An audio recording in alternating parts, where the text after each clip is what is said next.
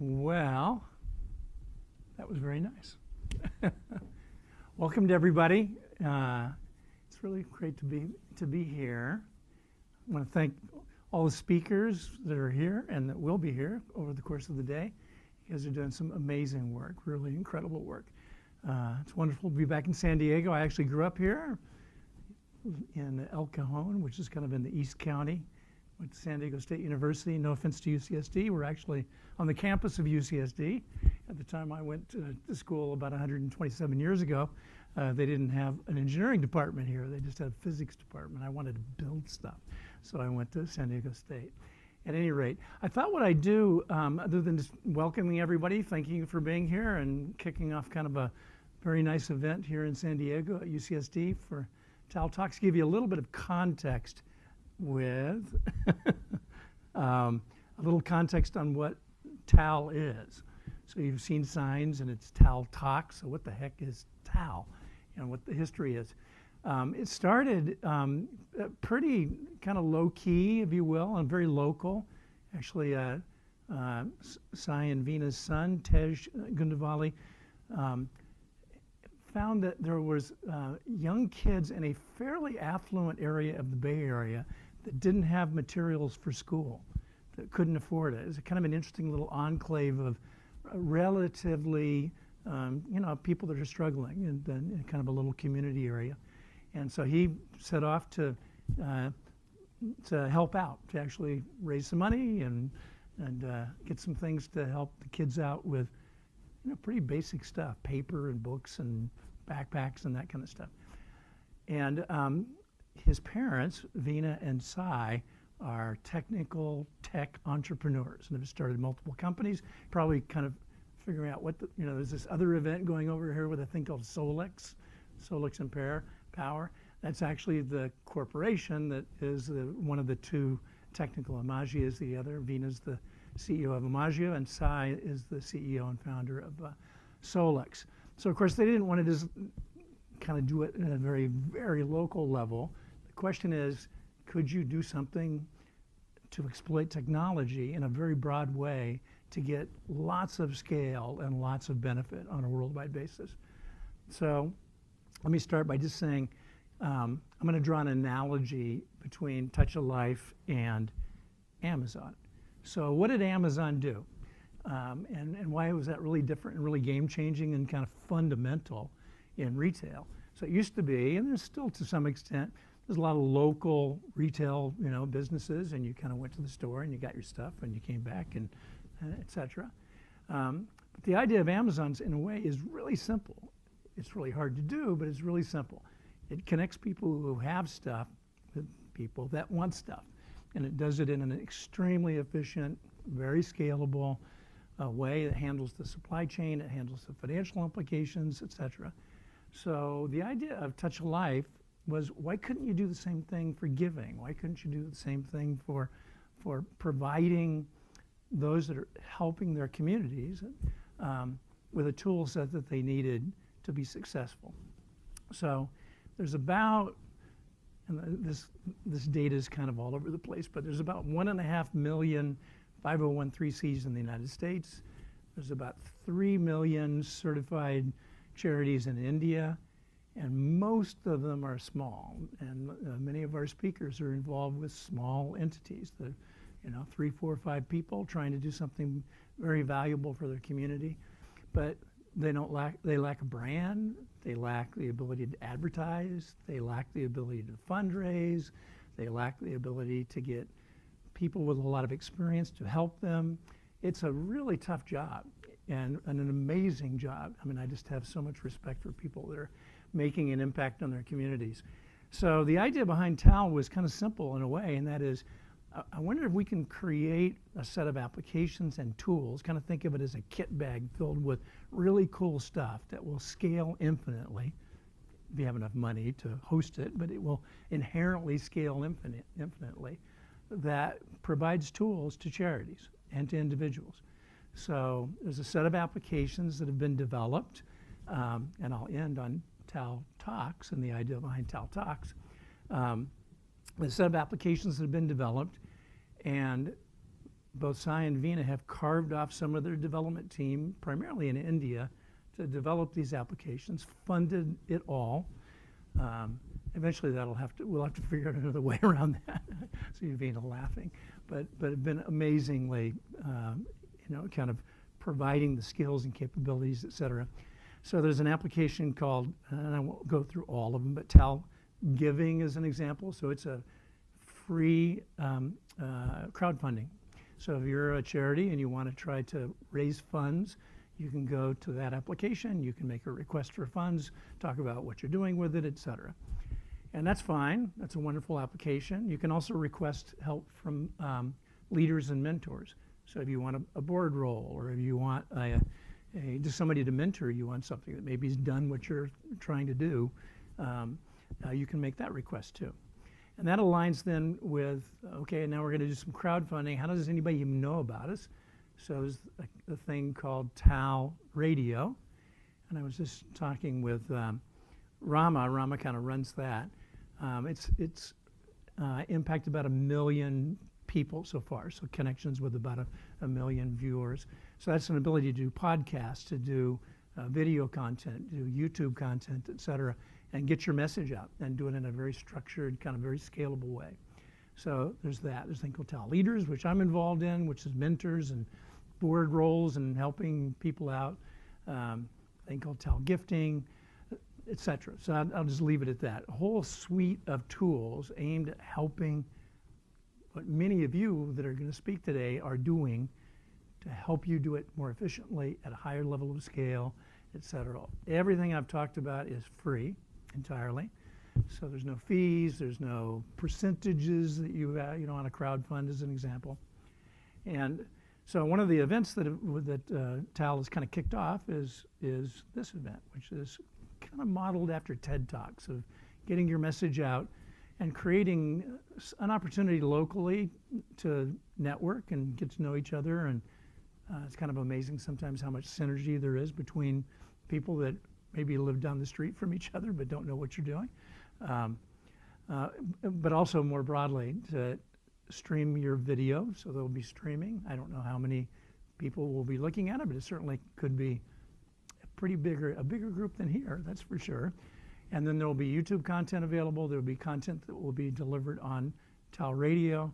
So you get kind of your message out, you get some marketing material, you get some branding, you get some awareness, you get some networking, all kind of associated with this event. So kind of a cool idea.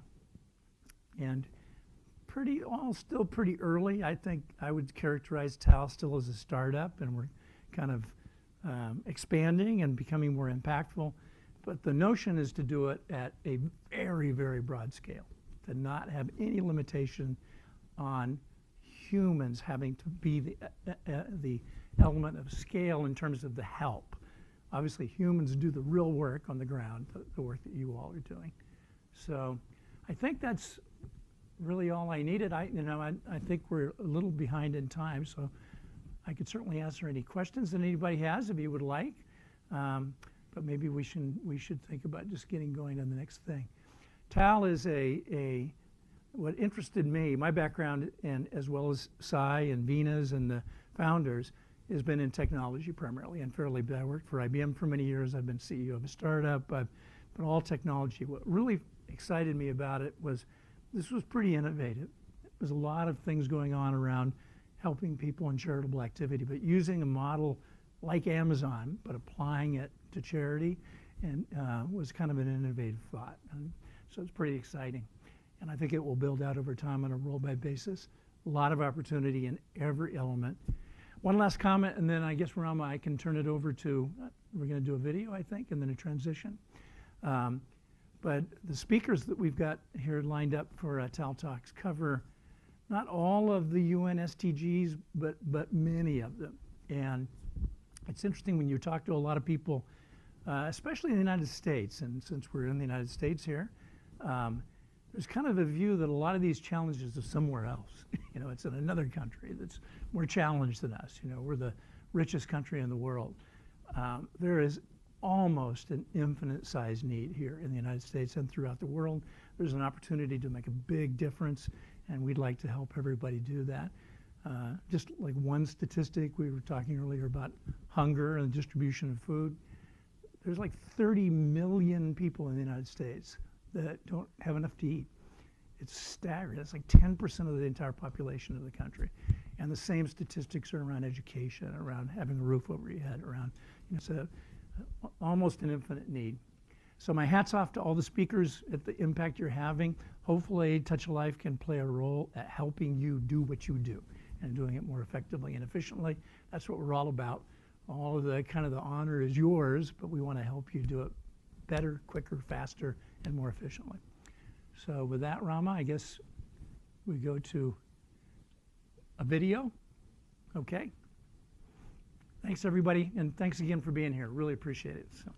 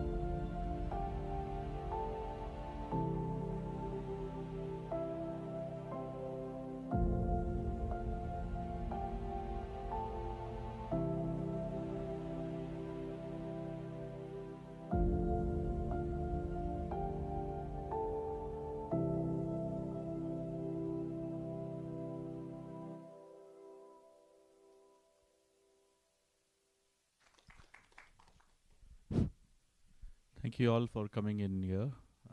We're just going to play a short AVU, a short while for about a few minutes, and then begin with our first speaker. That's going to be a 20-minute talk. So can we have the AV, please? Thank you.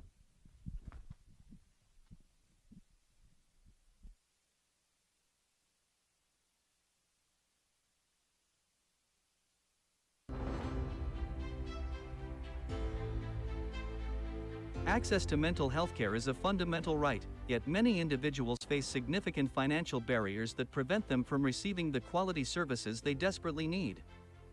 Fundamental Health is on a mission to improve access to mental health care for all. They provide both financial assistance and care coordination, driven by the belief that enhancing mental health can transform lives. Starting in San Diego, they aim to expand their programs to Los Angeles and beyond.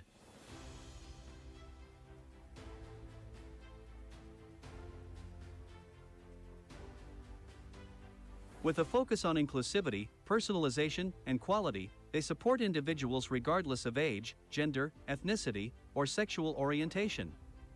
Today, we are honored to welcome Wyatt Hinshaw, the founder and CEO of Fundamental Health, to share their inspiring journey and vital work of the organization.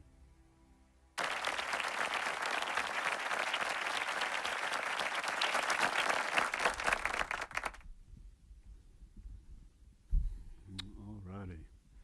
Do I have a clicker to advance the slides? Okay. Thank you very much. Alrighty. Yeah. Okay. Appreciate it. Can everybody hear me okay? Volume okay? Alrighty. Well, I had no idea that that video was about to be shown. That was very well done, and we'll have to get a copy of that so we can use it for our own marketing materials in the future. But hello everybody, my name is Wyatt Hinshaw. Usually what I say next is that I'm the founder and CEO of Fundamental Health, but as somebody that works very hard to balance my work and life, I like to start by saying that I'm an uncle, first and foremost. As much as I like to share that and set the tone with those that I meet, it's also a nice reminder for me about the priorities in my life.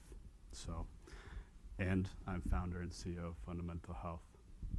So, as the video just shared, Fundamental Health is a 501c3 focused on funding for and connection to quality mental health services for the underserved.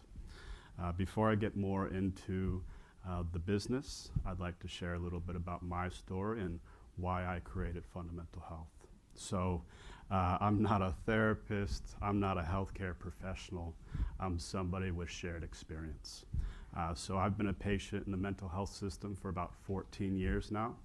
I was actually a mechanical engineering student up at UC Berkeley.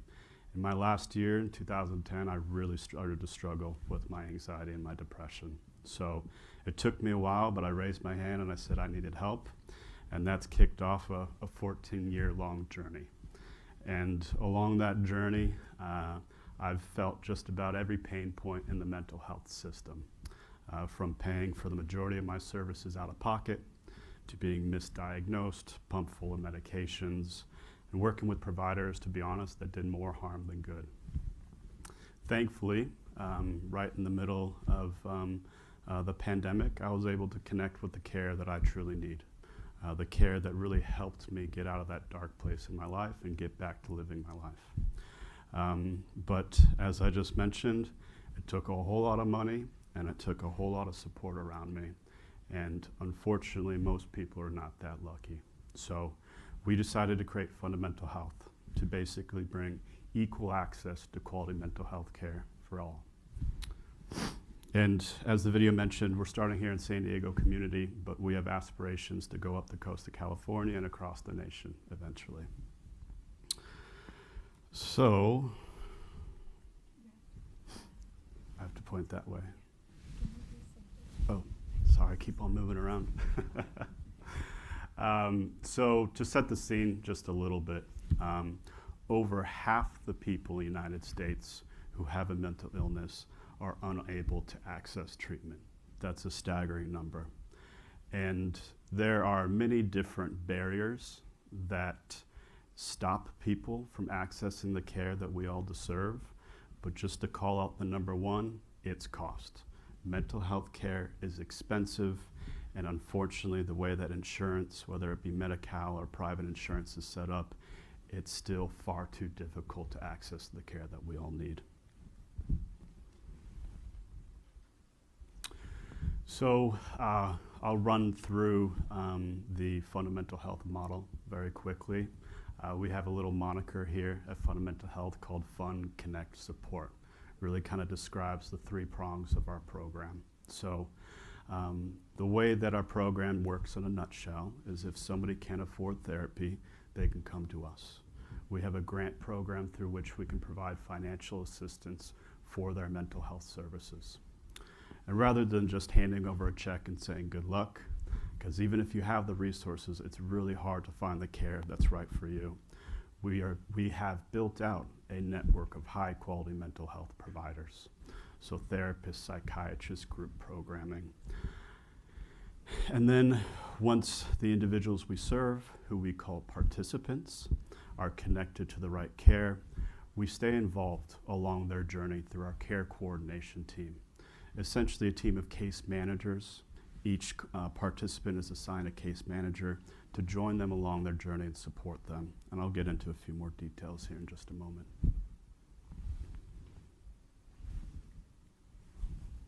Over this way. Alrighty, let's see here.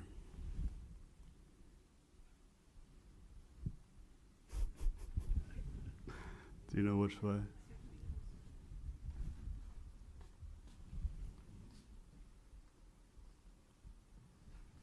Yeah, we're going the wrong direction.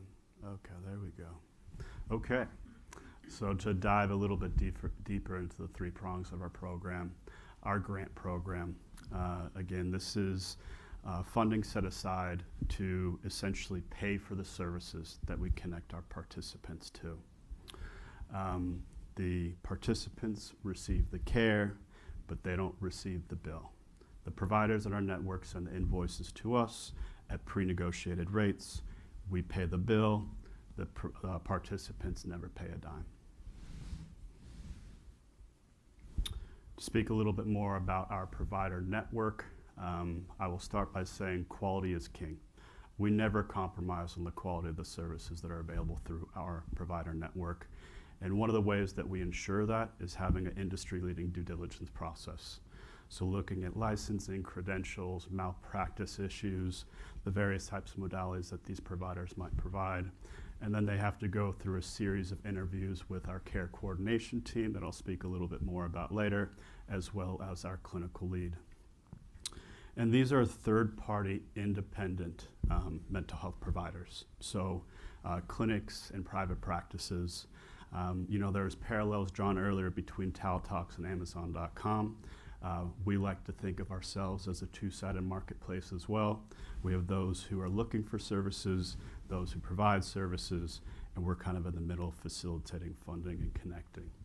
So it's important from a scalability standpoint that these providers in our network are third parties. They're not 1099s, they're not W-2s, so that we can scale our network efficiently and make sure that we have the very best modalities within that network.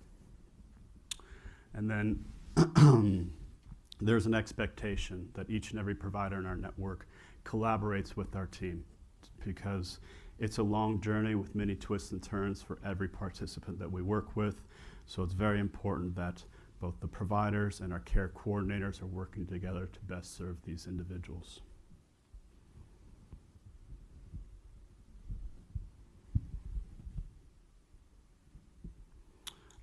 Here's just a brief overview of some of the types of services and modalities offered through our network. The main point here is that mental health is very specialized nowadays. It's not just, oh, I'm not feeling good, I'm gonna go talk to a therapist.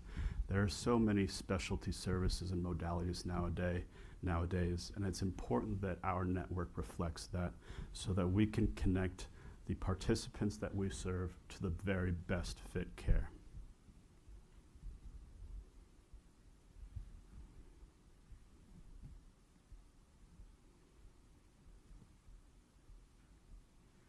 There we go. So the third prong of our program that I mentioned earlier is our support prong. And this is really through our care coordination team. Again, essentially a team of case managers that get to know each and every participant that we serve. What's going on with their mind, what's going on with their unique circumstances around them, do they have support in their life, do they have transportation? And so the care coordinator, it's kind of a one-to-one relationship, so each participant is assigned a single care coordinator, is there from intake to placing the participant with the best possible provider within our network. They do that in coordination with our clinical lead. And then the care coordinator, again, is there along the participant's journey with them. So answering questions, concerns, administering assessments every 8 weeks so we can start generating data on how people are improving or how they are progressing through our program. And then when we bring on participants to our program, we set out real-world functional goals that we can both, or that the care coordinator and the participants can kind of drive towards during their time in our program. And so with these goals in mind, we always have a target, a purpose for that participant within our program.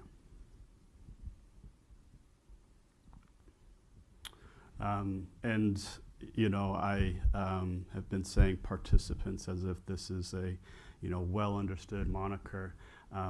We don't call them patients because fundamental health is not providing direct mental health services our own. That's the job of the providers in our network.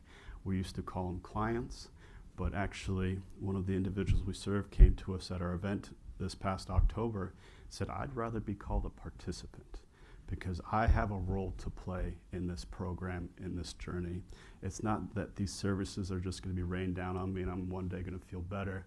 I have to play an active role, so I'd like to be called a participant. So we've changed all of our marketing material to now say participants instead of clients. So when we came out of the gates, we focused on two populations, youth and LGBTQ+. I think we're all aware that these two populations are really struggling when it comes to their mental health and access to care. We want to be a program, a platform for anybody and everybody in the future, but if you come out of the gates trying to help everybody, you end up helping nobody. So we really tried to focus on two populations right out of the gate, and I'm very happy to say we have now moved into the homeless population. I think, again, we all understand that there's a real issue with homelessness in San Diego, California, United States. Now, I won't say that mental health is a silver bullet, but it is part of the solution. And so very proud to say that we're now working with that population. And in the future, we will be moving into the veteran active duty populations as well as the immigrant populations. So what's kind of the impact that we've had so far? Well, we have about 20 active participants today. So individuals connected to therapy, psychiatry, group programming, actively receiving services every week. I'm also very happy to say that we have had 2 graduates from our program. So as I mentioned earlier, we set these real-world functional goals when a participant comes into our program. And 3 of these individuals have kind of met and exceeded those goals. So we've graduated them back into society so that they can thrive in life. We have an open door policy, so if you struggle again in the future, you can always come back and we'll support you. But I'm very happy to say that these 3 individuals are thriving right now. And then we have a handful more onboarding.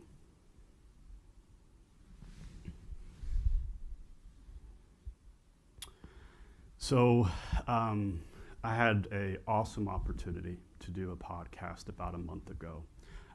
It was called, this podcast, A Spotlight on the Community, put on by Mission Fed.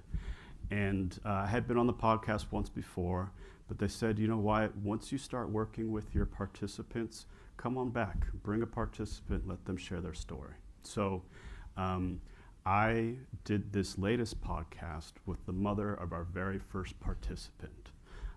The participant, a young child, so we didn't really feel comfortable putting them on the podcast, but their mother stepped up, shared their story, shared how through her son's time in our program, he was able to kind of get back to school, pay attention, become a junior lifeguard, and really start thriving in life. So there's a QR code here. I won't, spend too much time on this, but if you guys would like to listen to the podcast, you're welcome to scan the QR code.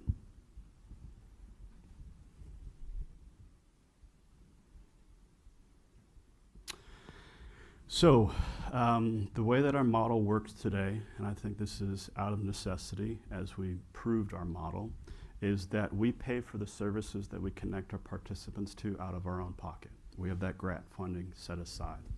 But this is very tough to sustain, and to your point earlier, it's very tough to scale. So we have started an initiative to move into the Medi-Cal system. Now, I'm not going to stand up here and give one of those inflammatory statements like Medi-Cal is broken, but I do think Medi-Cal could do some things differently, and we want to be that change that we would like to see. So we're moving into the Medi-Cal system in 2 phases. So phase 1 would be simply adding Medi-Cal providers to our network, because the reality is the majority of our participants today either have Medi-Cal or qualify for Medi-Cal. So by taking a participant with Medi-Cal insurance, connecting them to a provider in our network that accepts Medi-Cal insurance, we can get Medi-Cal to pick up the bill instead of us paying out of pocket. So that will significantly reduce our costs and allow us to start to scale. And then number 2, which I think is really exciting, we're actually going to be generating some revenue, which who would have thought? So Medi-Cal now reimburses for what's called enhanced care management. That's essentially what our care coordinators do each and every day, meeting somebody where they're at, understanding what's going on with them, connecting them to services, and then supporting them along their journey. So we believe that by moving into the Medi-Cal system, we can kind of be the change that we want to see, because there is quality care within the system. There is funding within the system. It's just very tough sometimes to connect those dots. So I'd like to talk a little bit about our partners. Let's see here. Our partners are key to our success. It's new to us serving some of these populations. So our partners help teach us how to best serve these new populations that we go to, and they collaborate with us so that we can provide holistic care to our participants. So one example that I'd like to call out is Solutions for Change. So Solutions for Change is a wonderful nonprofit in North County that helps the homeless population with housing, nutrition, job placement, but they don't have many mental health resources or services to offer to their clients. So they reached out to us and formed a partnership with us, whereby when an individual that they serve is struggling with their mental health, they'll refer that individual to Fundamental Health. We'll handle the mental health care. Solutions for Change continues supporting it with the housing, nutrition, job placement, and together it leads to much better outcomes. If we were to just approach an individual experiencing homelessness on the street, give them the best possible therapy in the world, but they had no roof over their head or warm meal in their belly at night, we'd be spinning our wheels. So it's very critical that we have these partners who support us and our participants. And I'm very excited to share that on the Medi-Cal side, we have late-stage partnership conversations going with both Rady Children's Hospital as well as San Diego County, because when Medi-Cal patients come to them, they can stabilize them, but both of those health systems don't have great access to longer-term mental health care. So we're going to become their go-to referral partner when individuals come their way that need longer-term mental health care. Here's a quick testimonial from one of our partners, but I know I'm running short on time, so I'll skip over that. Just a brief timeline. I started this thing December 2022, really started building it in 2023 by forming a team, getting some partnerships in line. We had our launch party in December 2023, kind of introducing ourselves to the world, raised more money than we were expecting by threefold. I think that just goes to show that our community recognizes the mental health crisis, and people are looking for ways to make an impact, make a difference, join in the fight. And I think that we are that vehicle by which people can do that. We started working with participants in February this year, so I'm very proud that we're now up to 20 with some success stories. September 2024, our first graduate, as I mentioned, their mother and I were on the podcast together. And then we just had our second annual event where, again, we blew our fundraising goal out of the water. So a little landscape for our current operations and initiatives. So we have 3 distinct departments: clinical, who's really focused on our participants and the providers in our network, as well as leading some of our partnership conversations; business development, which is a team that I lead, so fundraising, partnerships, as well as business model development around the Medi-Cal efforts; and then marketing. And I know some people might look at, why do you guys have a marketing department? Well, people are coming to us in crisis. We need to make it extremely clear who we are, what we do, and how we can help. And we also want to have that warm and welcoming feeling so that people feel comfortable and feel confident in kind of sharing their story with us. We've got about $250,000 in the bank after our last event. We're actively engaging donors. $250,000, not nearly enough to what we want to do. And we are actively submitting grant applications. And you know, the theme of this year is scalability. So we are expanding our team. Right now, we've got a couple W-2s, but we're a really kind of lean, mean team of 1099s, volunteers, and interns. We're trying to build a real organization here, and so we need to shore up our team. As I mentioned earlier, we're working into the Medi-Cal system, which again will help us cut costs, generate revenues, allow us to scale. We have a very exciting partnership with National University around outcome measures. So we're going to be generating real, clear, trustworthy data around the impact and efficacy of our program. I think this will really open up opportunities around partnerships and funding in the future. And then we're rolling out an electronic health record. Today we have many different disparate systems, processes all over the place, so we want to centralize our interactions and processes with both our partners, our participants, as well as the providers in our network.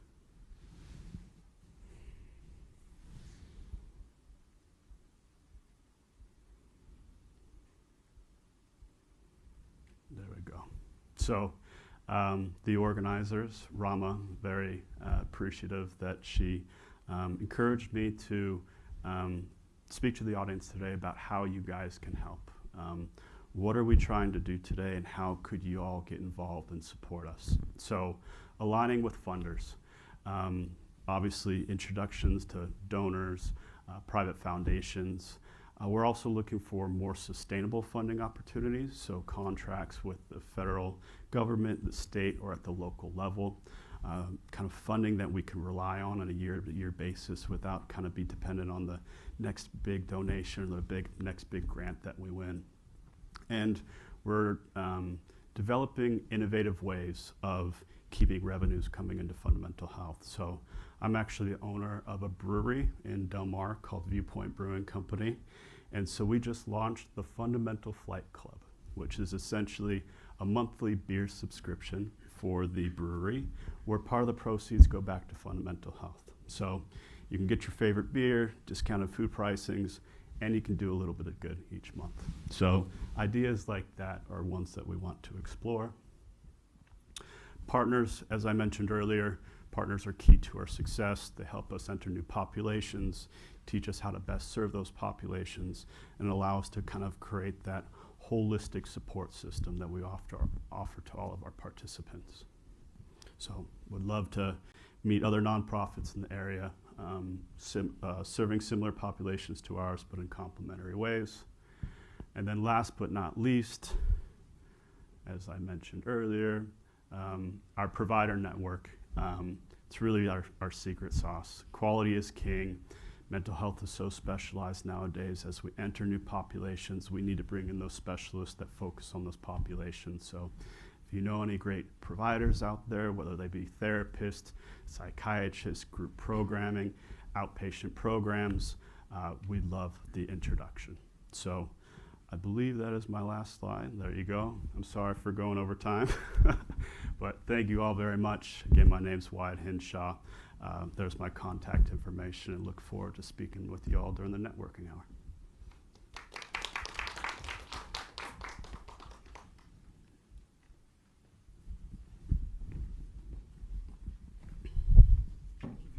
Oh. Memento. Oh, okay, okay. Yeah, let's make this official. Well, thank you very much. You all are full of surprises today. Hey, It's a wonderful thank you. story. I appreciate it. Appreciate it. Thank you.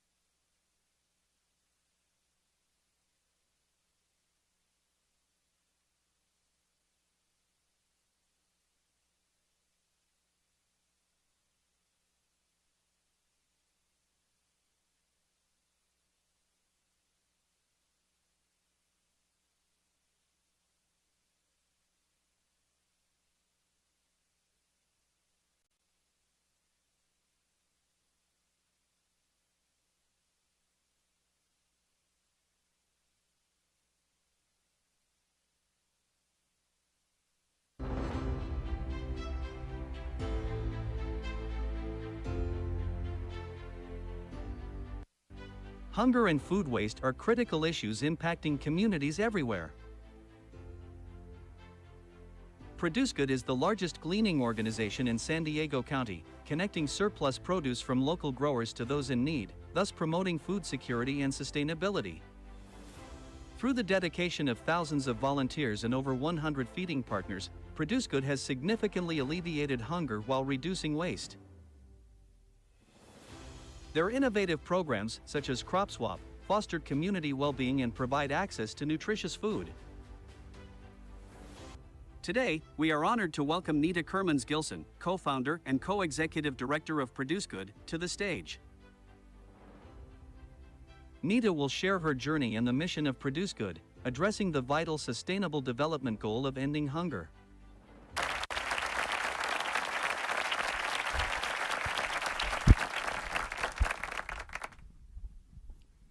Hello. Can you hear me? Yes, yes. I need a podium. I'm sorry. I will try to be TED Talk-ish, but I actually just can't multitask that well. So I'm going to talk today about the meaning of gleaning. But first, again, my name is Nita Kermans-Gilson. I am the executive co-director of Produce Good. We are a food recovery nonprofit in San Diego. And I'm really excited to be here and to share our story and my story and how this started. So, and if you know me, you know that I like props. So I brought one because this is where it all started, with an orange. And you all, anyone who lives here, either has a citrus tree or knows somebody with a citrus tree. So it's all over San Diego. Millions and millions of fruits. So this started with the seed of an idea. It was my daughter, who was a teenager at the time, and she was very despairing about the world. She had read a lot of books about the impending catastrophe of our planet. And she said, "There's no hope, Mom. There's no point. There's nothing that we can do." And I thought, no. We can't give up. Like, you can't just, in someone so young, I could not stand to see that kind of despair. So I said, you know, honey, I know we can't hardly do anything, but we can do one thing. And if you do one thing, it's better than no thing.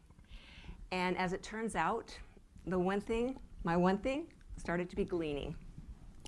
So I will, oops, hold on, I'm supposed to do this, right? Okay, so as I speak, I hope I can do this at the same time, but I will speak about our journey at Produce Good, but also the journey that really began this.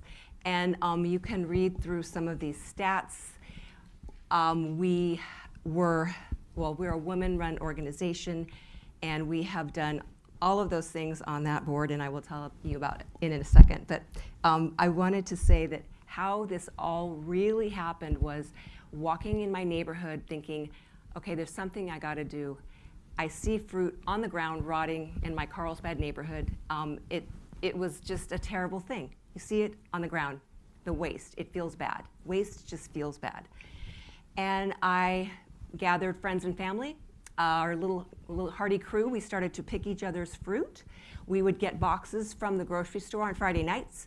We would take our cars over to someone's yard. We'd pick their fruit and we'd run over to the food bank before it closed at noon on Saturday. And that was the very beginning of Crop Swap. That was a very small grassroots organization that really, I started in 2010. And what I found out was what we were actually doing is called gleaning.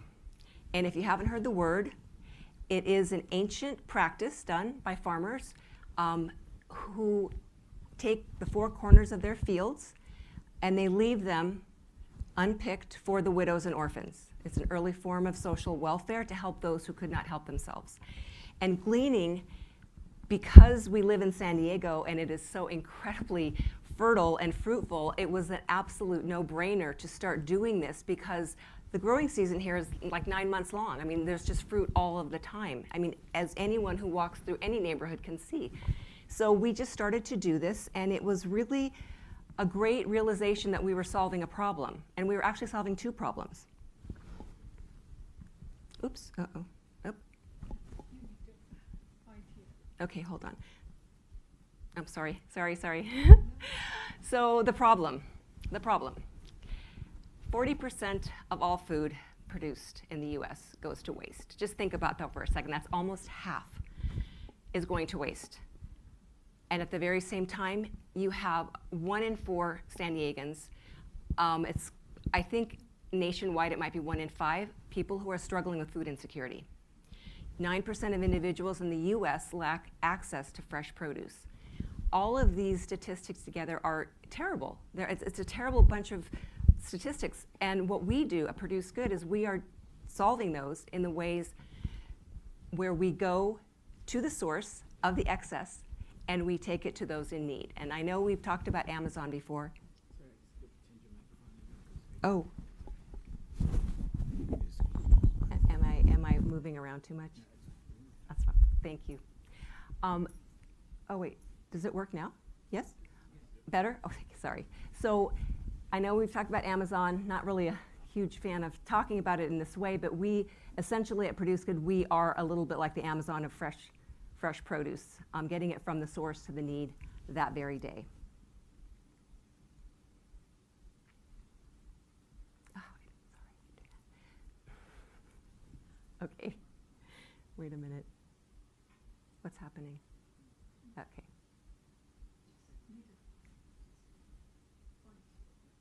Okay.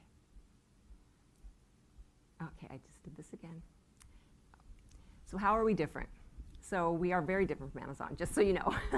But we are a food recovery organization, but we're not a traditional one. We are going from the source to the need.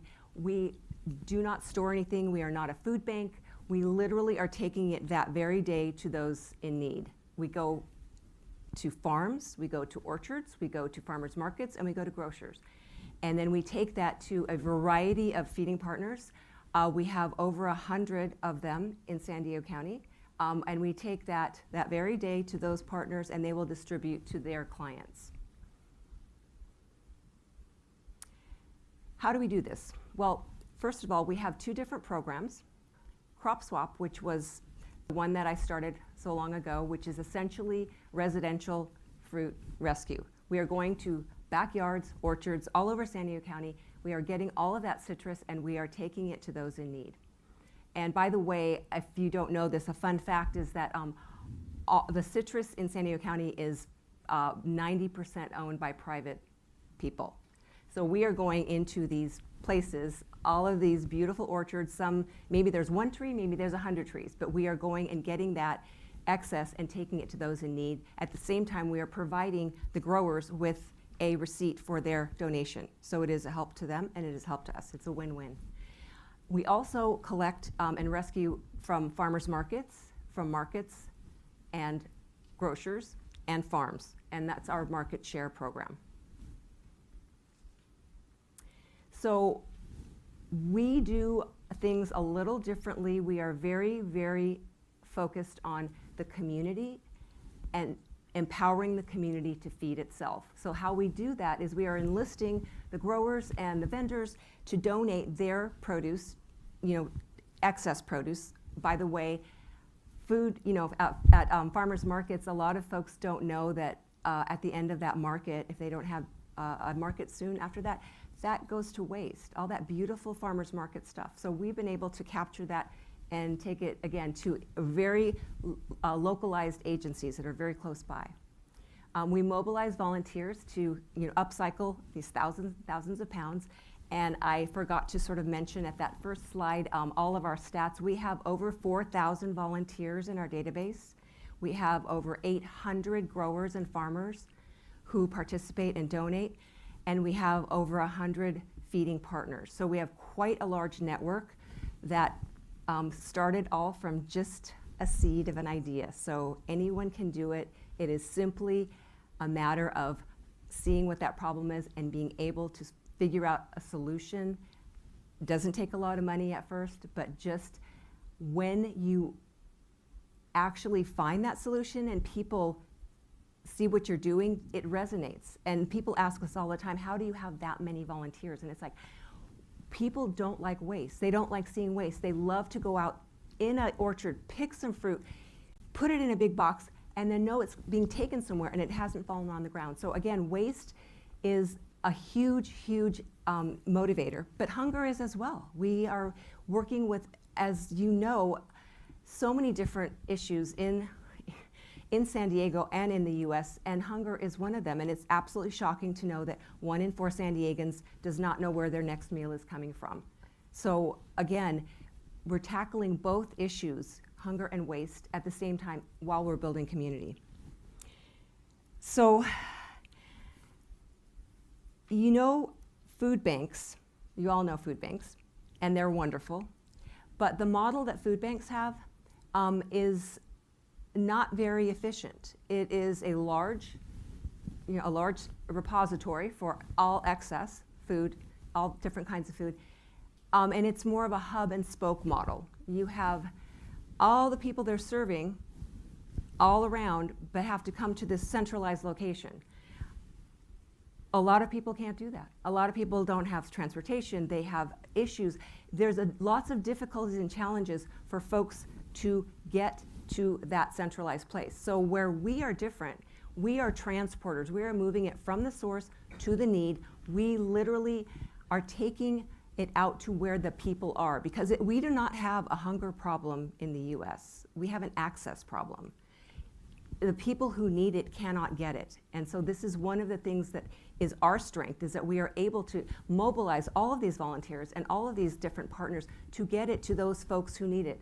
Out in East County, we work with a lot of indigenous, the tribal communities. We are going to the places where they can't get to. So again, we are very different. We're small but mighty, is what we like to say. So why is reducing food waste important? You may or may not know, but there is a law that's been passed 5 years ago or so called SB 1383. It's a state mandate that requires all cities in the US to reduce their food waste by 50% by the year 2030, which is not going to happen. I mean, it's very, very ambitious goal, but this is what the mandate is, and this is where we come in, especially because we've already been doing the waste reduction all along. By the way, we have diverted over 1,000 tons of perfectly edible fruits and vegetables from going into the landfill. So we are already doing this work, but this is where we fit in here. So if you guys have ever seen the pyramid of food, the best uses for food, it's an upside down triangle. Maybe you haven't, but this is the new EPA model, which is more like a horseshoe. And what it's basically saying is the dark green is the best use for food. It's to produce less and to eat all of it, right? The next step would be to donate and upcycle, which is where produced good comes in.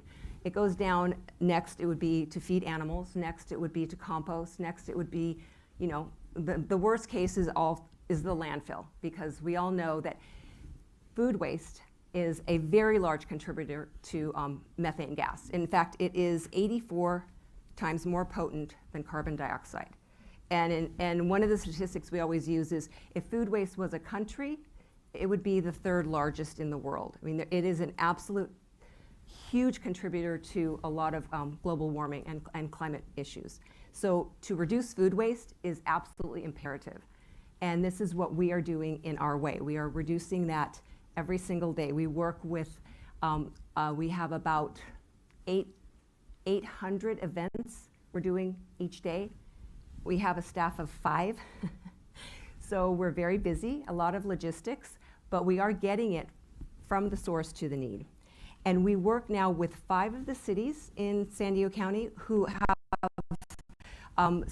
put their action plans together, and they have put us into their plan. So it's basically we are being able to replicate our model of food recovery in this way, and they are able to then also, they're benefiting from the diversion that we are creating. And we are also working within their city to be able to empower their own community to feed themselves. So for example, if we are working with the city of Escondido, we will then plan on any of our food recovery events in that area, either backyard or farmers market or farms or markets, and we will have our volunteers collect that, and then we are taking it immediately to an Escondido food feeding partner. So it's staying in the community, small carbon footprint, very, very community centric, and that is really the only way that we see any change happening. The top down, not working.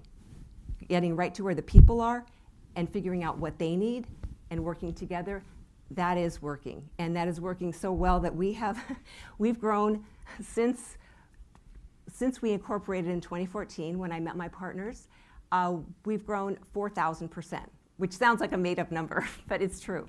We literally can't, it's absolutely astonishing how much has happened and how many people have now resonated and come and started to understand the real seriousness of food waste and how we are doing and how we are helping. Sorry about that.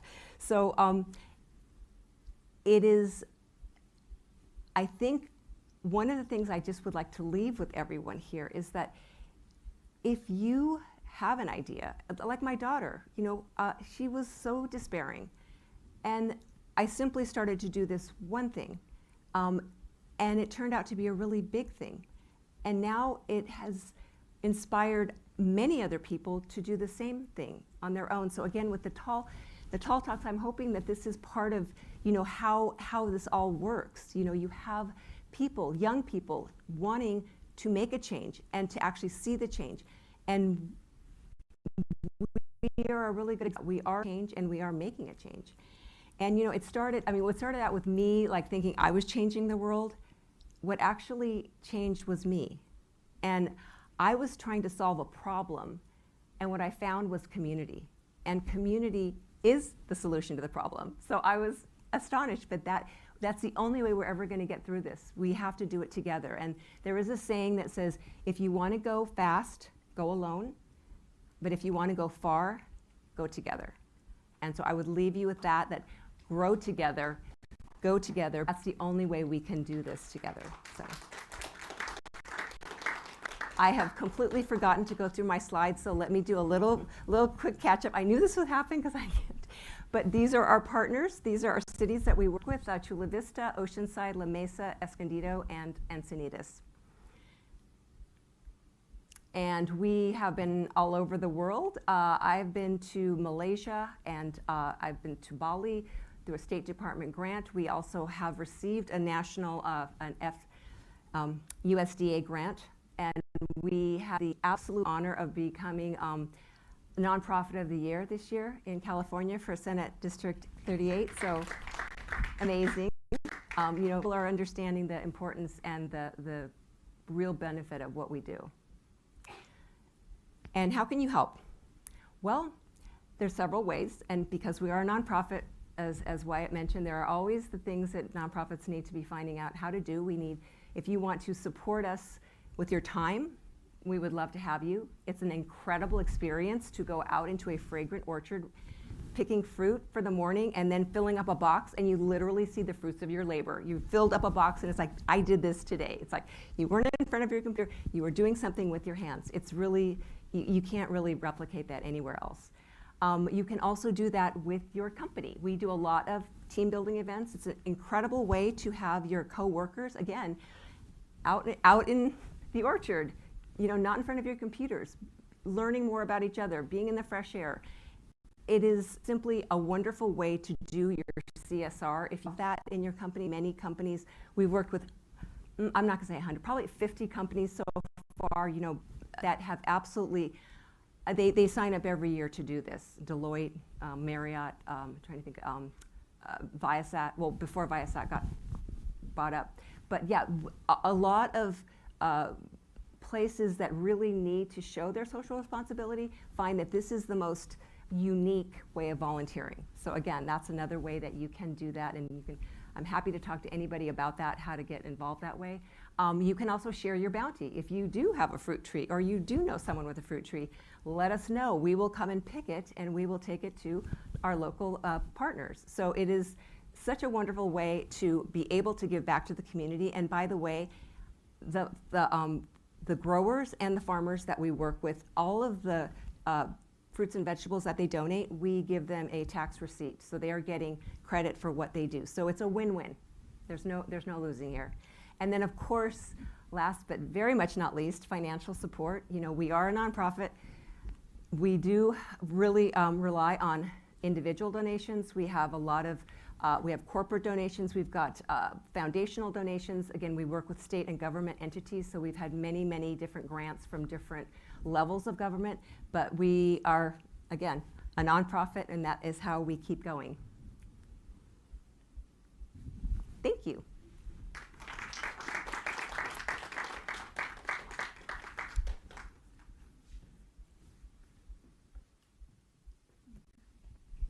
Yes. And can I have my orange? Oh, you mean just me? Oh, okay, me and my orange.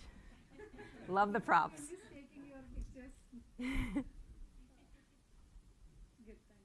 Thank you.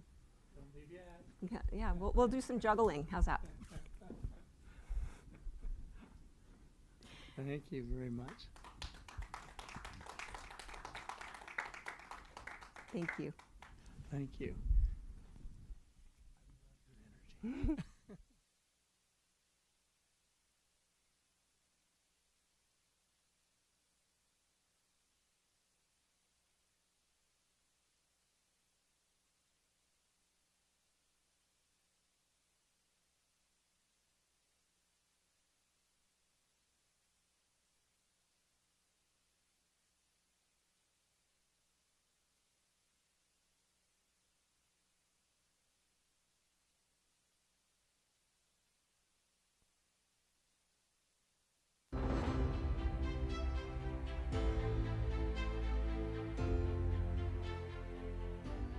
We are honored to welcome Prasad Kepa, a distinguished leadership expert, author, and executive coach, to TALTalks.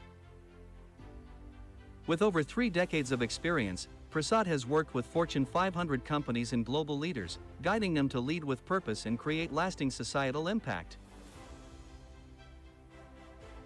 He has mentored countless individuals, helping them align their personal and professional lives with a higher purpose. His unique blend of Eastern wisdom and Western management practices has inspired leaders to embrace holistic leadership and positive change. Today, Prasad will share his journey, insights on connecting with a noble purpose, and how we can all contribute to the betterment of society.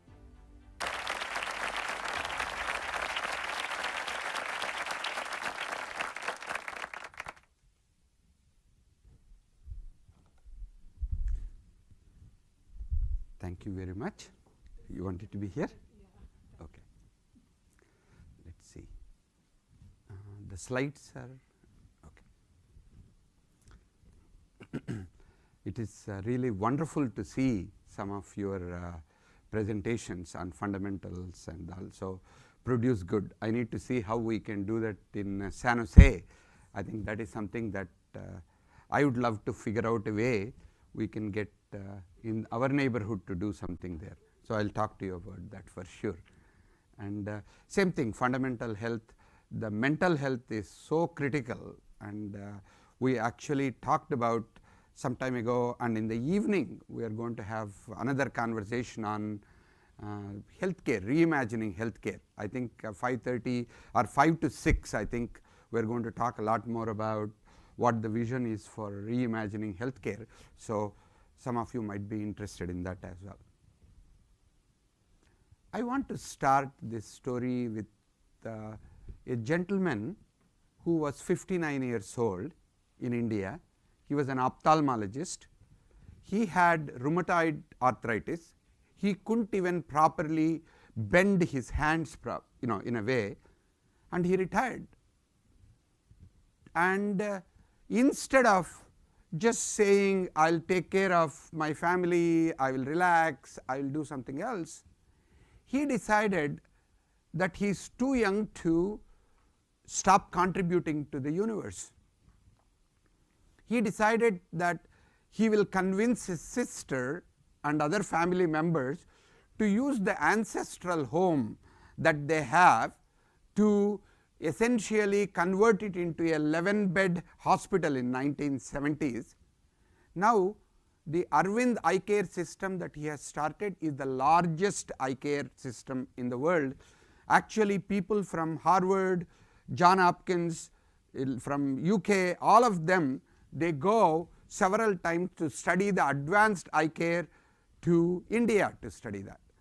He has passed on, but what is very interesting about what he has done is that for example, 100 times less than what the United Kingdom spends on all the eye care, they spend 1/100th of they do, but provide health care to 100 times more than what the UK provides.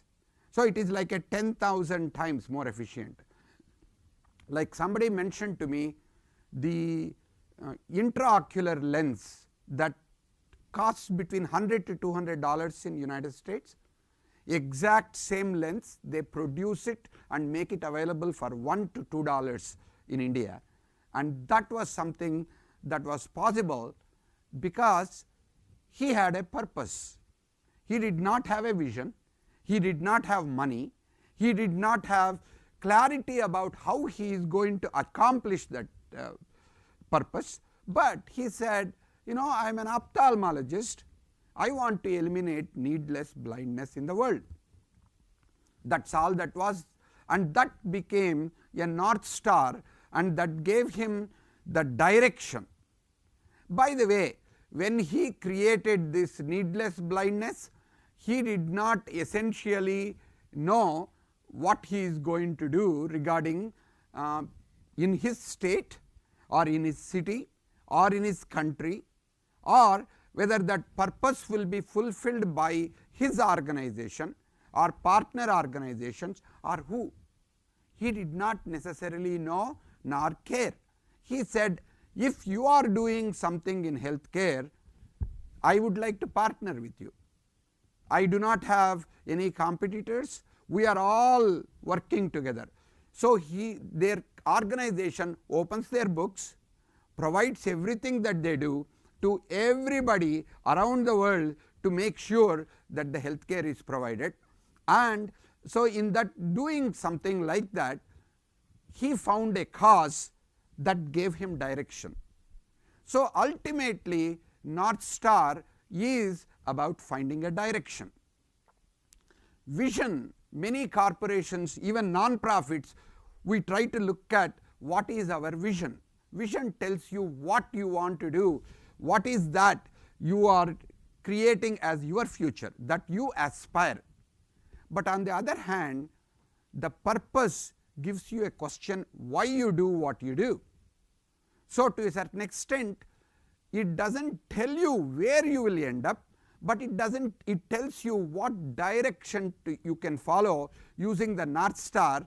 So in that respect, you can actually bring to the world what you can as your contribution. So the purpose is never about what can I get in it, what is my purpose doesn't mean where am I going to go, what am I going to do, but it is more about what am I going to bring to the world based on my strengths, based on my capabilities, my passion. So like somebody wrote a book called Hope for the Flowers 50 years ago. In case you have not seen the book, you might want to see it, by Trina Paulus. She wrote a book saying the caterpillars, they grow up, they grow big. If they do not take time to go into a cocoon and become butterflies, we will have less spring, less flowers, less fruit. So in some respects, caterpillar becoming a butterfly is a North Star, it's a purpose by which caterpillar can make a difference to the world. So it brings hope for the flowers, hope for the world, but caterpillar doesn't exactly know what it does. So essentially, we need to look at what kind of a butterfly are we going to be if we follow our North Star, and that's the key thing that you need to pay attention to. Some people ask me, if there is nothing in it for me, why should I find a purpose? Why should I follow the purpose? It is actually something that gives meaning and passion to be connected with our living. That's what the purpose does. Like when you talk about mental health, many of the people, if they find a purpose, if they find meaning, if they connect to passion, many times the stress and the mental health issues get resolved. There are several studies that showed if we can help people who are retired, people who are having anxiety, who are having depression, and there are even cases when there is schizophrenia, they found by connecting various parts of their life, they increase health, happiness, they found their life to be much more fulfilling. Not only that, they became a lot more creative, productive, and had a positive impact on the society. So to a certain extent, North Star is the guiding purpose that directs not just what you have to do, but the choice in living the life that you are given and taking the actions. You have a choice to take actions. So in that respect, if we want to look at next step, one model I have used, there are several ways to find your purpose, your North Star. One which is simplest and practical is called Ikigai, which is a Japanese concept. Ikigai in Japanese means a reason for being. As I mentioned, purpose is about a reason for being who you are, not what you become in that respect. But it is connected with, for example, what can I do that I love so much, I lose myself in, I get into a flow when I do what I love. What am I really good at? Just saying this is what I love, but if I am not good at, doesn't necessarily help me to find a purpose. Third, you need to know what the world needs. I might want to do something, but if nobody cares, that is not the direction that you want to invest your time and energy. So you need to find what is it that I love, what is it that I can do very well that the world needs. If you can find this, and then you can also ask a question. Sometimes you need to ask a question, all this is good, but would anybody pay for it? Because free, that is fine, but if I can do something that I love, what I am good at, what the world needs, if people are willing to pay, that means there is a high impact action that you can do. So, my recommendation is you might even want to think about, close your eyes for a minute and think about what is it that I love to do. If I have all the money, I have all the resources, all the health, what would I love to do day after day after day, which I want to engage in. Then ask a question, in what I love to do, where is my biggest strength? And if I have this strength, if I love to do, would anybody pay for me to do this? Would it have a larger impact on the people whom I want to have impact? If you can look at that, then the chances are you will begin to come towards finding the direction for your life, finding the purpose for your life. So, there are three elements which you need to pay attention to. That is the values. What is that you truly are moved, touched and inspired, and where is it that you lose track of time, you lose track of what you are doing because you are in a flow with whatever is being done. And then if you can consider a problem or a cause that really touches deep in your heart, if it can move you to action, because several times we think about it, thinking doesn't help unless you put that thought into action. That is why we have so many insights, but most insights do not result in any meaningful joy or sustainable happiness for us, because action is the one that makes a difference.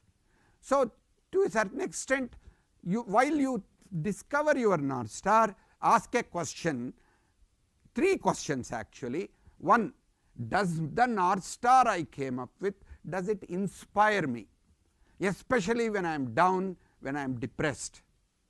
Second, does the North Star that I came up with, does it challenge me when I feel smug, when I feel I got it, I am clear about it, but that is when it needs to challenge you, because it does not give you a destination, it gives you a direction.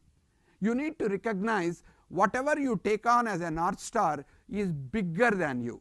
It is not about what you can do within my ego and say, yeah, check, I did this, check, what is next for me? If that is the case, then that is not your North Star.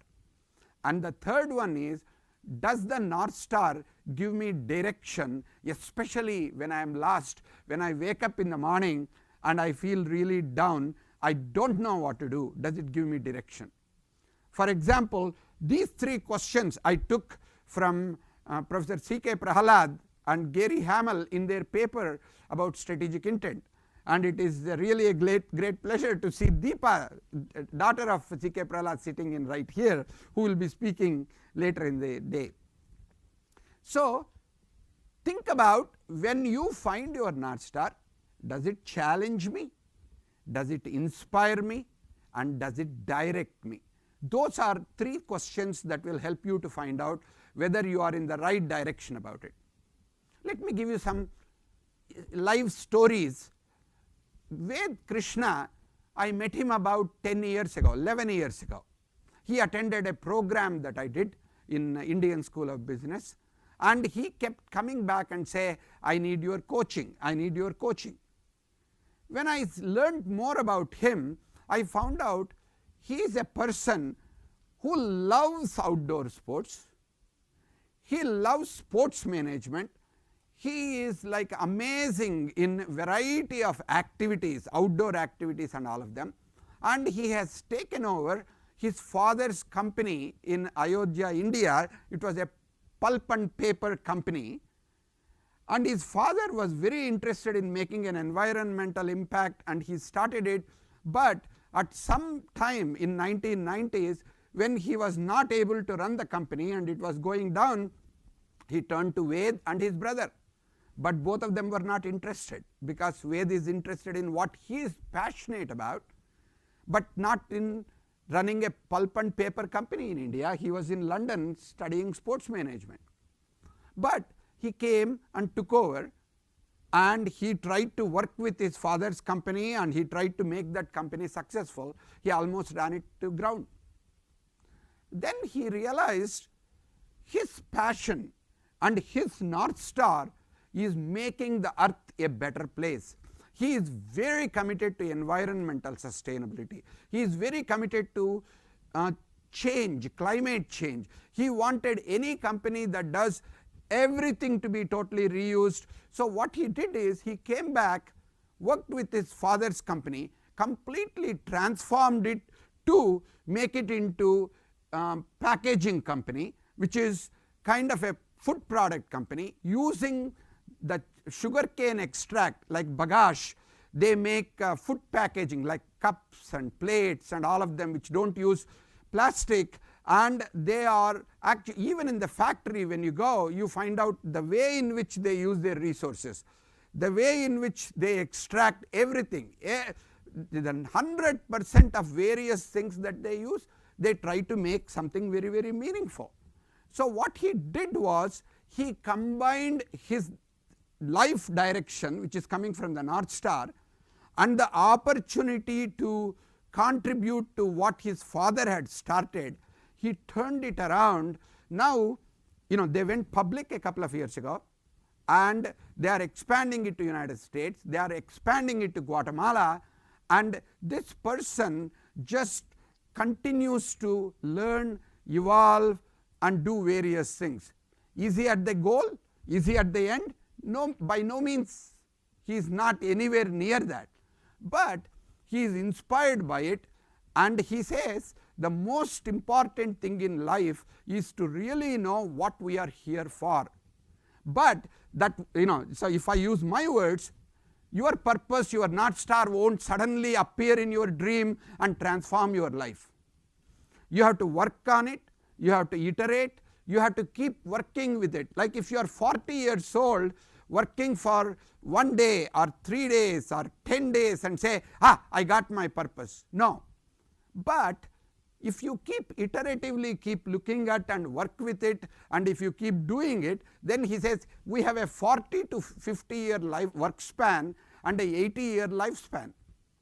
So he says what really helped me was trying to make every day count. He looked that is where the mindfulness comes in. How am I living my day to day? Is it aligned with the North Star that I have? And if I can find a way to create value and scale what I am doing so that it can make ripples of change and it can make a significant impact to generate a cleaner planet than what we are living in, he said that's what inspires him. So to a certain extent, he created a flow based on his purpose. And let me take it to another person, because we talked about creating ripples of flow. Here is another gentleman whom I came across about 25 years ago called Nipun Mehta, and he is a guy who studied in UC Berkeley in computer science and philosophy, and while he was working in Sun Microsystems and some other companies, he joined with a few other people and he wanted to create websites in 1990s to non-profits so that non-profits can reach around the world. 4 people became 10 people, 10 people became 15 people, and there was an organization called ProPoor essentially contributed their 10 to 12,000 people whom they are working with. They said they will all help you. Just something that started about 25 years ago. Now between 1 to 1.5 million people every day, they are impacted by what this organization Service Space does. If you are not familiar, check it out, Google servicespace.org, because they talk about different way they call smile cards, how to serve people with a smile and bring a smile in somebody's face. And they have awaken circles, bringing meditation and reflection in people's lives, so that the place where you think from, the place where you act from, that is in a much cleaner, much more quieter place, so whatever you do can have ripple effect. And then they have all kinds of karma kitchens. They started out a restaurant where in Berkeley they said, you know what, we want one day, we want to offer food and do it for, to a certain extent like a pay it forward kind of a model. So they asked the restaurant owner, he said it costs, they make about $1,100 to $1,200 revenues. He said for one night we will guarantee the revenues for you. So they gave the revenues ahead of time, and then they brought a lot of people saying, could you actually serve, come in and volunteer to serve the food. They had the professional cooks, they kept them in the kitchen.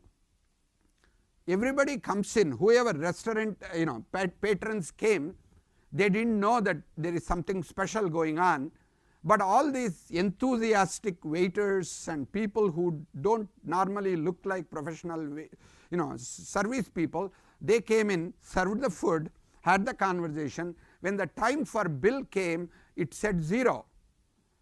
Your bill is 0 because somebody before you thought they would like to offer this food for you. And if you are inspired, you can offer it to somebody else. So it is not like a free food, but it is like giving them an opportunity to make a connection with their North Star. If you are touched, moved and inspired by somebody offering you food who did not know you and you do not know, they are not doing it for any kind of a name, fame or recognition. When they do that, what do you want to do? Now, by the way, not only that $1,200 they were able to recoup, they have been doing it for now more than 10 years. Now it is like in 90 locations around the world you have karma kitchens. So like this gentleman has been creating ripples of generosity and kindness around the world, and he is in his 40s. He is going around the world. I consider him as a modern day Gandhi, like a representative who will make even Martin Luther King or Gandhi proud for what he is doing, because the way in which he is looking at young people are getting engaged in spirit of service, in contribution, and in bringing technology, kindness and spirituality to make the world a better place. So if you look at it, these are some things which various people are doing.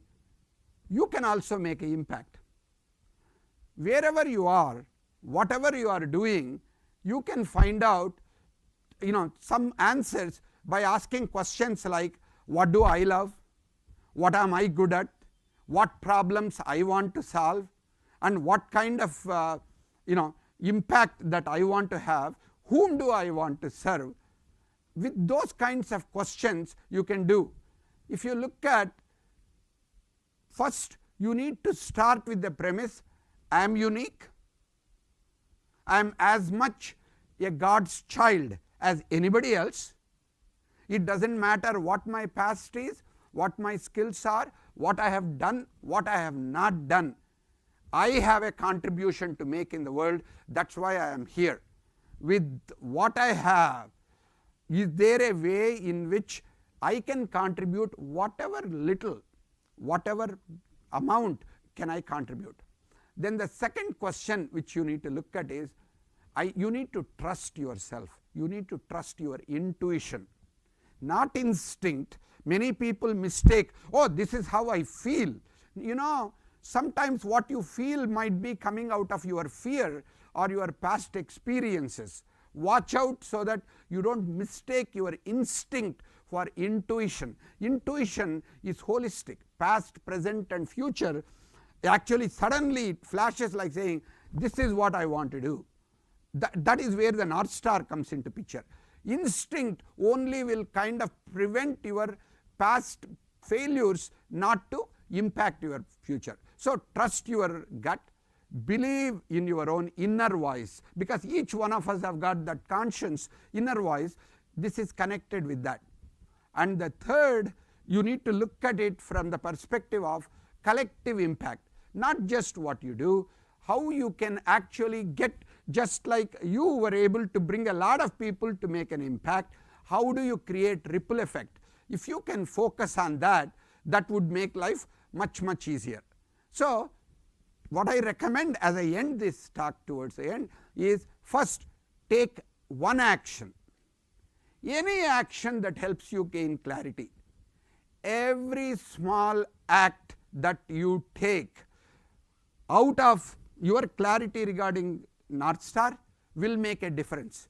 That is exactly what Nipun Mehta had started with his brother and a couple of other friends. Now 1.5 million people are affected. You do not know what you are going to be able to do. That is the key thing about a North Star. The vision might talk about where you will end up. The North Star will only say where you can start.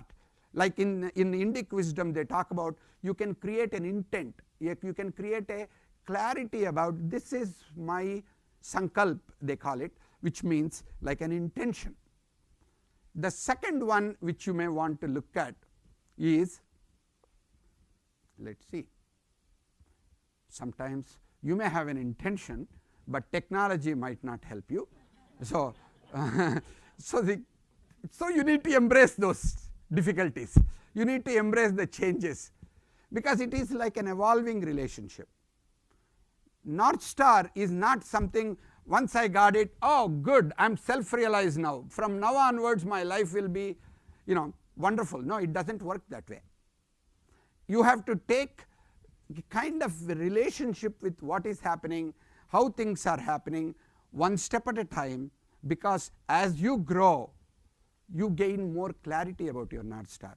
It feels like your North Star is changing, but it is actually allowing yourself to become clear, just like Ved Krishna connected the opportunity that was given to work on his father's factory and his own North Star. He combined it. Now the entire organization, you can check up PACA organization, they are doing some incredible work. People from all around the world to go to see their factory and to expand it, and continue work with the changes, refine it, because the North Star gets refined, your North Star becomes clearer as you change and go through life. Some of you might not know, I have a PhD in physics and I was a professor of physics in University of Utah, but in 1983, while I was going through a program about leadership, it became extremely clear to me that I would love to figure out people to help what is their inner world, how they can tap into their inner vision, inner voice to help them to make a contribution to the outer world. I did not know how I will be able to do that, but I knew that is something that really spoke to me. But a few years later, I worked for Apple Computer. I was designing and looking at future of computing and artificial intelligence, and from there I began to look at how people learn, how people think, how people create. Now 35 years later, I am really integrating some of the wisdom about inner transformation with managing oneself, managing organizations. So I did not have any clarity regarding where I will end up, what I will do, how I will put up food on the table or what it is, but I kept following it. Now from 1983 to now 2024, I am still evolving, I am still learning. Why is this important? The journey to your North Star is driven by the power of purpose that you have. Like a Dr. V had no money, he was retired and he had no grand plan, he was not even married, he did not have his own children or anybody else. But he talked to everybody, and everybody he convinced them to come in and do. He said out of 20, 30 people whom he talked to, one person listened to his vision. But over a period of time, even though he is gone for more than probably close to 20 years, you might say, his purpose continues to live. So you need to look at it in the same way. Second thing, most important you need to remember is power of actions. whether it is Ved, whether it is Nipun, whether it is Dr. V, all of them did not stay with the ideas they have or the books they wrote or the websites they created. Every day they looked at the change that they see in the world is based on the actions they take that particular day. You might want to look at it. You might want to really look at the next step. The next step is power of collective impact. As she was saying that your idea of it is not the problem solving with the community, it is the community that we can work with. Our vision, our idea, our project is infinitesimally small when compared to connecting with people and lighting up their life and allowing them to light up your life. If that is what is the collective impact that comes in. So you can be smart or you can be wise, but the key part is you need to have a certain holistic perspective on what you want to do, and you need to evolve continually, and finally you need to look for what kind of a meaningful impact the world has on me today. Be grateful, be appreciative, and in that process you will find out. Just watch out before I stop, a few hard truths. It does take a lot of grit. Following your purpose and going along the path will not make life easier. When I quit Apple Computer, said I want to do this kind of a work, 2 years later I had like $20,000 in the bank. I had 2 kids and I had convinced my wife that she doesn't need to work, I need to take care of, and I was this close to leaving the country and then moving back and saying, you know, all these don't work, I'll go back to being a physics professor. And at that time, somebody, interestingly at that time the gentleman was in San Diego, one gentleman called Ravi Sahai, he came and said, you know, what you are doing may be very interesting to Xerox, because Paul Allaire, our CEO, has been talking about this intrinsic motivation. Can you come and help them to find something? So suddenly in 92 I did one workshop, that led to something else, that led to something else. So slowly my sustainability came in, but several times in past 40 years I was on the verge of giving up, but it requires a lot of grit. The Ved almost went bankrupt. So you need to make sure that is there. Second, you need to have a lot of compassion for yourself. If you recognize that doing something for the larger world does also require sacrifices on your part. While I was busy traveling around the world, doing the programs in multiple places and traveling almost every month, I almost lost my family. Even now my adult children ask me, where were you when I was going through my most important points? How come you are transforming, you think, your dream into the world, but you are not there for me? You may be a great teacher for everybody else, but how do you feel comfortable that you are not available for your family? So I had to continually work with and balance, and whatever I couldn't do at that time, I am trying to work with and see whether there is a way in which my purpose and North Star, and at the same time balance it. So make sure your passion does not become an obsession, that you lose some of the most important things in your life. And last one, I will say, you need to be resilient and you need to prepare for tough practice. Embrace the challenge of mastery. So you need to keep doing, you need to be vulnerable, you need to be able to do what you are doing. So let me leave you with a call to action, because any such purpose or finding your North Star does not really become reflective, and it will not stay in your mind as you go forward. But I recommend, think about one thing that brings you joy, that leverages your strengths, that the world needs. Today I recommend, write it down. What is my North Star? that I know of today. And then once you write it down, tomorrow take one action. It could be a single phone call, it could be a little bit more research, it could be volunteering. Do one action. That's all you need to do.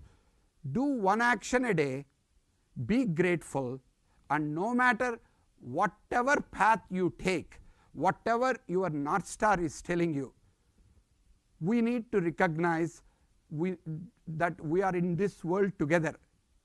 You know, looking at the political results which happened last week, or looking at the way in which the COVID has really changed the work thing, the world is completely changing. Through your courage, through your grit, through your compassion, through your curiosity and a commitment, you can make the world just a little bit better. I hope you go in search of your North Star and start living the life that is going to make the world to be much different than today. And thank you for listening, and thank you for taking one action today. Please.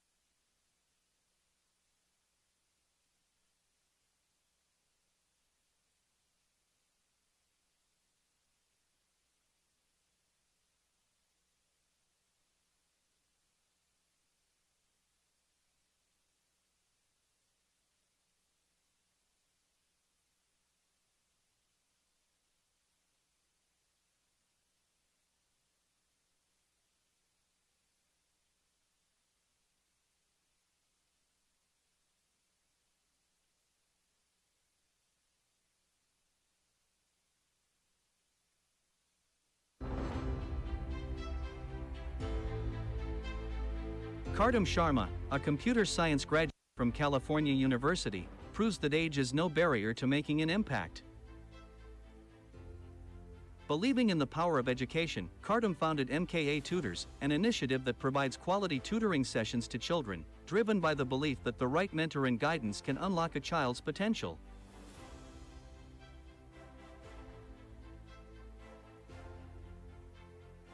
Aligned with TAL Youth's mission, he's committed to delivering education that instills values, ethics, and creativity.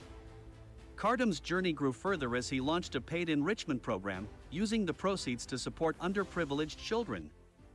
Through his work, he inspires others by showing that even small efforts can create lasting change. Join us as we hear his story in his own words.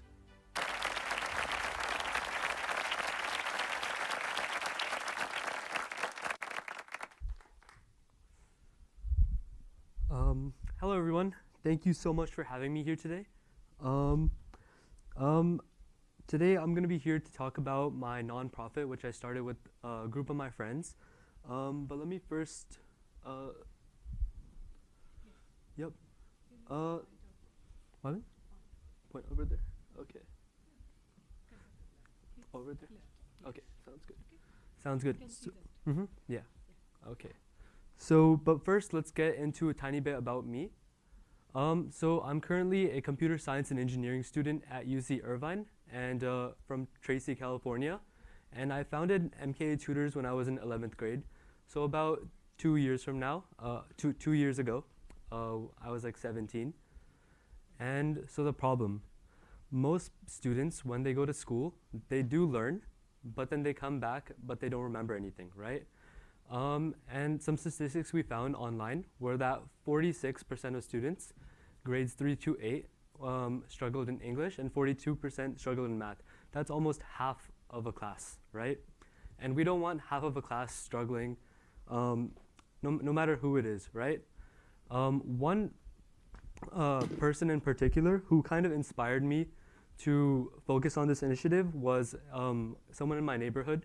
he was a 4th grade student. He lost his father to COVID-19, right? So, and his father was the sole earner of the family.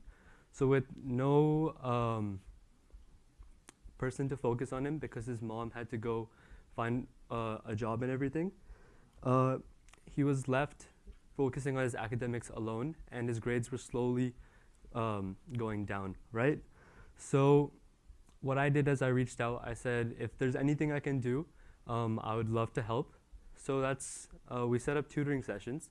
There was 2 hours every day, and I picked him up from school, and then we worked on math, English, anything he needed help on, anything to bring his grades up, right? And so there's a way where you have to understand who you're teaching, right? Because anyone can lecture or give, advice on how to solve a problem. But in this case, you had to be more of a friend to him because he had an emotional barrier that you had to come across as well. So after becoming a friend to him, and we started going through the problems, and within about a month, I'd say, we got his grades up to B pluses and A's, right? Which was pretty impressive because he was a quick learner, right? It was just that he's going through so much. He needs someone who can guide him through this because he's only in 4th grade. So this inspired me to create MKA Tutors. I reached out to my friends. I said that, hey, this is what happened to this one student. There might be countless other people who we haven't heard of that might also need this help. So we got people together. We got volunteers from our school. We asked some of our friends. We said, hey, we're going to be starting to tutor people for free, right? Do you want to help? So then we started helping. This is what we did. We offered free tutoring for any homework that they have. We created our own app. We said that you can take a picture and we'll contact you right away and we'll set up a homework appointment. And then we also offered paid enrichment. This is for students who already know the subject, but they want to master it and go ahead, right? My parents, like many others, have sent me to many tutoring classes, and those cost a lot. I'd say hundreds of dollars per month, right? This, we're offering it for $10 per class, which is very, very, very cheap. And yeah, it's meant for any children who wants to learn, who needs the help, So through this, we were helping underprivileged students in for low funding governments, right? What we did is we contacted those school districts. We said, is there any underprivileged students who might need some of the money? The way we're getting the money is from the paid enrichment. None of the money in this nonprofit was kept to ourselves or anything. We donated 100% of it. We spent it all to help others, right? Because we are fortunate enough, but others might not be. So we said, here you go. We gave them laptops, iPads, and we also contacted Touch a Life, and they set us up with a Zoom video call with people in India. It was a blind girls' school. And these are some of the most talented people you'll ever meet. They can sing, they can dance, they can make music, they can play the piano. It's really fascinating, right? So we need to give the spotlight to people like this so they can be part of, they can make our future brighter, right? They can make our world a better place. So our impact, we tutored over 75 students in about 2 years. They contacted us, and these students kept coming back for more homework help whenever they needed it. And we raised over $5,000 in donations. So this was all from doing the tutoring. And most of all, we motivated the youth to volunteer. I feel like this is one of the biggest takeaways from what my nonprofit taught me. So I think that nowadays people might not be able to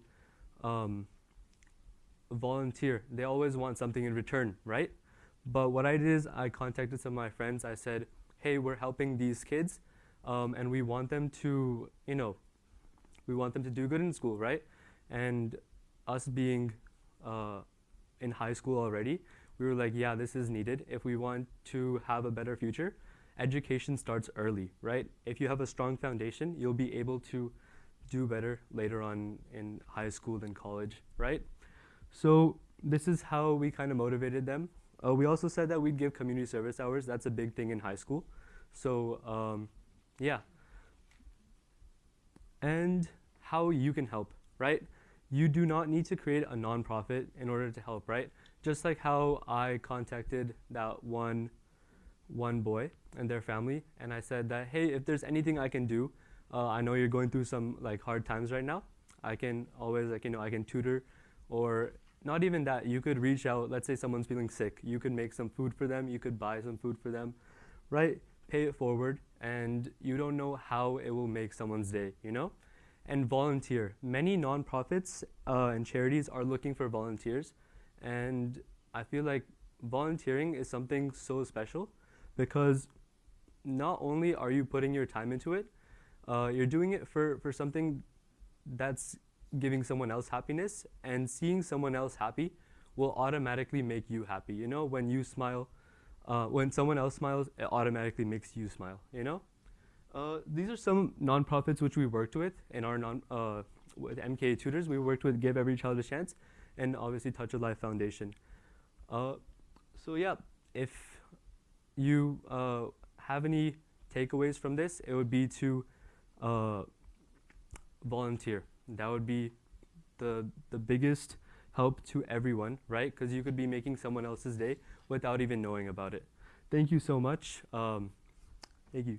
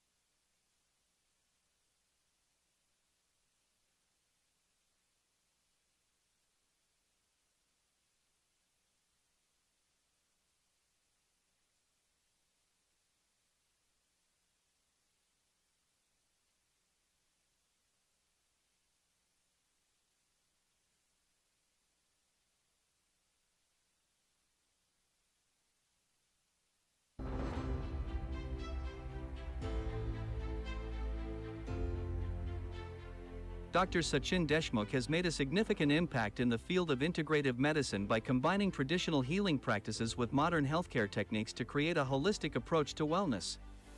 His work focuses on preventive care, empowering individuals to lead healthier lives and building stronger communities. By integrating Ayurveda, homeopathy, yoga, and meditation, Dr. Deshmukh is helping people take charge of their health and well-being, making a lasting difference in society.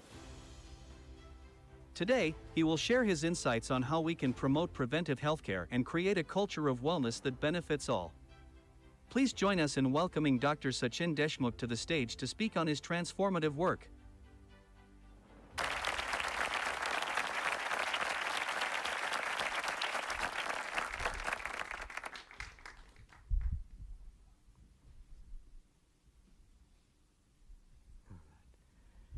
All right, welcome everyone. It's a pleasure to hear all these wonderful, inspiring people sharing their journeys. Same like yours, my journey also started when I was very young. Some monk came to visit us, and my grandmother wanted me to go and ask him, will he make me a disciple, a student? So I went to him and I said, I want to learn yoga. So he smiled and he said, what kind of yoga? So you want to sit like me? 12 years. You want to put your leg into the neck in 12 minutes. So I said, I don't know. Let me go and ask my mom was the better choice. So anyway,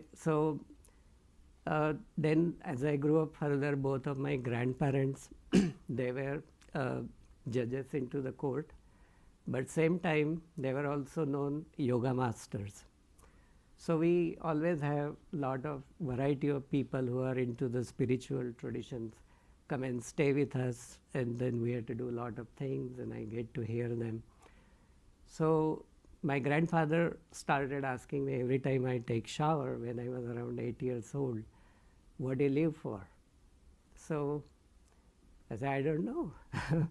Maybe for love or for gratitude and blah, blah, blah.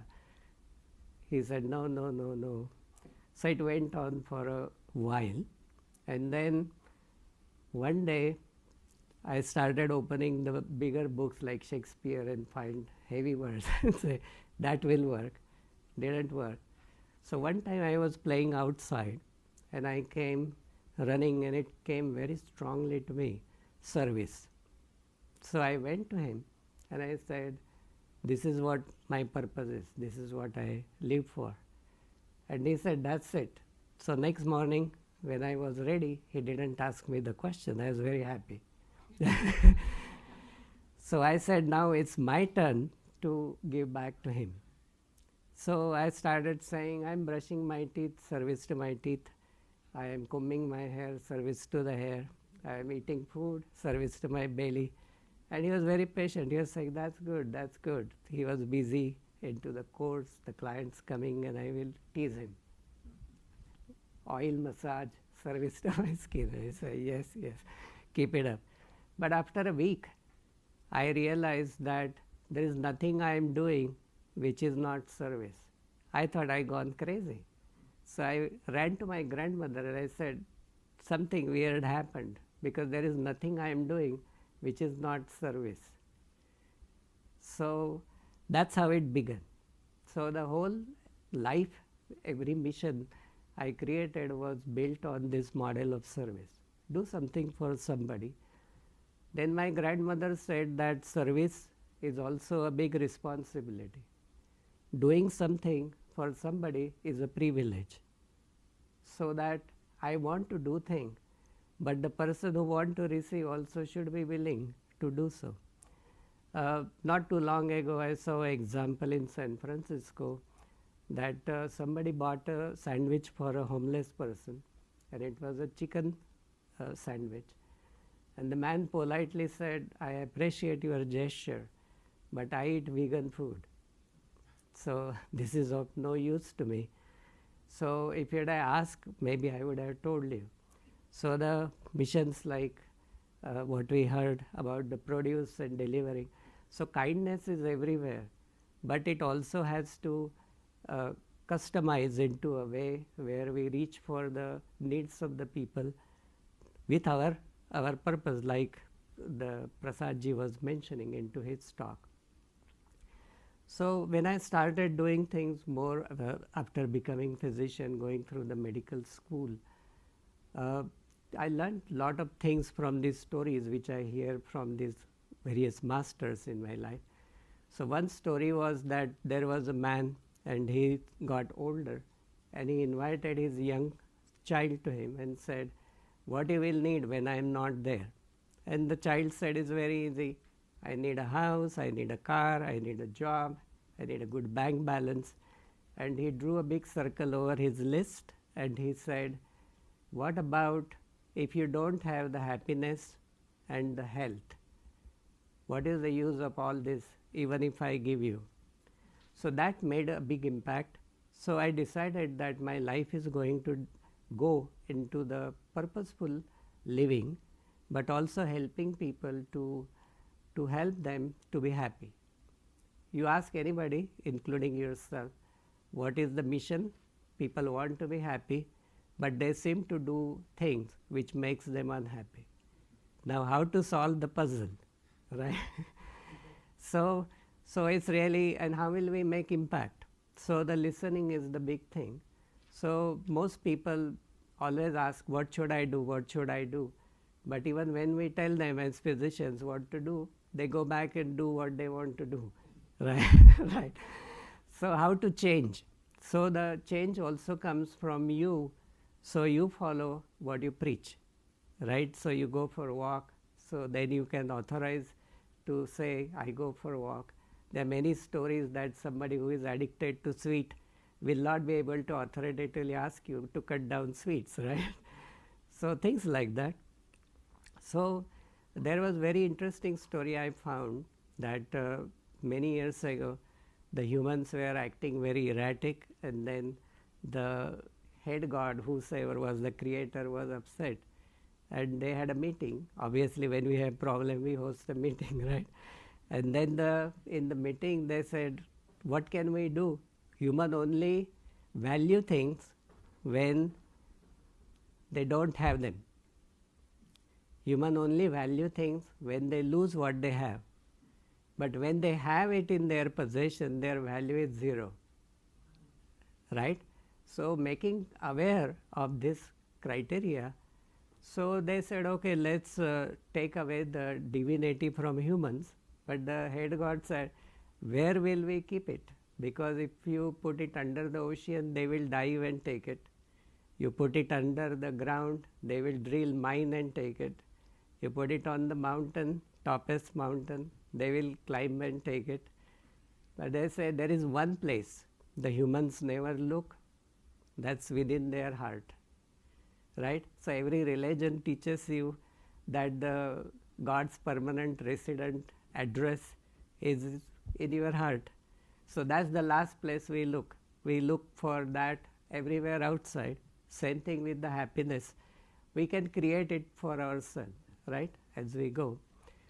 So then I made my mentor Maharishi Mahesh Yogi, and he was always talking about invincibility, global peace, how we can impact people, make the change. So a lot of things I will not understand, I was very young, but slowly things started making a lot of sense.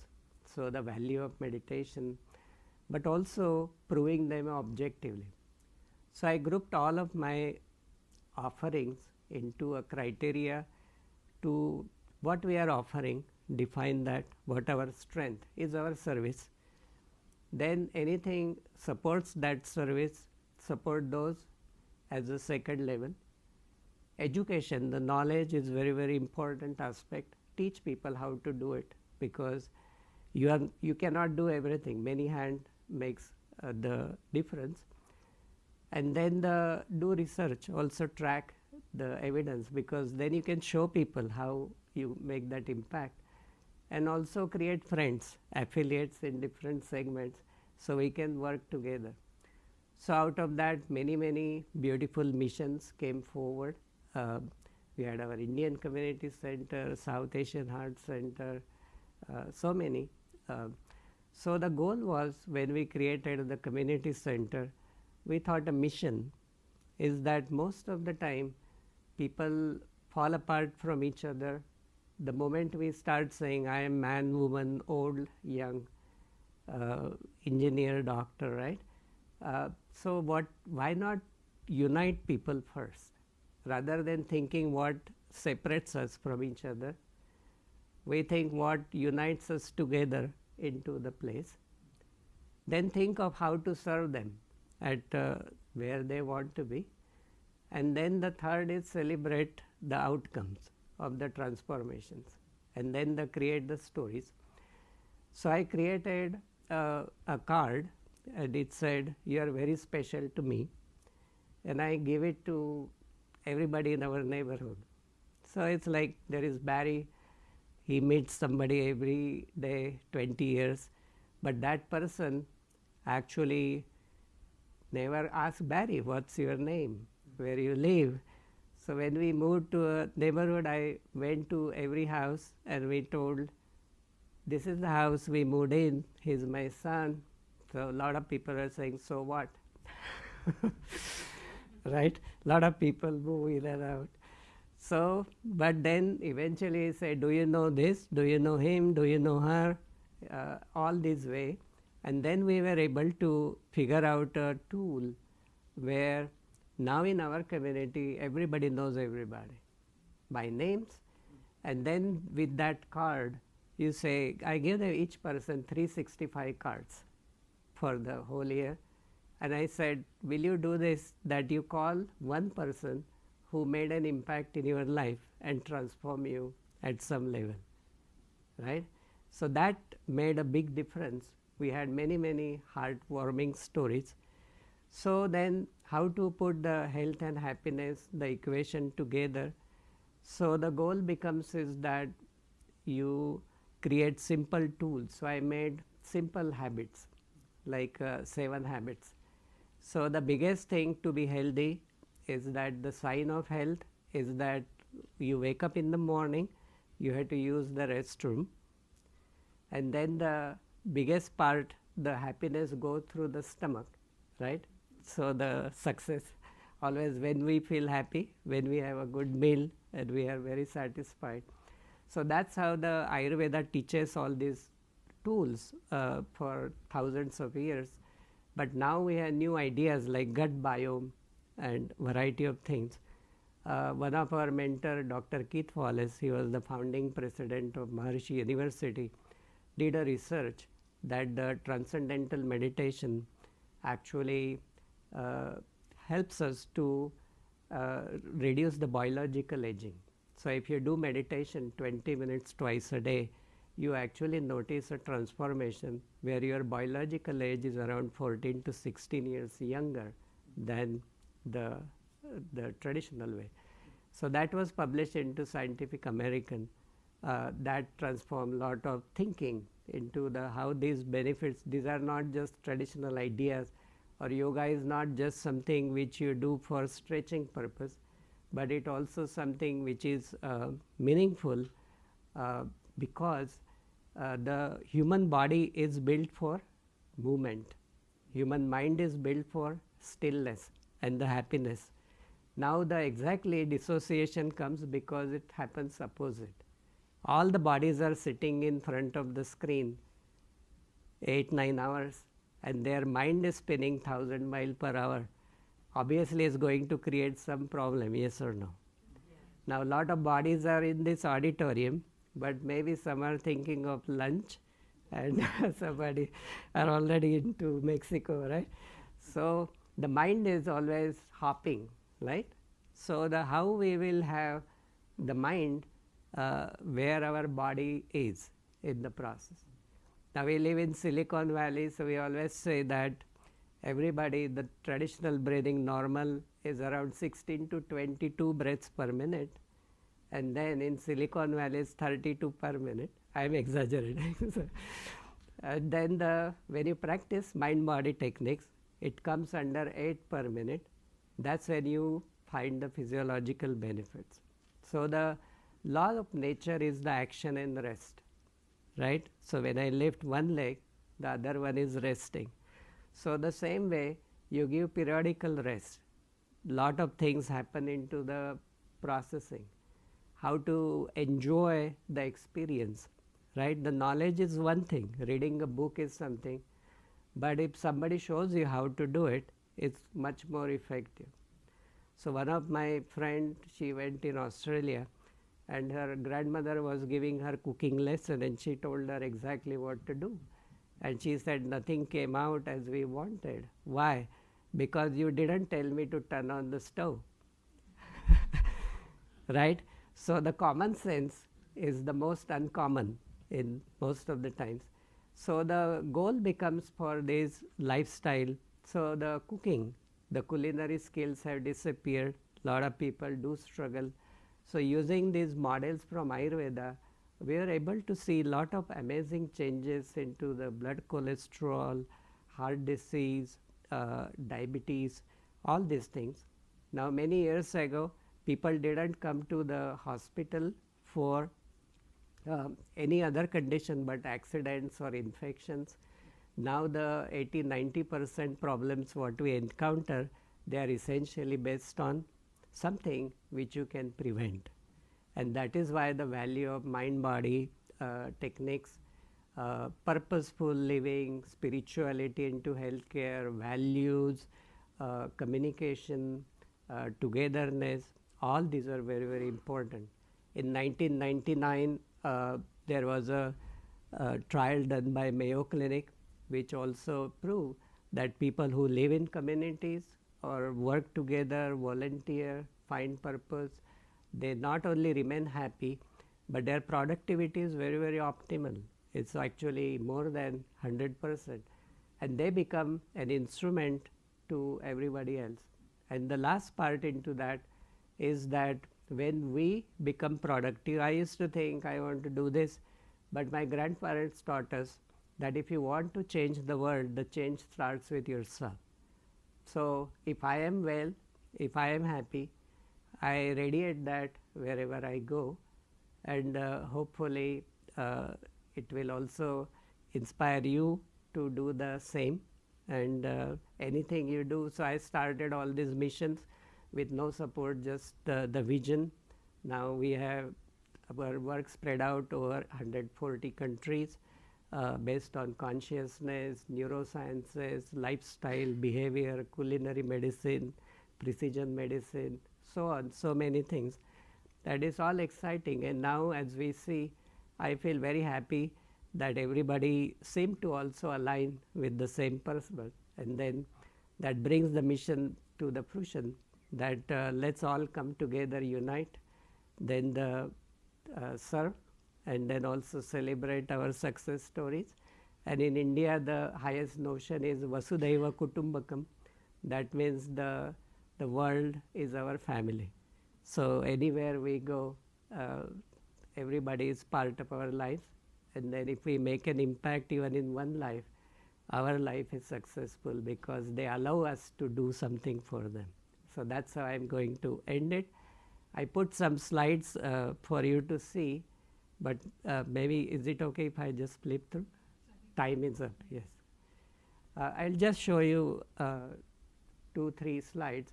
So that's for the book of life, like where we look at the advice.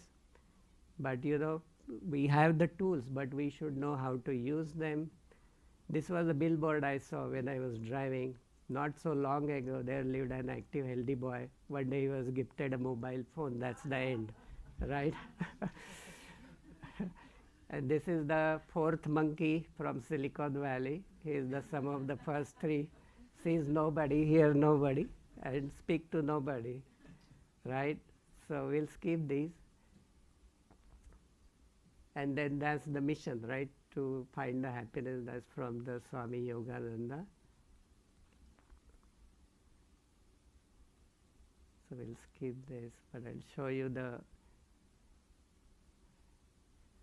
so that's from my teacher, how the importance of mind, how the meditation procedures can impact brain differently. So everything is not the same. And we have done a lot of studies and research. This from the Mayo Clinic on impacts of different meditation methods. These are a lot of studies, but I want to share the ones. So this is somebody drew in the class that how you create the happiness. So you find it within. And that's the beauty of the getting early in the morning. So even if you forget what I said, one thing you can do is you wake up early in the morning, your life fully transforms. And that's the last message from the type good, like good, and share good. Okay, thank you so much.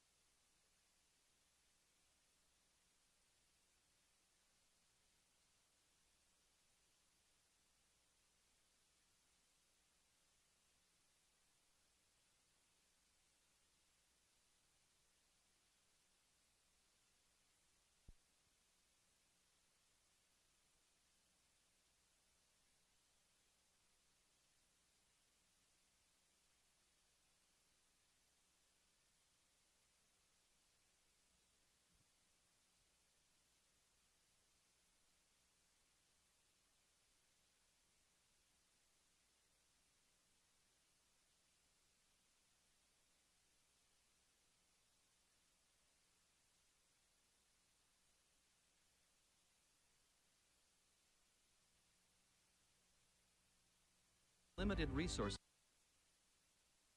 often leading to isolation. Gigi's Playhouse San Diego addresses this by providing free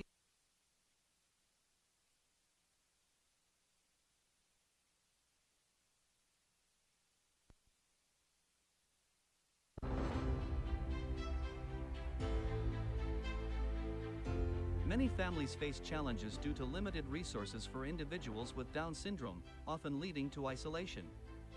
Gigi's Playhouse San Diego addresses this by providing free educational, therapeutic, and career-building programs.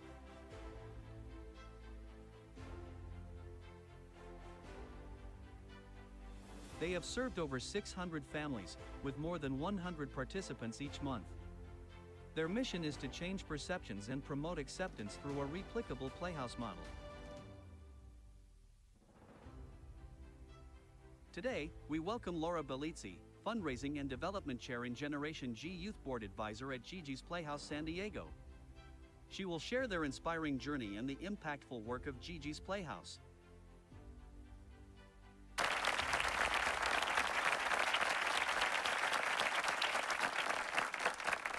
Good morning, and thank you, everyone.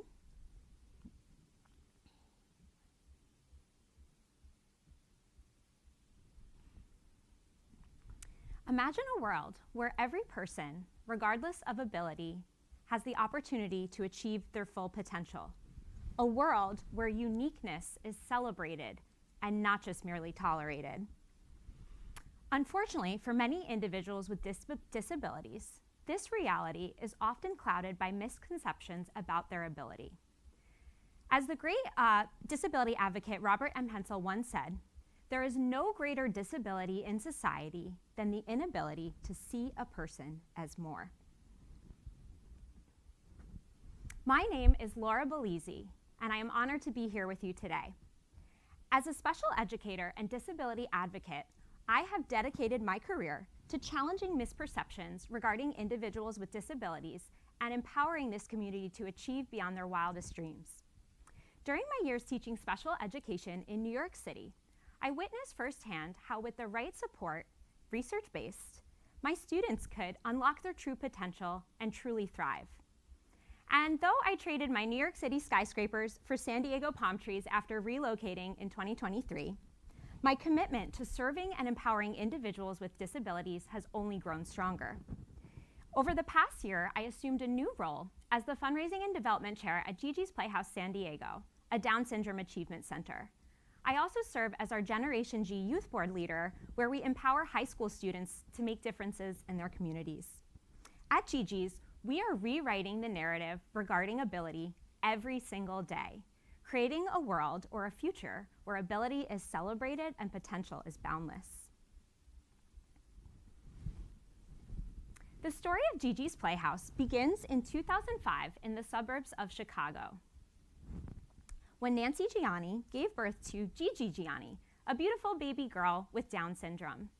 Although worried, Nancy was inspired by the strength and resilience of her young daughter and set out to change perceptions of Down syndrome and build a center where families could come to celebrate their child and benefit from free, purposeful programs which unleash joy, confidence, and boundless potential.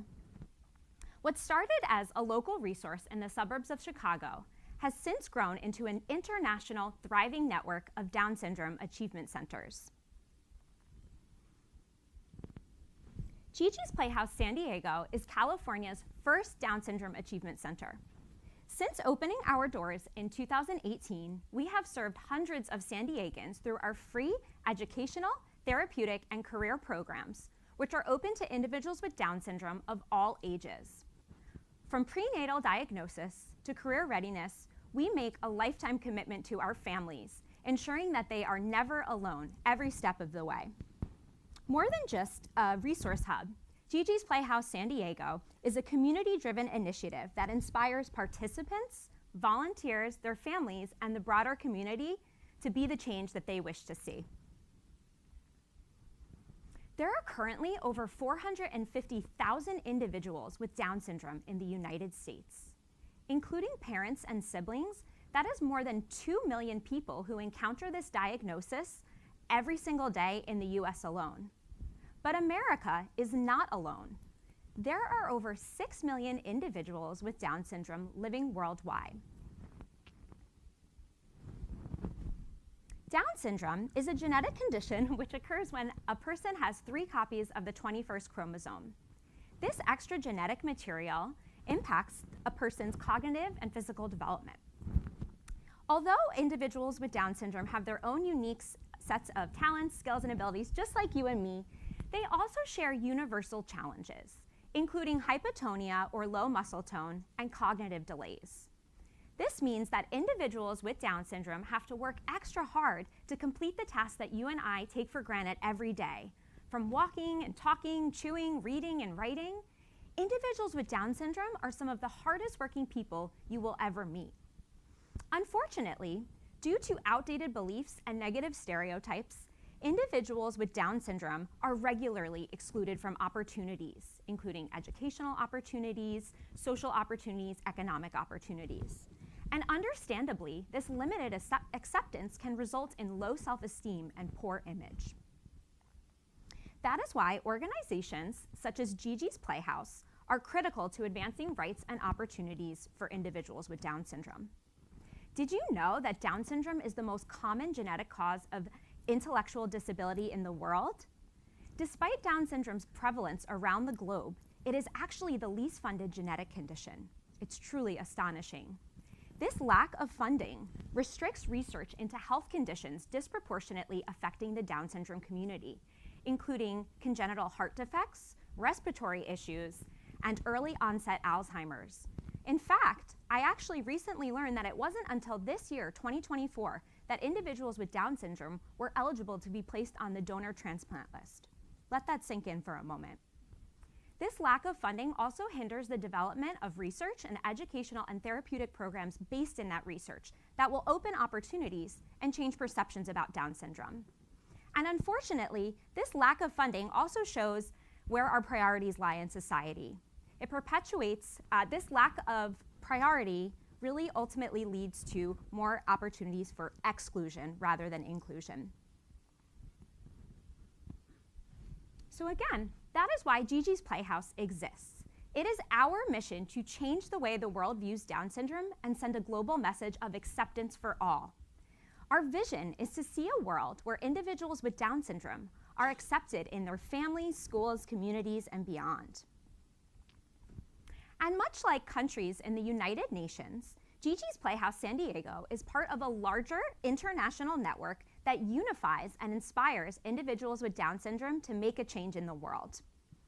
In fact, Gigi's Playhouse is the only international network of Down syndrome achievement centers, with over 60 brick and mortar locations in the US and Mexico, and a virtual presence in 93 countries around the globe. This is critical because Down syndrome does not discriminate along racial, ethnic, religious, or socioeconomic lines. So, we're here today to really celebrate the United Nations Sustainable Development Goals, and Gigi's Playhouse aligns very closely with many of these goals, including health and well-being, quality education, economic growth, and global equality. During the 1980s, the average lifespan for an individual with Down syndrome was just 28 years old. Let that sink in for a moment. Most of us in this room were alive in the 1980s. That's pretty astonishing. Shielded from society and often forced into institutions, this reduced life expectancy was the direct result of neglect, lack of access to critical medical care and education, and in many instances, abuse. Thankfully, Gigi's Playhouse is shattering these barriers by offering our free programs that are wellness-based, including Gigi Fit, Adaptive Karate, and Gigi's Kitchen. Through these programs, our participants are able to develop their fine and gross motor skills and also build confidence that will allow them to succeed and put their best into everything that they set out to do. Gigi's Playhouse also addresses the lack of educational opportunities available to individuals with Down syndrome in the past.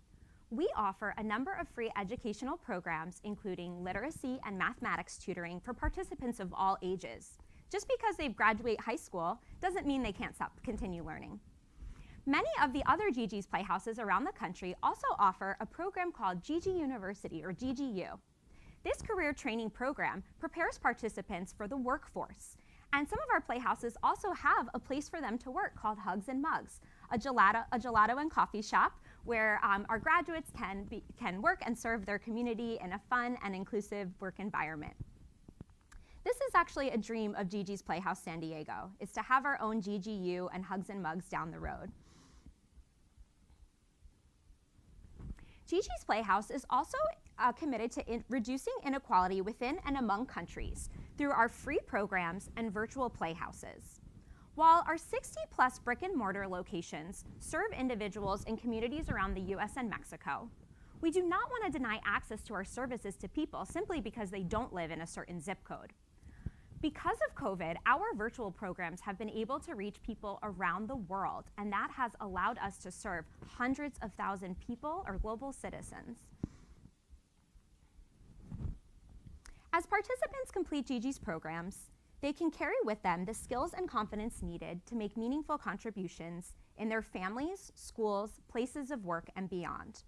And in addition to changing perceptions, our participants are inspiring others to be their best of all as well. It is truly remarkable what Gigi's Playhouse has been able to achieve since the over 20 years of our inception.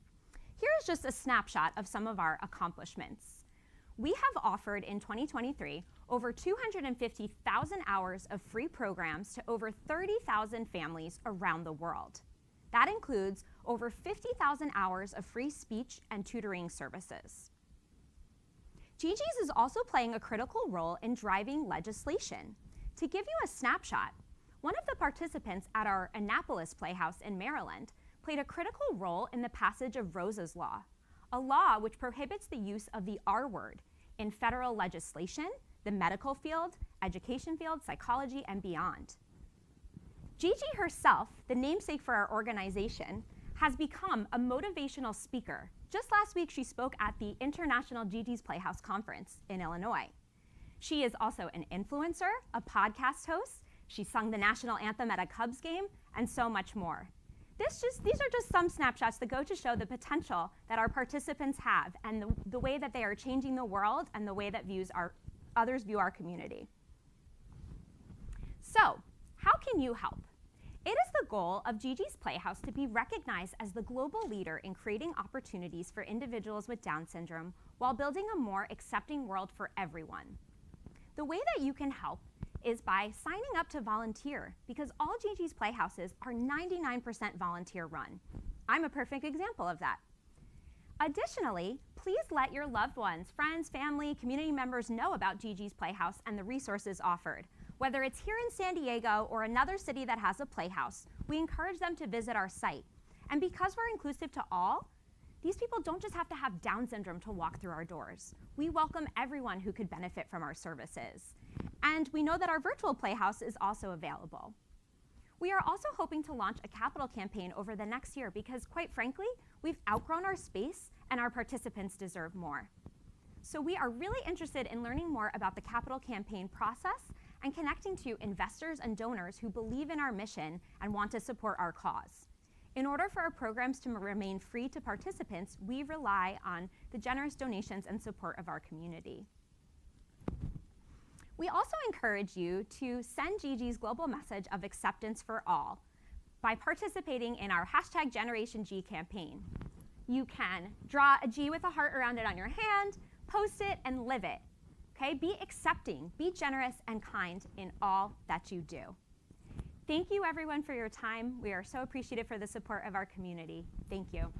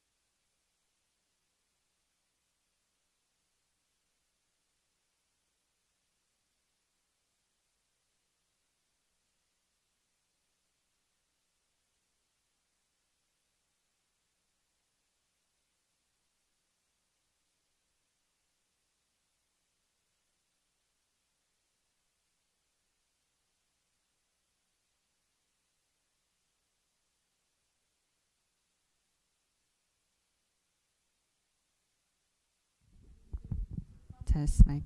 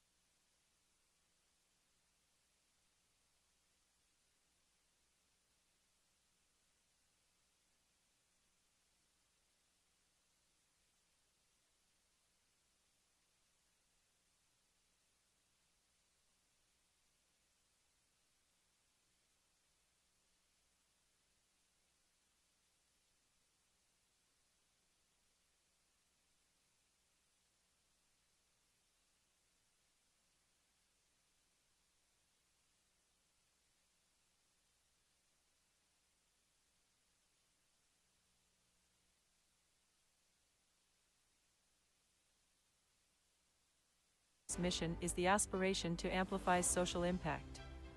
To achieve this, the organization offers a suite of digital platforms, each tailored to different aspects of social betterment. TAL Giving, this platform simplifies philanthropy, making it more accessible and impactful for individuals and organizations, donors, and donees without any charges. TAL Radio, focusing on amplifying social advocacy, TAL Radio provides a platform for voices to be heard on critical social issues and a free marketing platform for nonprofits to promote their work and causes. TAL Transformers, dedicated to amplifying social entrepreneurship, TAL Transformers supports innovative solutions to address societal challenges and trains young minds in social entrepreneurship and philanthropy and social advocacy through its programs. TAL Leader, for those interested in providing social mentorship to nurture future leaders and change agents.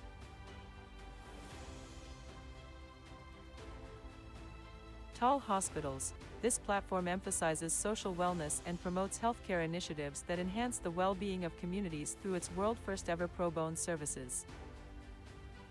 Every year, we spotlight the unsung heroes of our community with the TAL Hero Awards.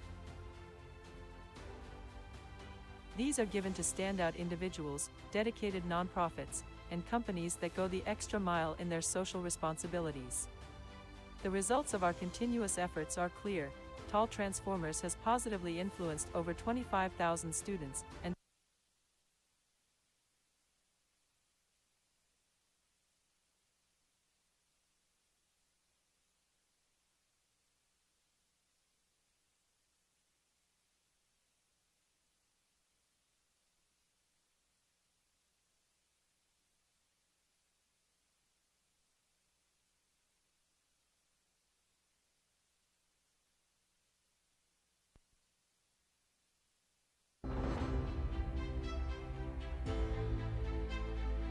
With an incredible impact on over 10 million lives and by helping raise over $25 million for philanthropic causes, Nitin Bajaj is a powerful force for change.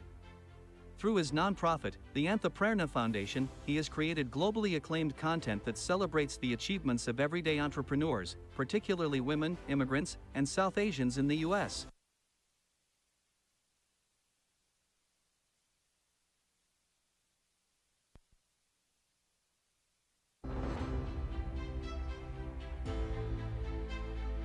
With an incredible impact on over 10 million lives and by helping raise over $25 million for philanthropic causes, Nitin Bajaj is a powerful force for change. Through his nonprofit, the Anthaprerna Foundation, he has created globally acclaimed content that celebrates the achievements of everyday entrepreneurs, particularly women, immigrants, and South Asians in the US. His work, featured in esteemed publications like Fortune, has reached more than 25 million people worldwide. As an innovator and leader of industry-first products, Nitin's dedication to empowerment and unity continues to inspire. We are excited to have him share his talk on empowering and uniting South Asians in the US.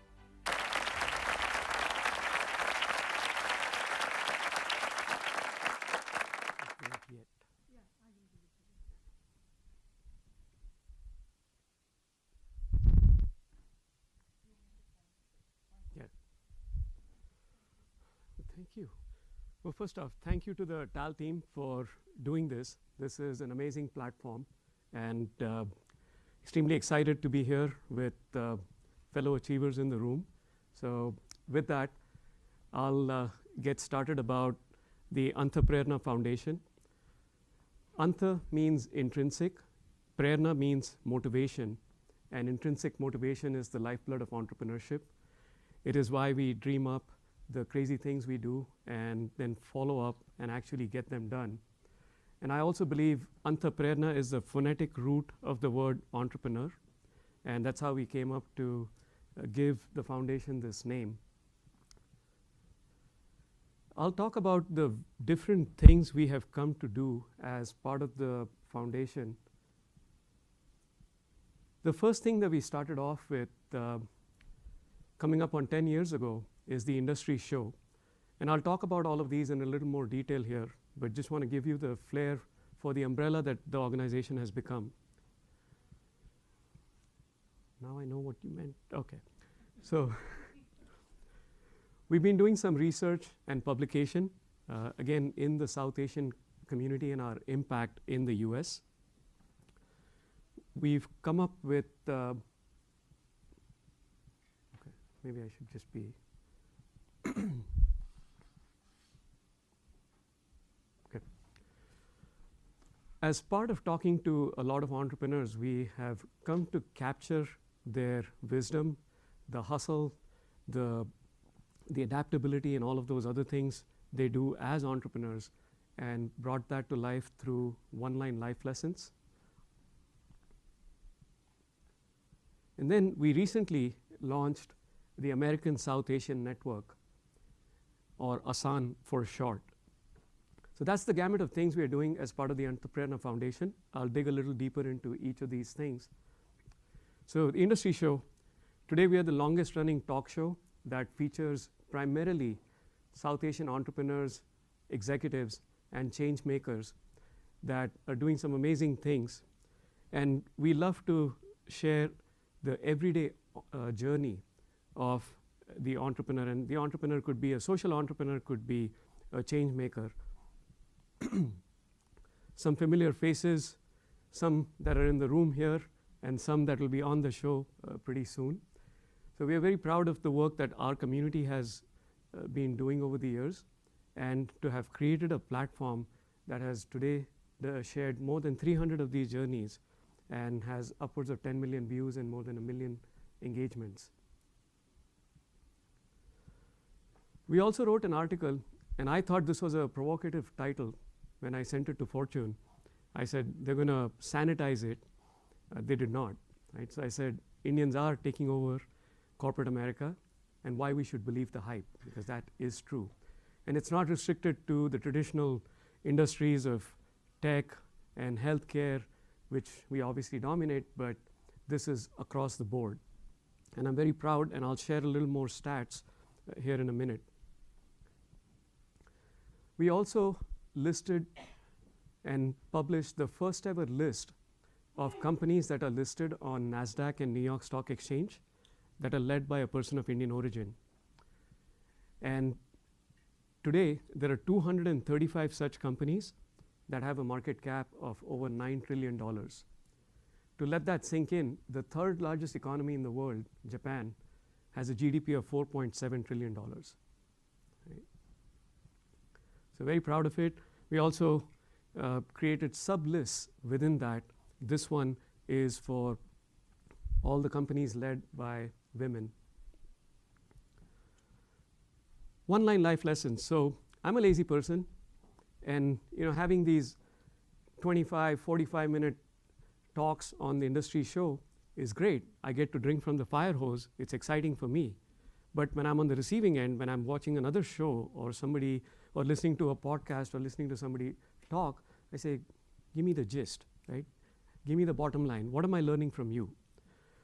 And my laziness drove us to define the one-line life lessons. And this is essentially your way to see if these thoughts resonate with you.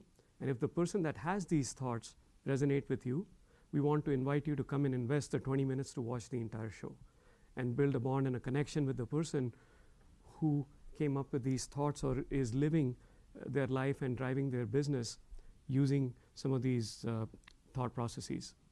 So today we have over 2,000 of these one-line life lessons on our site, and would love to invite you to use this as a resource, share it with your children, employees, teams, and anybody else you think should need that wisdom.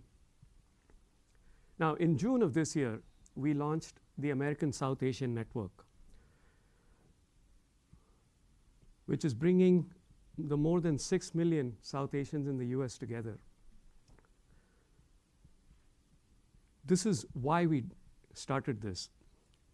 We are 2% of the population today. We are the most affluent and the fastest growing minority in the country.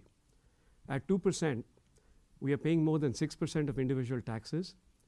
We are running more than 60% of the hospitality industry, which brings in over $600 million a year, employs more than 4.5 million people in the US. We're also 20% of the physicians, 18% of unicorn founders, and on and on. Yet, there is no entity that brings us all together, that represents us, and specifically the generation that was born and raised here. Right? There is a void, there is a gap. And for many years we said, somebody should fix this. But then as true entrepreneurs, we said, well, nobody's going to, we should just do it. And we're really proud of the resonance that this has created. It has clicked with the audience that we are building for. And in the last 6 months, so we launched in end of June, the last 6 months, we've done 51 in-person events. Sounds crazy to me, and I would not recommend that. But in these 6 months, we've built a community, we've got people together, and the primary demographic that we were going after, the younger generation, the generation that's born and raised here, this has truly resonated with them. And we are really proud of that. We've reached more than 5,000 people through these events, and we've tried to keep it fun. Right? So you saw stand-up paddleboarding, we've done Holi. We want to keep it engaging, we want to keep it fun, and not just talks and lectures and what have you. So, and at the same time, we're also bringing in a little bit of the culture, why we do the things we do, why are we so good at what we are good at, the hard work, the discipline, the resilience, the adaptability. So we've gone across New York, New Jersey, Michigan, San Francisco, Bay Area, and Southern California, with the goal of reaching out to even more cities, especially where we have a higher concentration of South Asians. We've done a few panel events. We've done a few of what we call our signature events, which are invite only. We curate the room, we bring in students, teenagers, investors, entrepreneurs, executives, philanthropists, to create some cross-section of conversations. And we ask people to come to be a resource for somebody else. Right? At most events, we go there with a certain hat. We want to be fundraising, or we want to be selling, and that's all good. But I believe we need a space that is safe, where you show up as a whole person, and whatever is top of mind for you, or whatever interaction you get into, you're able to give your full self to it. Very proud to say that we've reached more than 5,000 people through these 51 events. And thankfully for me and the rest of the team, we are taking a breather for the rest of the year to plan and strategize what the next year will look like. Hopefully bigger, stronger, and getting out to more places and more people. We've done some joint events with universities and other organizations. Our goal is to become that umbrella organization that helps you do more, be the loudspeaker for you, and get your work out to even more of your beneficiaries. So this event was a joint one with UC Irvine, and we have a few more on the books with other universities around the regions we shared, and then a few more that we are not present in yet. We also did the first ever South Asian Business Expo, and the goal was to bring in South Asian business owners with and together, but also to connect them to resources including government and larger organizations which have quotas that are reserved for minorities and women-owned businesses. In this tough market, when we are looking to get any deal we can, it is surprising that the government and larger organizations are sitting on billions of dollars of orders for people like us that can go get them. The only difference being most are not aware of these opportunities. So through this Business Expo, we were able to bring in, again, proud of these logos that are on here. We had the head of Region 9 for the Small Business Administration. Region 9 goes from, I believe, Washington all the way down to Hawaii. It's their largest region. We had their head. We had the National Program Director from the SBA, the Department of Labor, Department of Insurance, the Equal Employment Opportunity Commission, and on the other side, we had business owners that had not had the opportunity, did not have the awareness of the resources that are available for us. Now, these 6 months have allowed us to define what our key initiatives should be. So we are focusing on 3. One is helping connect South Asian students to the industry with the goal of giving them more exposure, connecting them to mentors, and then also increasing their opportunities for internships and jobs. Now, when it comes to international students, there are 1 million foreign students in the US as of today. 31% come from South Asia. And most of these students will have difficulties getting internships. Pretty much all of them will have challenges getting a job. So one of the things we want to help them, especially with the international students, is acculturation. We may speak the language when we come here, but do we really understand how business is done? Right? So when we get the 6 or 7 weeks for internship, how do we increase the probability of converting them and converting those opportunities into jobs? The second thing we're working on is connecting the South Asian business owners to resources. And then we've started working on what's called the South Asian Spotlight, which is the place to highlight the good work that is being done by our community and the good things that are happening to our community. I don't read the newspaper, but I've been told that most of our ethnic newspapers where these stories are, they're buried under 60% of ads. I get it, it's a business. The other 35-38% is negative news or news about the country. Not a whole lot of space is dedicated to things that are happening here where we live, where our community is. So we've published in the last 2 months since we launched the South Asian Spotlight, we published about 15 stories. And again, that has given us enough to say that this is an initiative we want to take into the next year. So that's pretty much it. If any of this resonates with you, we would love to invite you to join our community, get involved, and reach out to us. Thank you.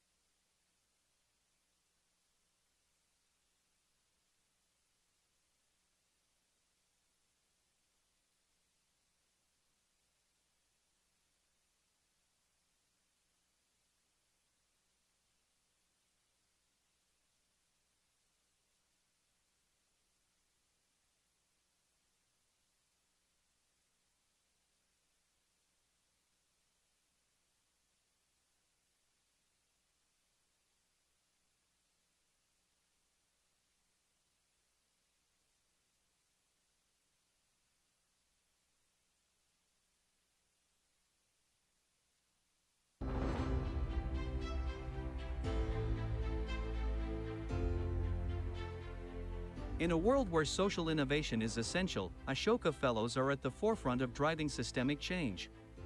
Today, we are honored to welcome Swati Nuli, a distinguished Ashoka Fellow and Senior Change Manager. Swati is committed to building an everyone a changemaker world, where everyone has a voice and access to vital resources. Her work exemplifies the dedication needed to create positive social impact and empower individuals.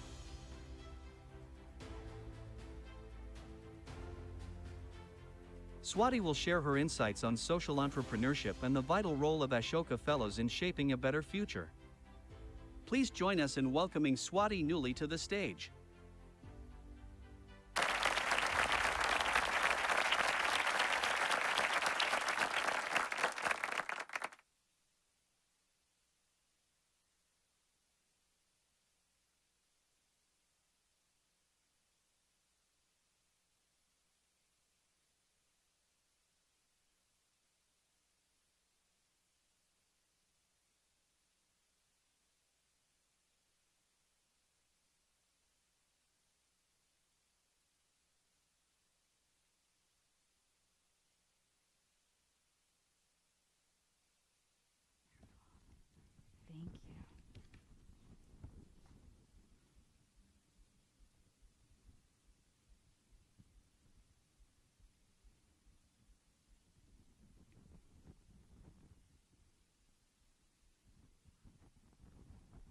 Am I pointing in the right direction?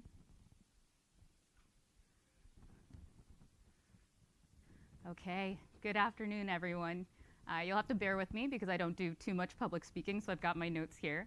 But my name is Swathi Nuli. I'm a senior change manager. And just to be clear, I'm not actually an Ashoka Fellow myself, but I'm excited to tell you a little bit more about Ashoka and our fellows, as well as to encourage you to think about the young people in your life and how they can become change makers and how we can all become change makers in our communities. So let me ask you this. Who likes a challenge? Anybody? Yeah? I thought in this audience you might. Challenges give us the opportunity to be creative, they give us the chance to solve and to give back to our communities in a world that is increasingly challenging. Ashoka's goal is to create a world where everyone is a change maker, and I'll tell you a little bit about that and why it's important as well. So, Ashoka is currently active in over 95 countries with the mission to help everyone realize their power and their potential to make a difference. Ashoka originated 45 years ago, founded by Bill Drayton, who some of you mentioned to me at lunch, with the idea, and he actually coined the terms change maker and social entrepreneur, to describe the global movement he envisioned as a community of innovators, similar to this, who come together to create good. Ashoka itself means active absence of sorrow in Sanskrit. Today, Ashoka has two major missions. One, which we are most well known for, is to create an active network of the world's leading social entrepreneurs. These are people who find systems-changing solutions for some of the world's greatest problems. We do this by creating and cultivating a community of fellows, young change makers, some of whom we've seen today, change maker institutions, and beyond, who see that the world now requires everyone to be a change maker, and we can't do it alone. The second tier is fostering a global culture around the good of all. And a lot of this is connected to the work that we do with our young people. So again, I want to encourage all of us to think about, as we're going through this, who are the people who made an impact in your life, who brought you to where you are today, and how can you be that for somebody else, a young person in your community? So together, amidst the exponential growth of what we call the new inequality, which I will explain, we have the goal to build change making on a worldwide scale, where all people have the right and ability to co-lead solutions that transform their societies for the better.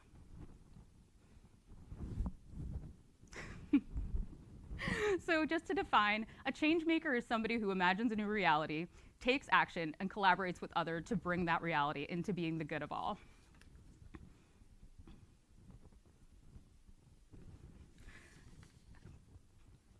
So think of a person in your life who's helped you to create positive change. Usually I would take this from the audience, but we don't have too much time. But think about who they are, what qualities did they have, and how did they support you?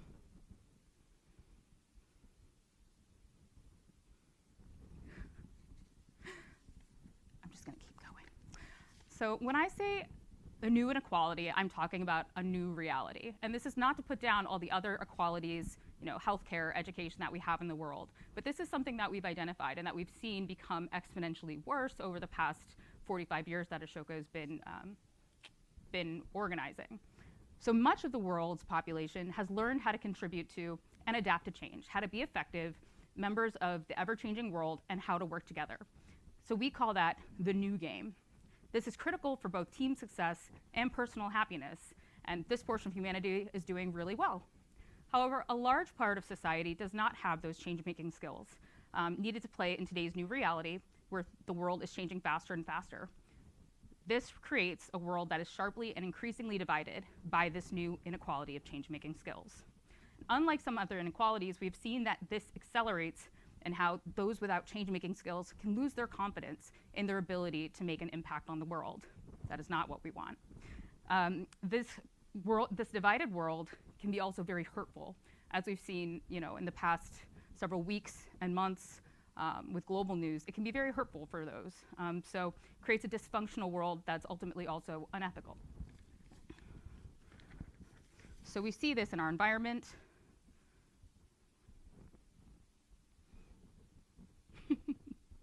In our technology, our healthcare systems, our education systems, in our work, in our communities.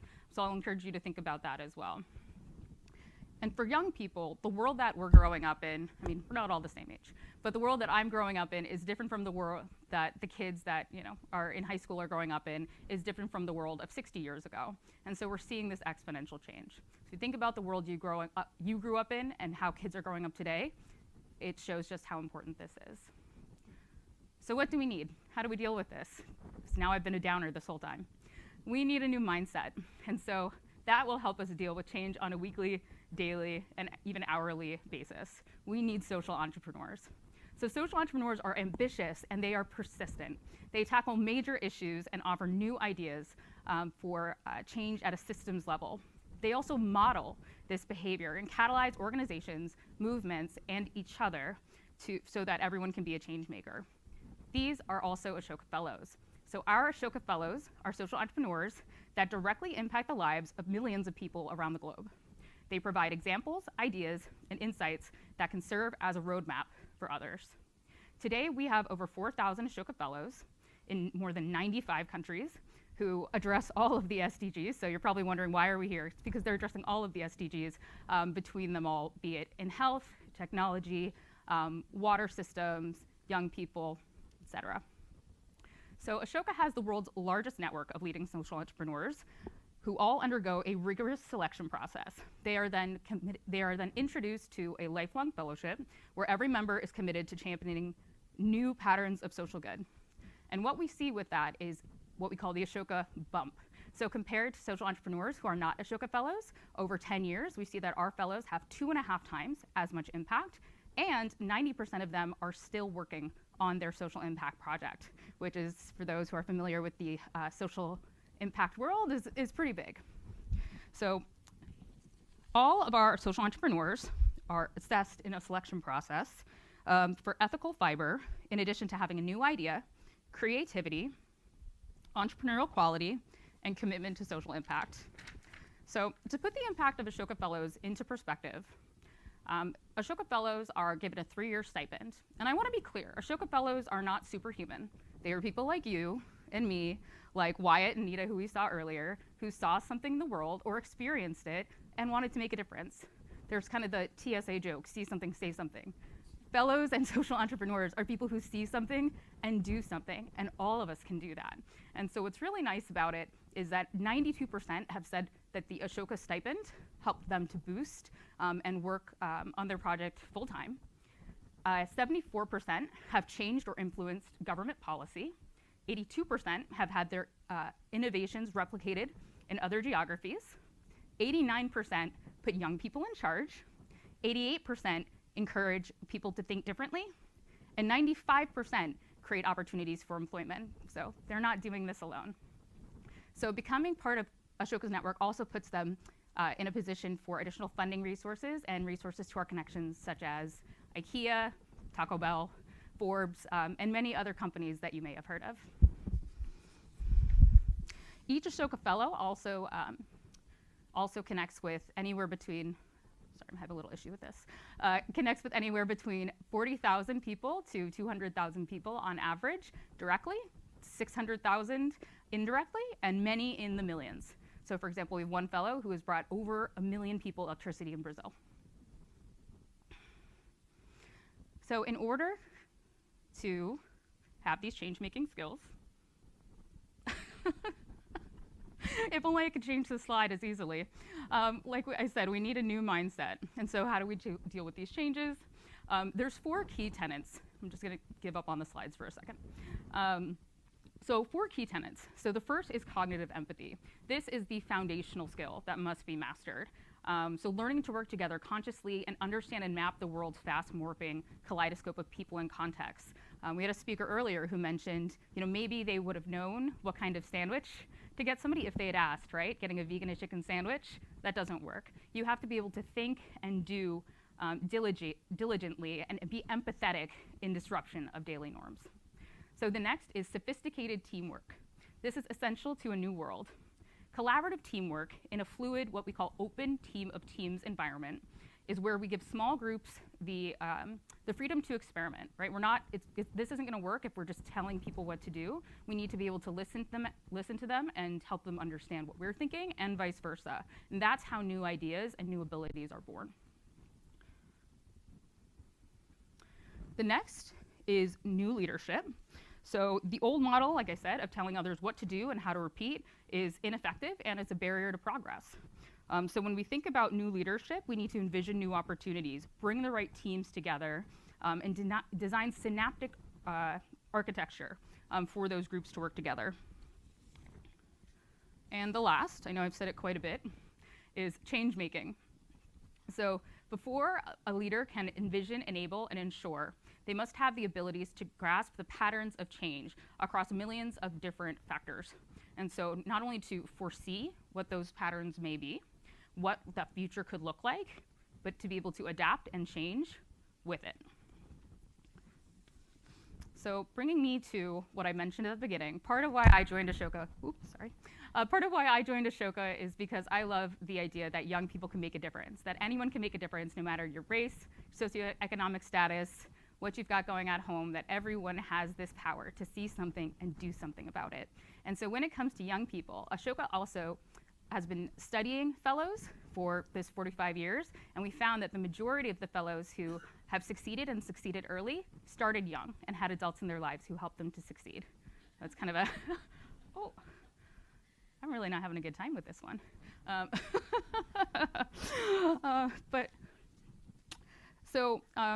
And we've also seen, and this might be interesting for you, Kardam, that evaluations show that young people who feel that they can make change consistently also have improved math scores, improved language scores, and schools that implement these factors see bullying rates go down. So we see this pattern in a lot of great places. So I want you to now imagine, what does our future look like if every young person embraces their power as a change maker? And sorry, I'm gonna try to get to this.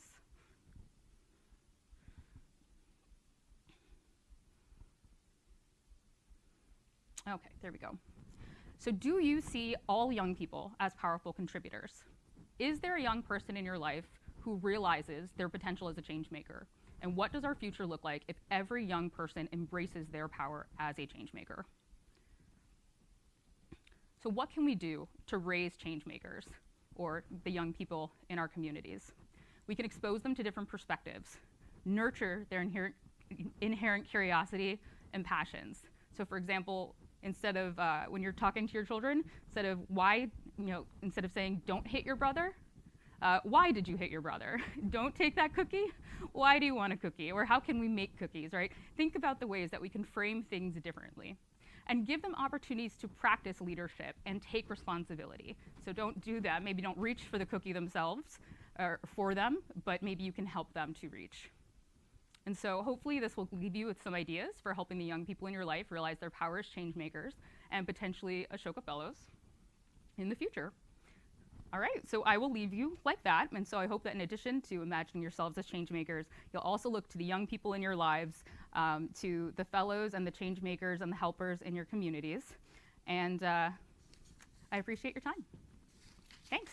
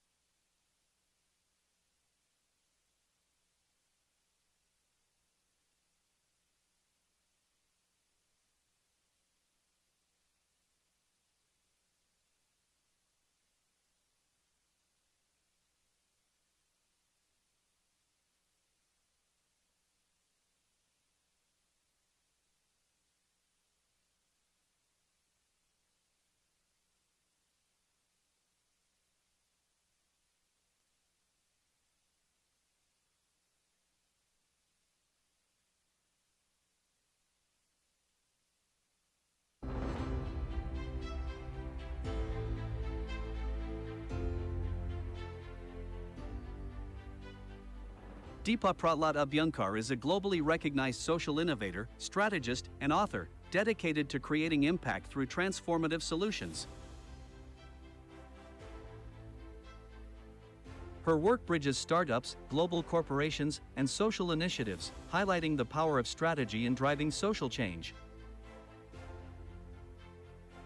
As co-author of Predictable Magic, Deepa's expertise emphasizes harnessing innovation to address some of the world's most pressing challenges. Beyond her consultancy, she serves on advisory boards, including the Global Peter Drucker Forum and Arogya World, championing initiatives that span global health, economic empowerment, and sustainable development. Today, we are honored to welcome her to TALTalks 2024 to share her insights and inspire us all.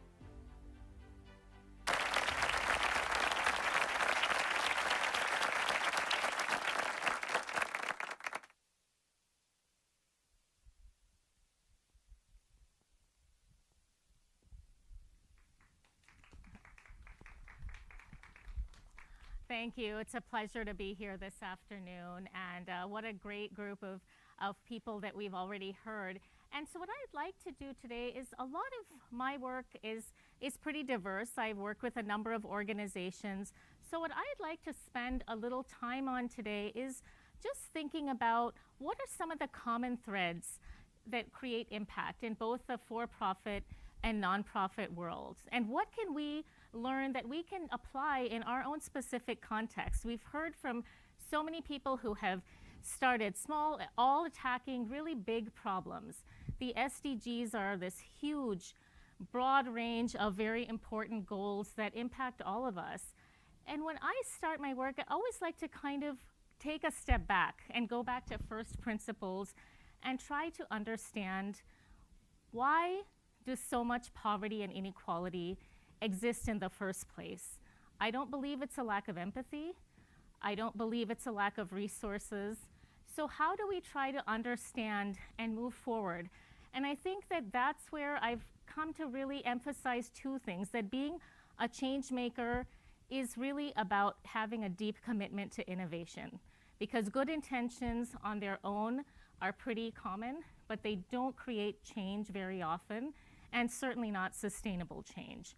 And the other thing that we need to do sometimes is, all of us, if we're nonprofits, we're looking to please donors. If we are corporates, we're looking to show some kind of a financial impact of our efforts. But I think in social cases, we have to roll it back a little bit. And before we can build a business case, think about how we build a human case for whatever we're trying to do. And I will drill down and talk about that a bit. And let me see if I have better luck with this clicker than my colleagues. We never know. We can, where do I have to? This side, okay. Oh, okay. So what we're really talking about is no matter what we do, we see this persistent inequality. Even when we have the same core technology, online learning can look very different in different parts of the world. Here we see a father struggling to hold an umbrella over his daughter in the monsoons as she's studying. And this is depressingly common. It manifests itself in different ways.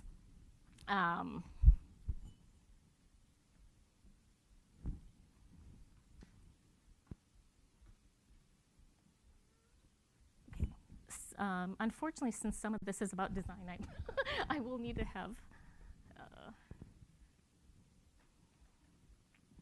okay, so I think when I look at economics for an understanding of why we get these poor outcomes, I first, as an economist, look to my economics textbooks. And one of the most common theories is that the differential in people's circumstances represents this huge difference in both the productivity and efficiency of different people.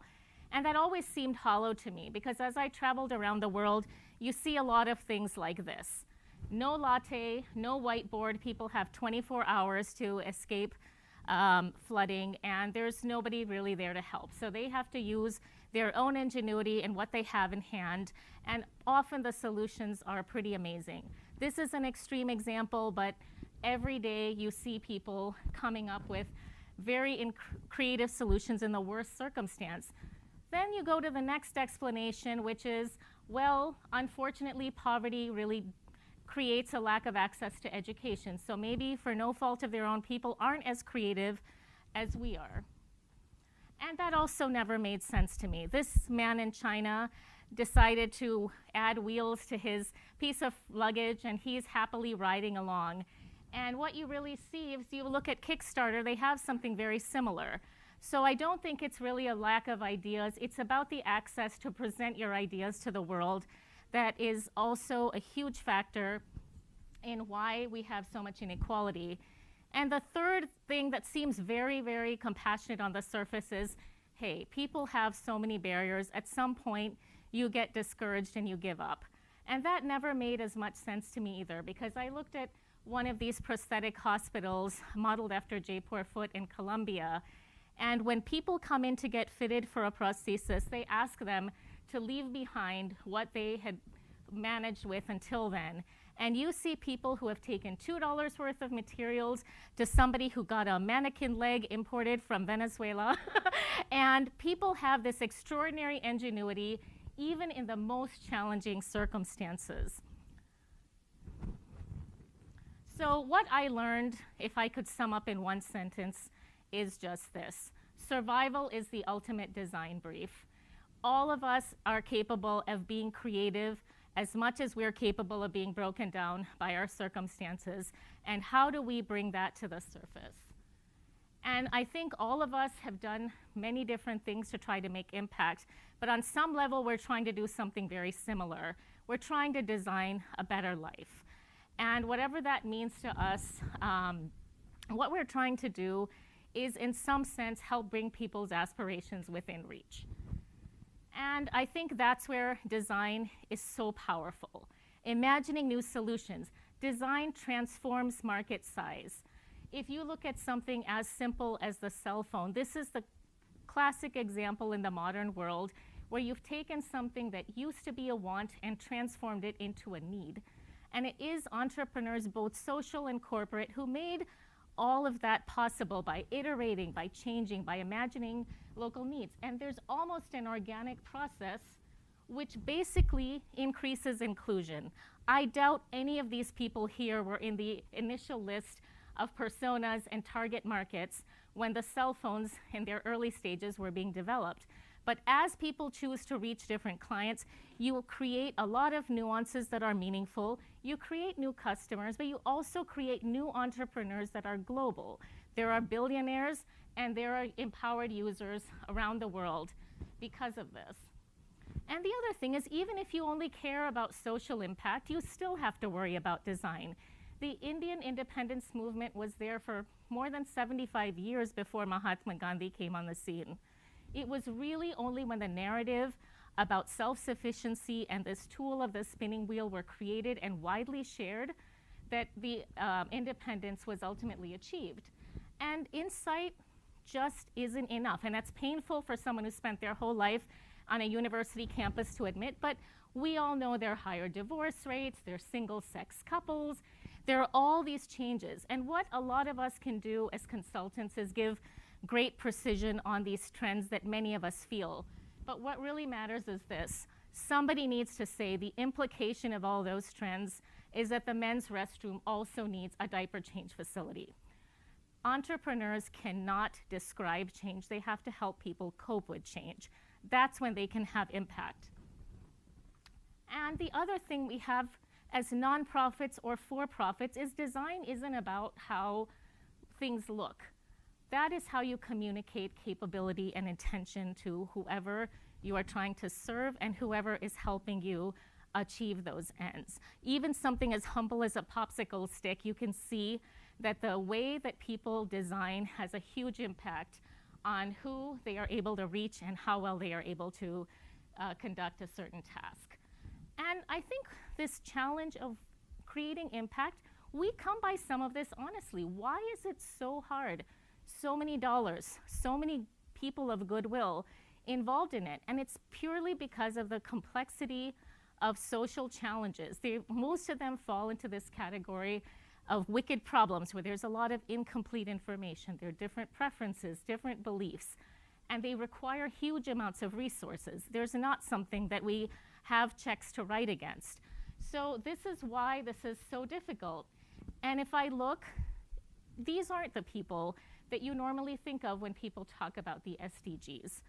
But Lucille Horn, if we go back further, she's the elderly lady on the right. She was born a premature child. Her father was very upset because she was born a twin. The twin died in childbirth, and the doctor told her father, don't bother making funeral arrangements just yet. This child isn't going to make it either. And he said, well, doctor, she's alive right now. So he wrapped her in a towel, and the only place at the time that he could take her was to Coney Island.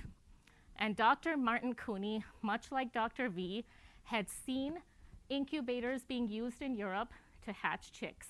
And he thought maybe they could do something for premature babies.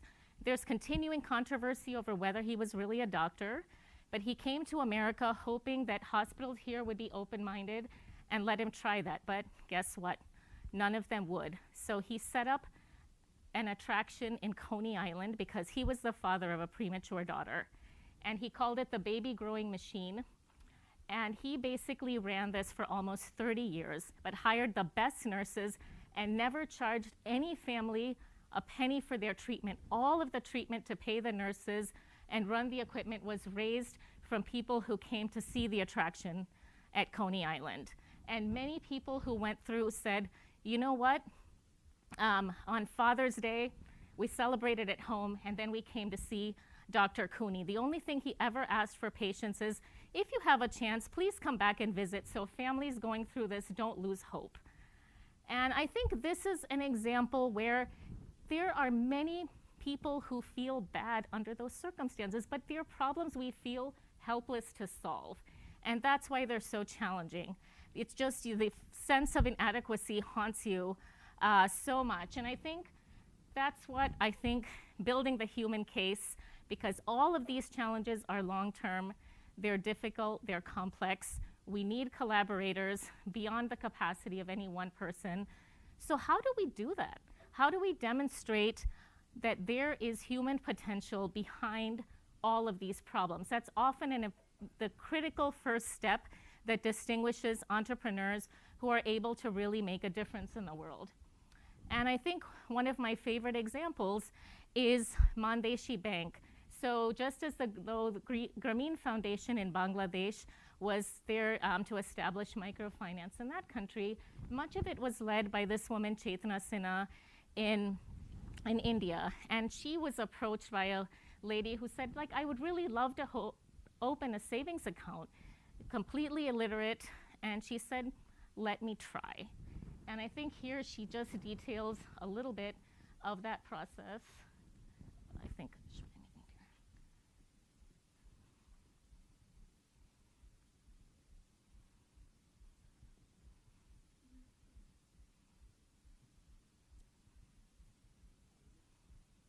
I think so. Okay, well, let me just summarize. Basically,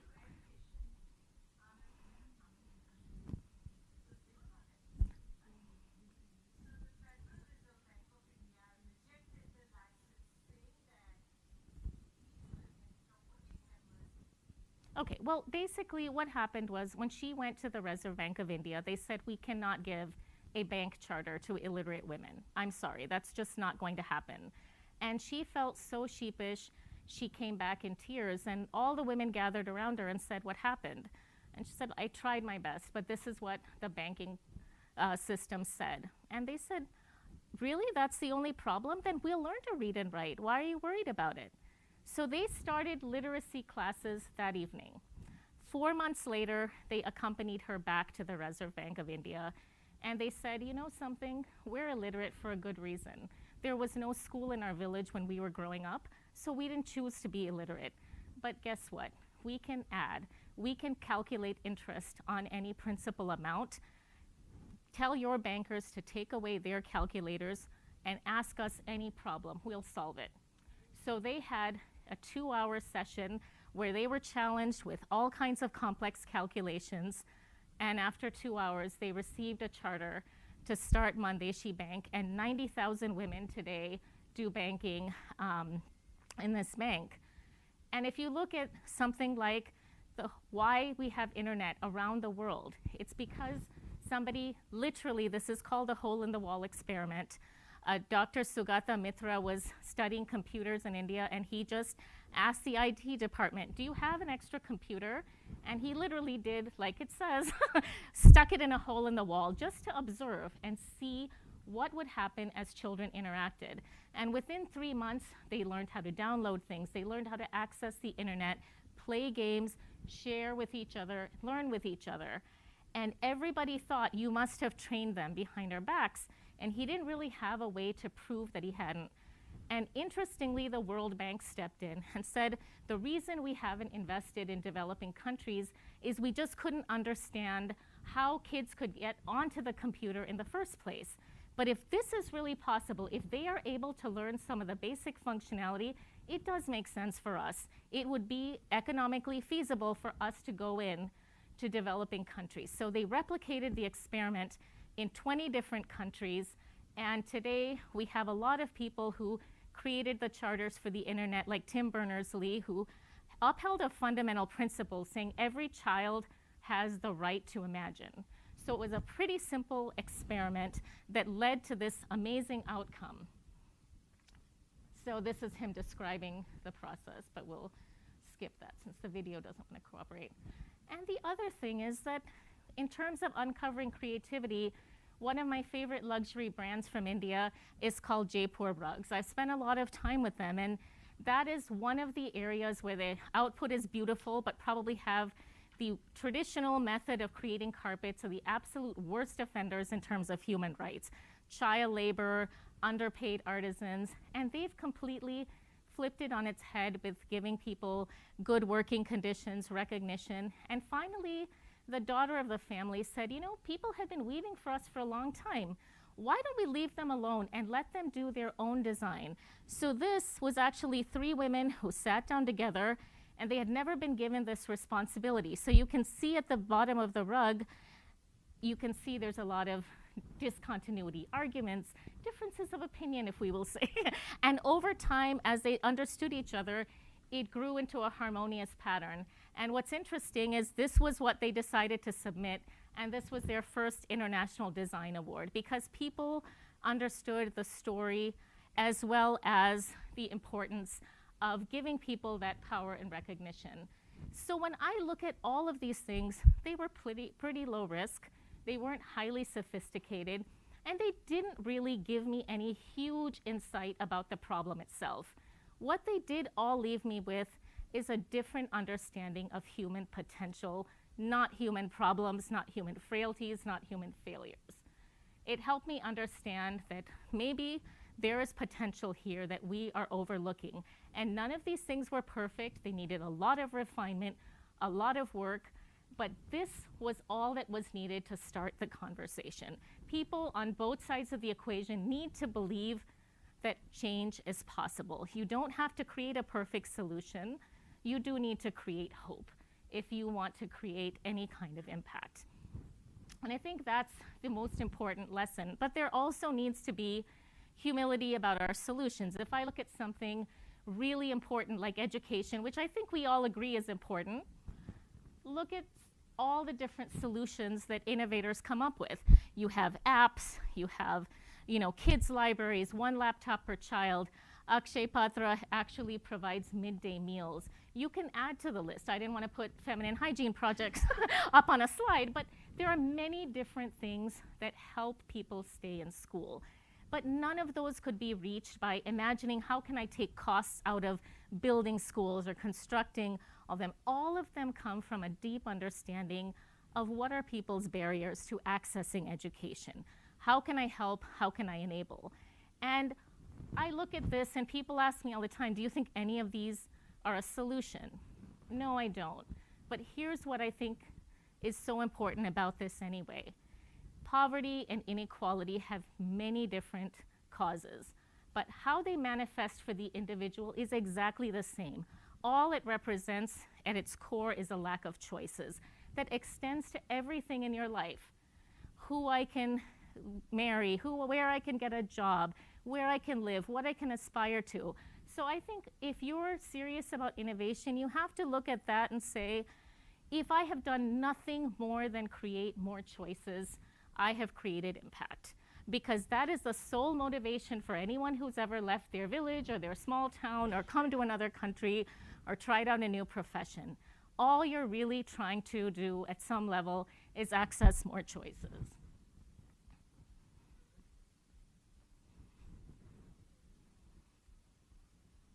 And then just share the story, right? I mean, a lot of people just need to understand that they can make a difference. Tom's shoes is a classic example where he said when he went to Argentina, he came across a mother who had lost her husband, and she had 2 sons who were 10 and 12, and the school required you to have a pair of shoes. And she was splitting a single pair of adult shoes between these 2 children, and neither of them was getting the benefit of an education. So just providing something that simple helped her realize it. And I think this is the really important thing to remember sometimes, is that whatever we're seeing, even in our own lives, are snapshots of reality. And what privilege gives you is a set of tools to be seen the way you want to be seen. They had this woman who went on CNN, looked very polished and perfect, talking about sustainability. And soon after her segment, she got on Twitter and posted a picture of what was really going on in her living room. All the chaos, all the toys. She actually had to put her chair on her coffee table to prevent the world from seeing how chaotic her life really was. And I think when you're poor, when you're in a different part of the world, you don't always have the ability to focus the lens that carefully. And that's really one of the only differences.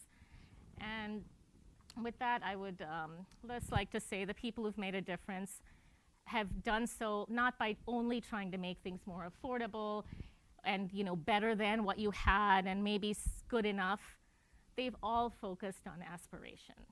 And that is what has given the satisfaction to both people who are trying to give and contribute, as well as the people who are in need. And I think that's the mindset. I always look at it and say, when we buy shoes for our own children, the first thing you do is press down on the toes to make sure there's room to grow. And if we want to make an impact, that has to be the mindset with which we approach anyone that we are seeking to serve. So since this video is not going to cooperate, I will end there. And thank you so much. I have enjoyed speaking with all of you and wish you all the best on all the great work you're doing.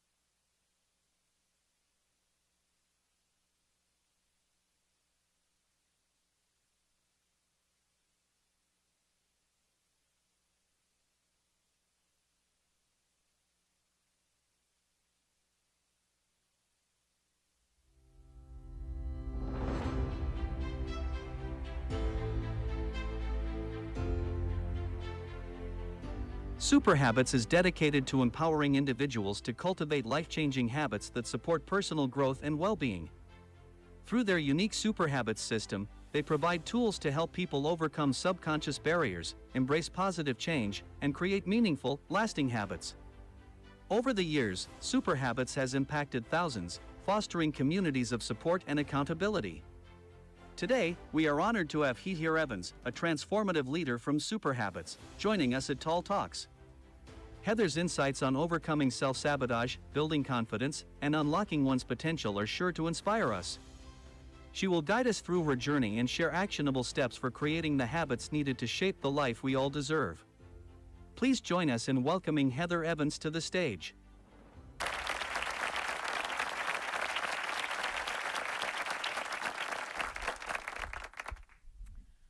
I want to begin by telling you a story about a woman named Seema. Highly intelligent, educated at Kellogg, single mom of 2, marketing executive. And for 20 years, she struggled with just like regular exercise. Can I just exercise regularly in my life? Now, who of us can connect with that, right? We all have things that we want to do in our lives that we know will be positive change, but somehow unlocking the mechanism to how to do that evades us. So Seema took a 10-week program called Super Habits. And her testimonial is one of the most moving in my own heart, because as I watched her story unfold, here she is at the end of a 10-week program in which each week she systematically starts to learn her own mind-body type and how to crack the code on habit change. And by the end of those 10 weeks, each week learning a little antidote, if you will, to whatever resistance was in her own self-sabotage mechanism, her subconscious mind. And each week unlocking that a little more, until the very end in which she's able to say, I've been trying to do this for 20 years. Thank you, thank you. I'm finally able to understand how I need to succeed, what I need to do to really master habit change. Now, this project is a combination of a few global experts coming together to really take a look at, okay, if successful people really just have successful habits, then all of our ultimate success, our fullest potential, really lies in just unlocking for ourselves. How do we master habits in our lives? And there is a mechanism to do that. Several folks who came together to really look at this problem did so from the place of human consciousness. It began with the work of Dr. Tony Nader, who is an MIT and Harvard-trained PhD in neuroscientist, a doctor who looked at habit change and said, okay, what are some of the elements that need to happen in order for us to crack this code? He's globally recognized in the field of human consciousness. And in addition to his work, Dr. Keith Wallace, who is a national speaker on habit change, he's published many, many books, he's taught thousands on healthy living. And 2 other individuals, Ted Wallace, who is a behavior change expert and really brings his experience in positive habits and working with Fortune 1000 companies to look at teams and habits in teams and habits in cultures and how do we envelop the business community as well. And finally, Miriam Lodge, who is a McKinsey, her background is as a McKinsey consultant, deep domain knowledge in body-mind, and is the co-CEO of Maharishi Foundation Technologies that brings super habits to the world. Now, as all of these people came together to let's unlock this code and let's share it to see if we can ultimately recognize what is the full potential of each of us and how that relates to habit change. Now, research on habit change is very clear. You know, in the world, what are some of the biggest issues that we have in terms of health? And this obviously contributes to that sustainable development goal of good health and well-being. And here are health conditions all related to habits, whether it's cancer to cardiovascular disease. And we could take another slide and talk about mental and emotional health and the mental and emotional hygiene habits that are associated with making sure that we live at our full potential from a health perspective in every way. So if habit change is the key to unlocking the fullness of who we are, then how do we actually do it? And the real unlock here is that it's an individual basis. So I'm going to tell you a little bit more of that. First, I want you to imagine, what is the habit right now, if you could pick one, that you would like to establish or eliminate? We all have one. Somewhere, it could just be decluttering. It could be like Seema, exercising regularly. It could be getting more sleep.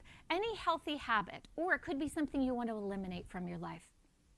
But think about that for a moment and ask yourself, now, what's been keeping you from making this change? And when you think about that for a moment, I want you to ask yourself, and what else has been keeping me from making this change? Because here's the key to mastering habit change. It's not just at the conscious mind, it's at subtler and subtler levels, getting into subconscious. And when we get to subtler levels of asking ourselves deep questions and listening deeply to the answers, we start to access a much fuller potential of who we really are. So I want you to imagine that your mind is like an ocean. You know, at that top surface level is the conscious mind. And we have so much activity, lots and lots of thought at that level. Beneath that water level is the subconscious mind, more subtle there. And then down at the very bottom here is pure consciousness. Now, pure consciousness is actually what we call our best self, our true self. So right now, you're like, if I may use another metaphor, like an acorn. From the moment you were born, you were an acorn. And within you is the full potential of the oak tree.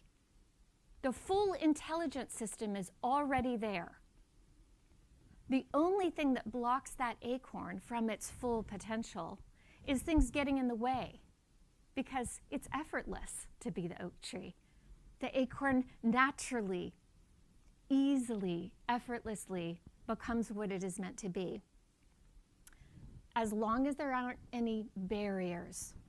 So in human nature, this is what we call some of those barriers that get into our subconscious, and that we start to really not understand our self-limiting beliefs, some of the self-sabotage mechanisms. And so if we're going to look at human nature, this construct of consciousness and this idea of the ocean can be very useful. Down at that bottom is that pure consciousness. Total access to all of your full potential there. We call that the source of thought. Because really, you can think of thought like an air bubble that bubbles up in consciousness, and it bubbles up to the very surface of the conscious thinking mind. And we've all had this experience. Think about if you can't remember a movie, you're talking to a friend, you can't remember the actor or a movie, or someone you haven't seen in a long time, you can't remember their name, but you know it somehow, but you can't quite access it.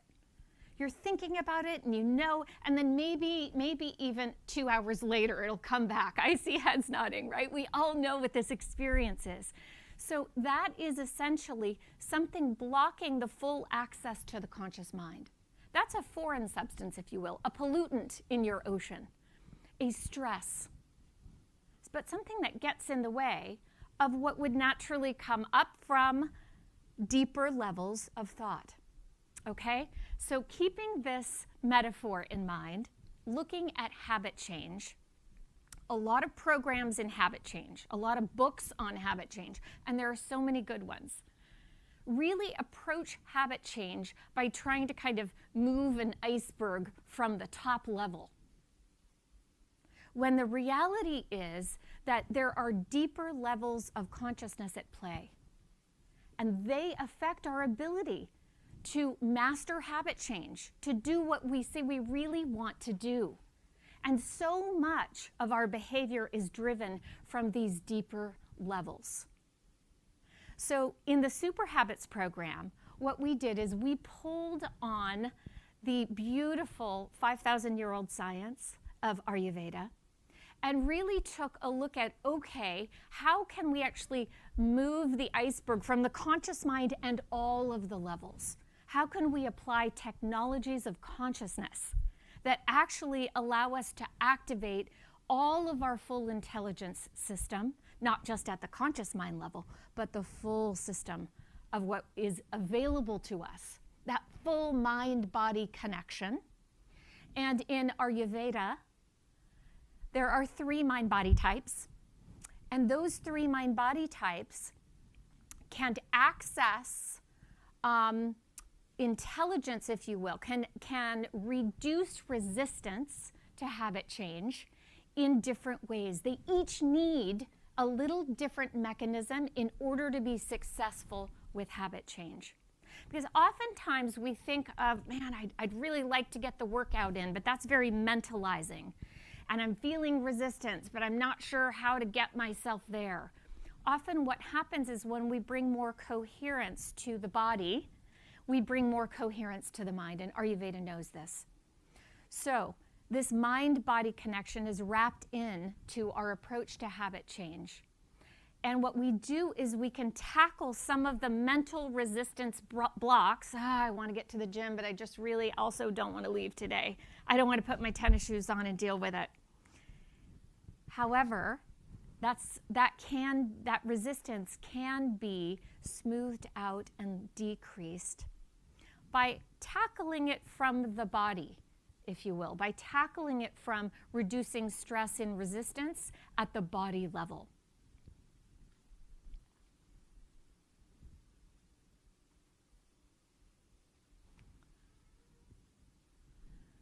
What's very heartwarming about the 10-week Super Habits program is that so many people have called it life-changing.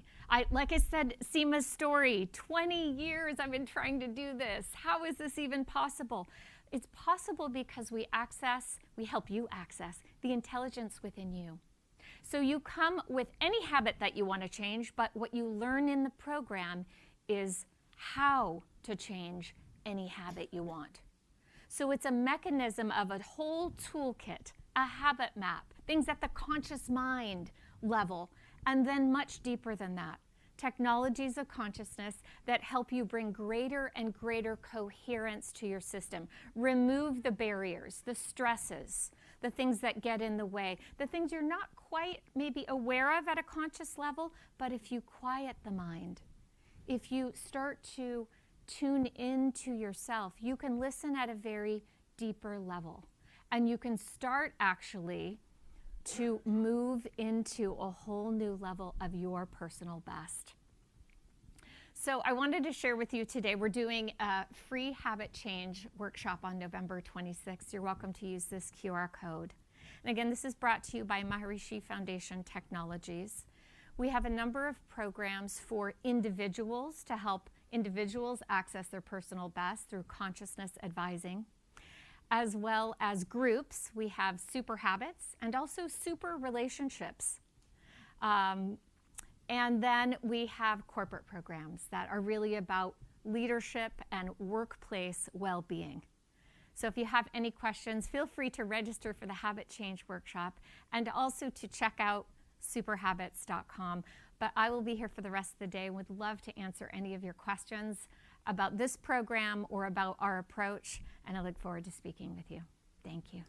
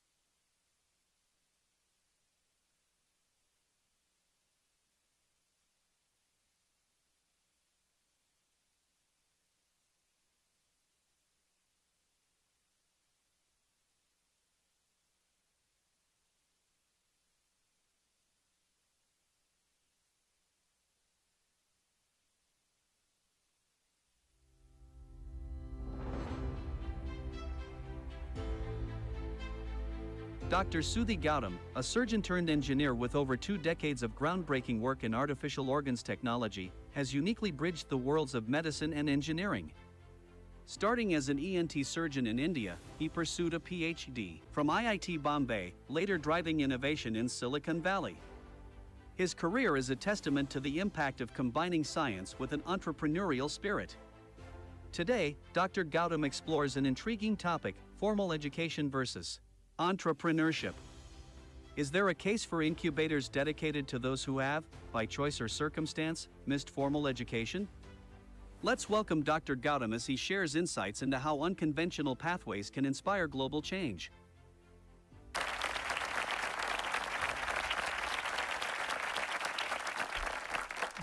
That was a cool clip, okay? I never had that before. So, yeah, the intro has already been done. Okay, here? Okay. Sure. Yeah, absolutely. So, hey, thanks for inviting me. I have witnessed some of the most brilliant and really very high caliber work being done here. Amazing. I'm very thrilled. I myself haven't helped many people. I have told that to Prasad too, but now I'm getting inspired, and actually this will probably get started here at this point, I think. I don't know. So, this is going to be a little bit unconventional. I never spoken about this before. This is your first time I'm putting my thought out, okay? Trying to get this out of my chest. So, yes, I did go to medical school first. I practiced ear, nose, and throat surgery for about 7 years.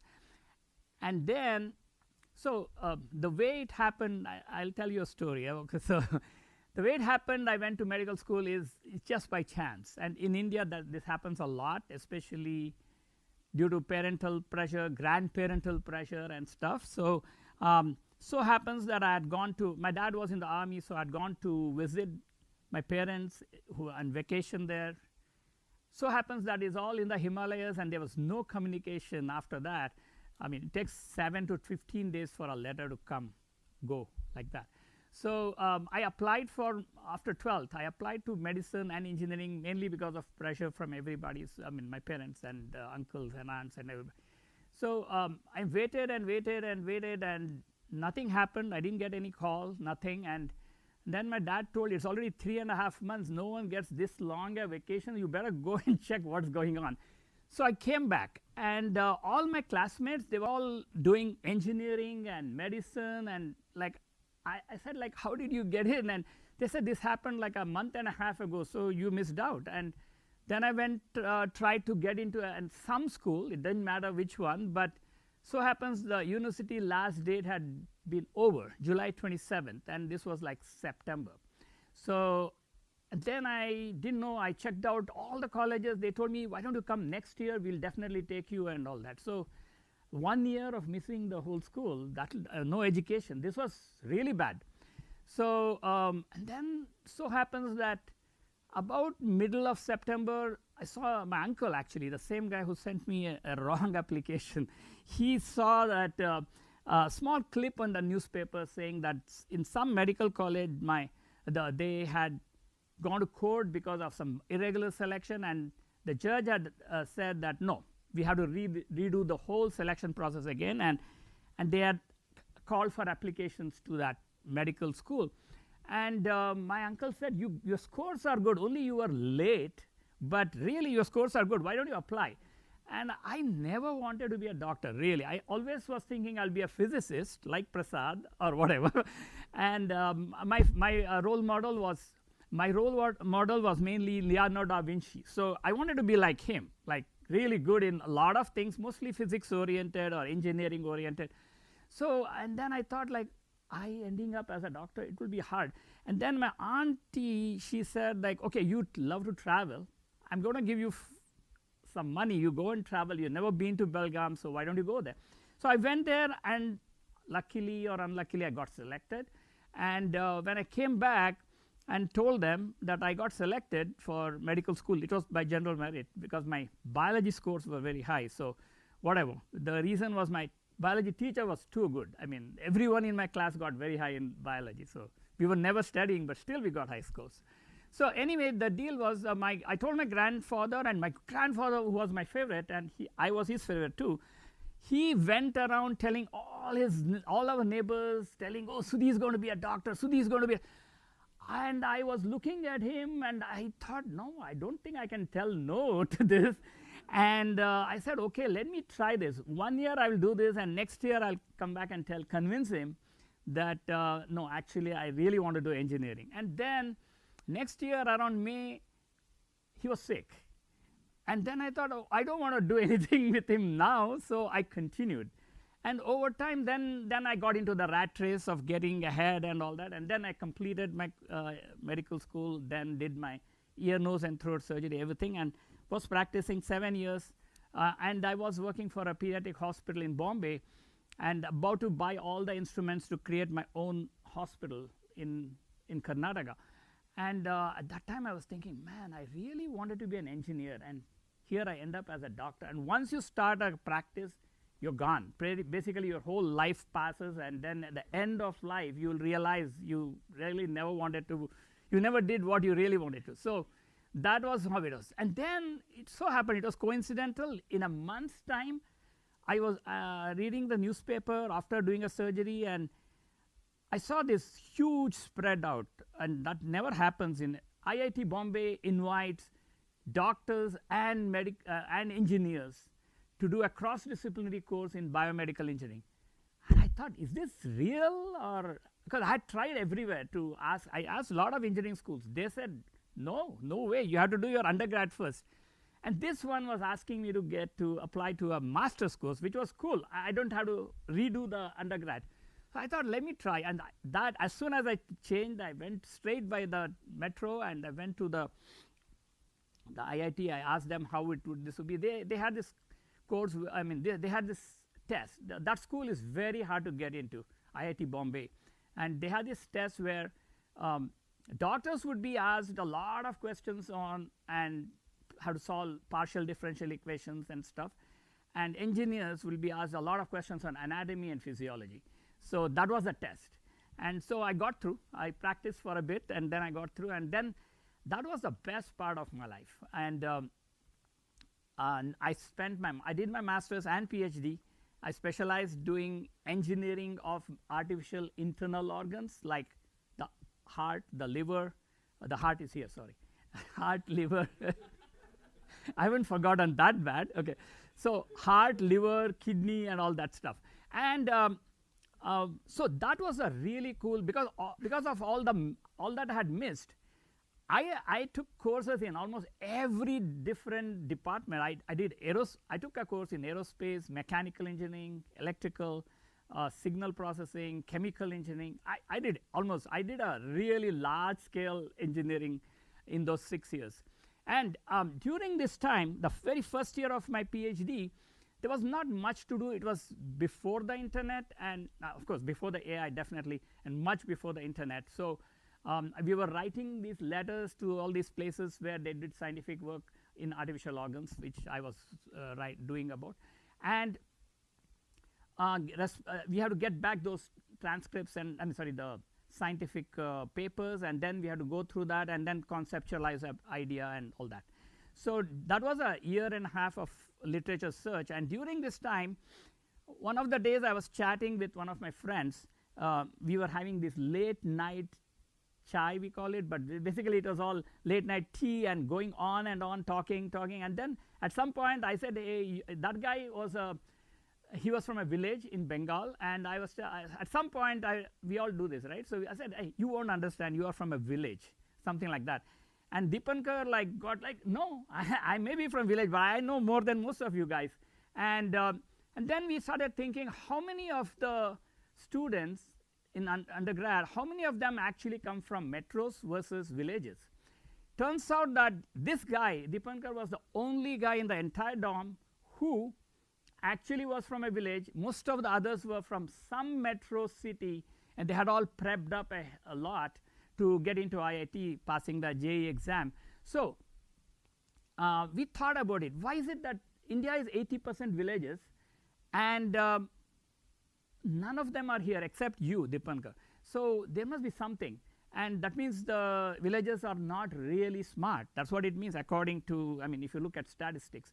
So then we thought we should do something about it. And then we thought maybe we should train them basically in how to prepare for JEE, Joint Entrance Exam, and go from there. And so we thought we should do that. We went around nearby villages, and the whole journey used to take us 3.5 hours to go and come back. Then we thought like, hey man, this is not going to be sustainable. Why don't we do something similar idea but something else? The campus was huge. So there were a lot of folks who were underprivileged within the campus. They were all employed by the campus, but like a sweeper's daughter or sentry's son or something like that, pharmacist's daughter, all these. I thought maybe we should catch hold of these guys. They are effectively as bad, and we'll try to prep them up for Joint Entrance Exam. So we did that, and we talked to the parents, and they were very happy. And then we talked to the electrical engineering professor. He said, oh, yeah, the whole electrical engineering department in the evenings, you can take it. No problem. We will give you all the equipment, everything if you want. And then we started, and then we took volunteers. We had some remarkable teachers among the undergrads, and they had all passed JEE, so they really knew how to get through the exam. So we did that, and over time, slowly, they all started coming to the US. These instructors, they all got some scholarship. They came to the US. So I was the only doctor there, right? So supposedly, our math skills are not as good because we have missed out a lot of math curriculum. Even though they try to train us, we're not going to be as good as the undergrads. So Deepankar said, hey, doc, what are you going to do? Teach? You can't teach anything. You don't know math. And I said, no, that's true. But you engineers don't have any commitment, so most likely you guys will disappear after some time. And then I'll decide what I will do with these students. And so that's what happened. And one by one, they started coming to the US. And then I was left with these 35 students, very motivated. And they were interested to come in, at least for a change. And I didn't know what to teach them because nothing else. And then I thought, OK, well, let me try to teach them some medical stuff. And let's see how this goes. And so I started motivating them. Generally, for about 2.5 months, I just kept motivating them. General stuff, nothing, no syllabus, no curriculum, nothing. Just chatted, and then I used to say, oh, you are so intelligent. You are so, why didn't you do? And then I used to note down how much they scored in their school. They were all in their 40s. So 40 percentile to 50 percentile, in that range. So, and then during these 2 months of motivation, without teaching them anything, I noticed that they started getting in the 70s. And I was thinking, these guys are really actually 70s students, that caliber, but why did they get 40s in the first place? And then I kept talking, brainstorming, and I realized that the parents were with all the good intentions, they were when they were under stress, they would call them all kinds of bad stuff. They would say, oh, you're dumb. So this guy thinks he's really dumb. So over time, that's how their performance was going down. So that was how I realized that this is what the issue is. And then I motivated the other way.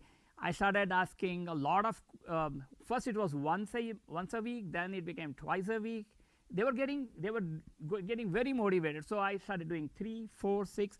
Every day, first there was one test a week, then there was 2 tests, then everyday tests, sometimes twice in the weekend, stuff like that. So these people started doing really good, and then when they started getting in their 75, 80, in their own classes, not in my tests. So then I thought like this, now I should push them, and then I pushed them really hard. Turns out that at least 6 of them became medical doctors in that 35. So, and then I thought about this, and that was the most fulfilling time of my life, actually. I've been a doctor so many times. I've done some extraordinary, almost undoable type of surgeries, but this was the most fulfilling moment of my life. I mean, year and a half of my life. And I've thought through this a lot of times. And I thought, why weren't they doing so good earlier? And now these guys actually became doctors, so at least the 6 of them. So what is it that should be done, could be done, etc.? And then I tried to replicate this whole thing in the Silicon Valley when I was an advisor to a tech incubator. And of course, I found that one of the things I found a lot was in almost all the jobs I did, I found that the more formally educated the folks were, the harder it was for them to get ideas. And this was, I mean, they would get ideas only focused around one narrow lane, and that would help create a new feature, not a whole new product or not a whole paradigm shifting anything, things like that. So, and then I thought maybe it is something else and all that. And then I've been thinking about this. I think formal education is actually the culprit. And the formal education, I dug into it a little bit. So what is conventionally the formal education is more of has a origin in the Industrial Revolution and the colonial times, and they didn't want the other guy to think. That was the deal. So they wanted them to do the work but not think on their own. So that is probably the reason why this formal education is it's a huge block. I see the higher they study, the more difficult it is to, I mean, they'll create enormous number of features, not different paradigm shifting products, things like that. I was just wondering, actually yesterday when I was trying to create a a presentation, I was looking up all the dropouts who became billionaires, entrepreneurs. And of course, the well-known ones are the Steve Jobs and the Bill Gates and all that. But when I dug in, I saw like hundreds and hundreds of them. It's not just these two or anything.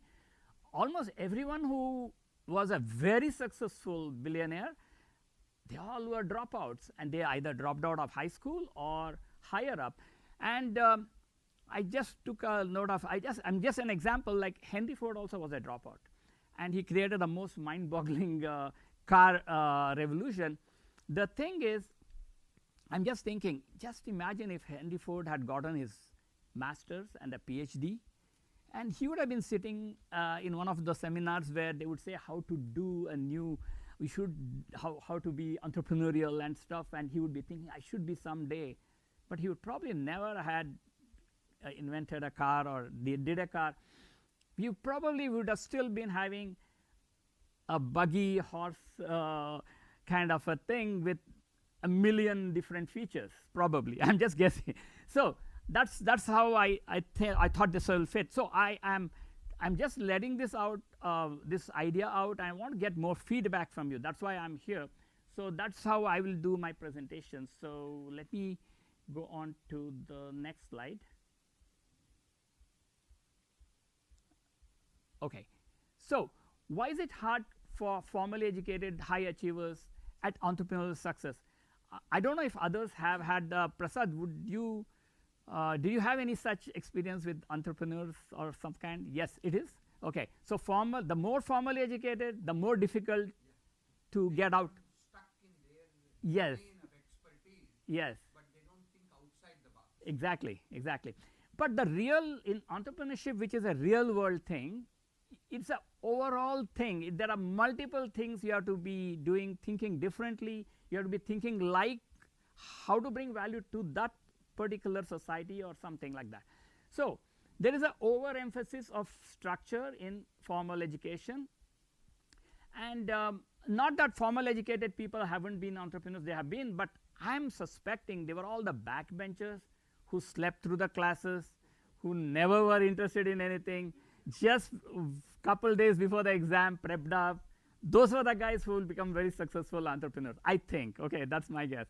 So anyway, the focus in formal education is on the more structure and mostly less critical things. I think the theoretical knowledge, there's a huge emphasis on that, and somehow they made sure that that doesn't really correspond to practical real world issues.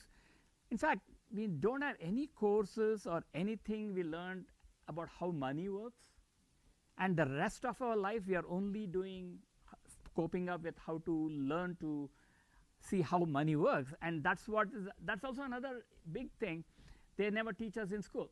And then perfectionism's focus, that's another one that I've seen delays their entry into entrepreneurship. So that's how they miss the bus. entrepreneurship is also about timing and all that. And the like what Prasad said, unwillingness to take unconventional paths. This is definitely not taught in school because there's a huge emphasis in not taking risks and predictability. This is what the formal education, because that's exactly what they wanted in the factory floors. They wanted to make sure that the productivity happens. There's huge emphasis on that, not on like thinking at all. So that's what the thing is. So reliance on external validation in terms of, which is not really required in entrepreneurial ventures. So that is the other thing. And oh, did I? So as I already said that, so there's a narrow worldview in the conventional education we go through, where we are taught some things and we are supposed to know only that, nothing beyond that. And there is this limits a lot of critical thinking. And then there's another thing, they don't want us to, I mean the formal education doesn't want us to look at other non-Western cultures, their other ways of education systems.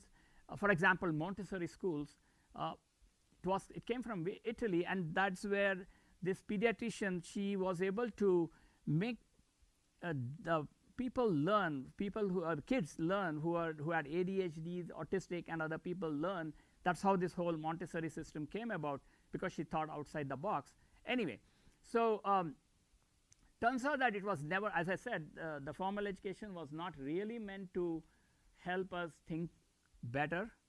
Okay, now here's the thing that I'm planning to do. So I want to create this very disruptive business incubator and want to churn out billionaires, but I want to select those folks who are not formally educated, or they could be, but they are the ones who are in the backbench, or something like that. So even at other companies I work for quite a few big companies, corporate world. Again, the corporate world is the same thing as the factory floor. Okay, so that's what they want. They don't want us to think. Even my boss, even at my age, he didn't want me to think other things, and because I may leave or I may go somewhere or something. They don't want to think anything. So anyway, so the thing is, I want to create this business incubator where I identify the folks. I've also found, for example, in engineering, in one of the jobs I had about 275, 8 engineers working for me, reporting to me directly or indirectly. And I found that the best of them had the least of the engineering education, meaning they would come from trade schools, and they were remarkable engineers. They knew exactly, because they actually do stuff. And then there was, especially the folks who came from India, I had a horrible time because they thought they knew very much, and it was very difficult for me to get anything done. So that was how it was.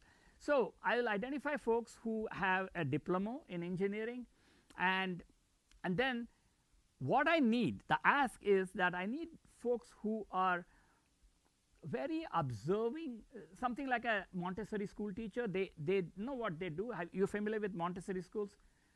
They have teachers who are constantly observing the kids, and they are not supposed to advise, tell anything. They just help bring the resources to the kid, and the kid will do its own learning. It does a fantastic job. It does a fantastic job as long as we don't interrupt the whole process. I think Google, the founders, and even the early employees and all, they all mostly came from Montessori schools. Okay, and so they have a very good way of learning by themselves, which is actually the way nature is supposed to be. And then we have created this all types of things like, oh, if we don't go to school, then we don't learn anything, something like that. And then, so I would need Montessori type school teachers. So in ancient India, there was this Gurukula system where they were like these Montessori school teachers. They would really help kids to blossom their full potential. I want folks who would probably become that type of folk who will observe the kids and try to help them out. They will themselves harness their potential. The kids will take care of themselves. And then groom creativity, nurturing environment that focuses on out-of-the-box unique techniques, diverse perspectives, multitudes of so there are more than about 36 idea generation techniques. Other than brainstorming, there are like another 35. So there is this thing called mindstorming. I used to teach at UC California, Berkeley, and other places, and I gave this test. Many times I would give a small problem, and they would need more time to do that. And I was thinking, like, our brain's supposed to be very fast. How come they are taking 18 minutes and 21 minutes to think through this small thing? Then our brains must be really slow then, right? It turns out that there is this other, our brains are buggy. I think this is my theory. During evolution, there was some problem because of which we got a lot of bugs in the brain. So we created all this, which we call now as ego. So we think through the ego, and that is not our really the thing. So that's why we take time. So instantaneous thinking, that's what is mindstorming about. So that's the overall thing I want to do, and network with unconventional advisors who are also themselves dropouts, and mentors, out of the box industry thought leaders. That's what I want to do, and let's see how that goes. I have a very serious interest in getting started with this project. Any inputs will be most welcome. Thank you very much for listening to me, and appreciate that. Thank you.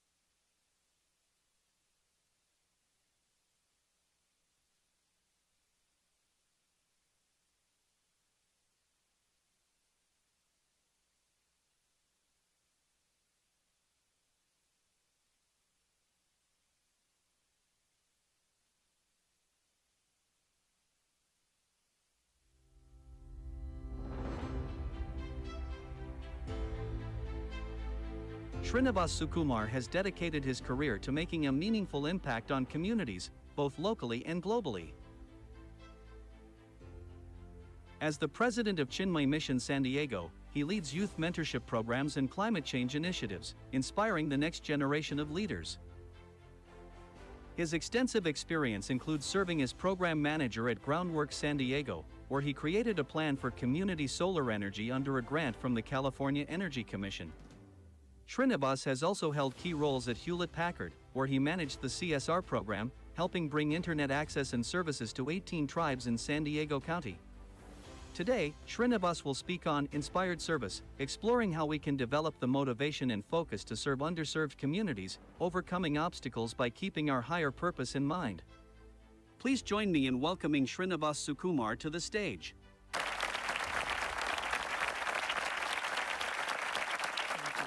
Good afternoon. It's going to be really hard to follow Gautam, his free-flowing thought process and so on. I'm going to be a little bit more formal because I prepared my speech here, so please bear with me. I really considered it my privilege to be in front of this audience to share how we can be inspired to serve. How can we develop the inspiration, the motivation, the dynamism to serve that we can put forth our best effort always? How do we smoothly transition from one job to another without losing our long-term focus?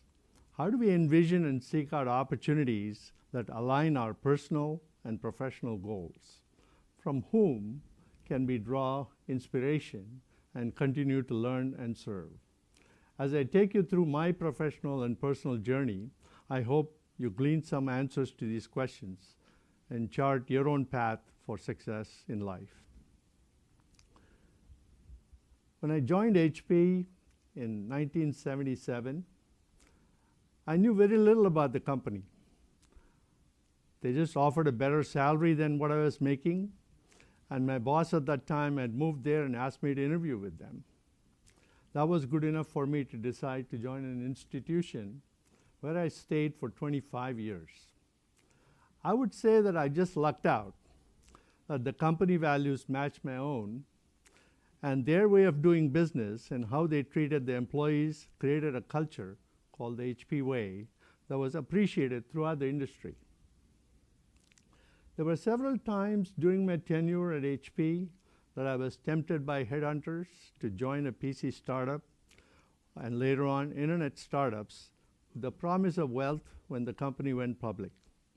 But as I talked to these companies, I found that they did not have any long-term vision, and I was not willing to leave the company with founders with unsurpassed integrity who valued its people and service to customers and society through technology contributions.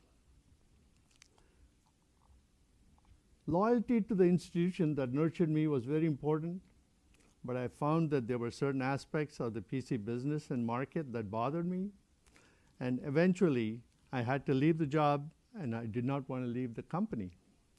Again, following the advice of some well-wishers within the company, I ended up at HP Labs, which is the source of technology invention and innovation for HP, where I stayed for 7 years. Now, new business development through a combination of unique technologies was very interesting, but heading up a new business within HP to commercialize one of these in the internet space was very tempting. So I made my way back to the business side of HP, where I ended up doing what I was not willing to do with external startups in the PC and internet space, where my value system was not a good match for what I had to get done. When that business was shut down, I decided to join HP's CSR effort, again in the service space. During my time at, oh, I should click here, I'm not. Let's see, is that here? Other way, you got it? Okay.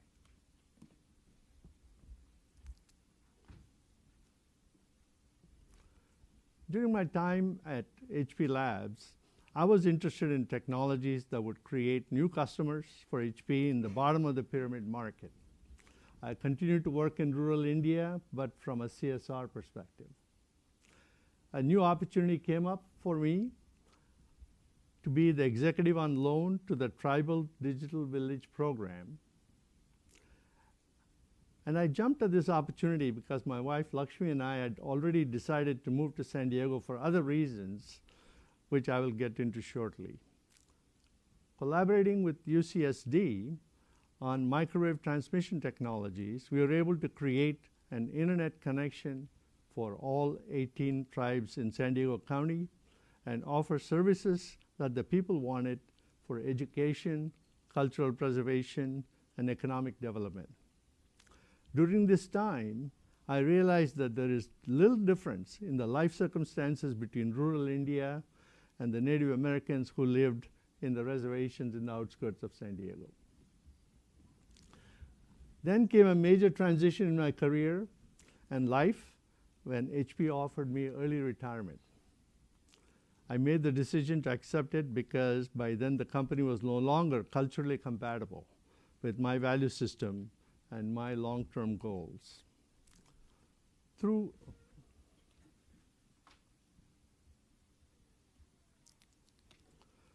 a short stint at Stanford, I discovered that the university environment would provide me a better opportunity to serve than me starting a nonprofit organization.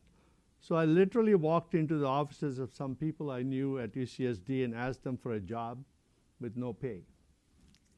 Eventually, these assignments led to more formal jobs.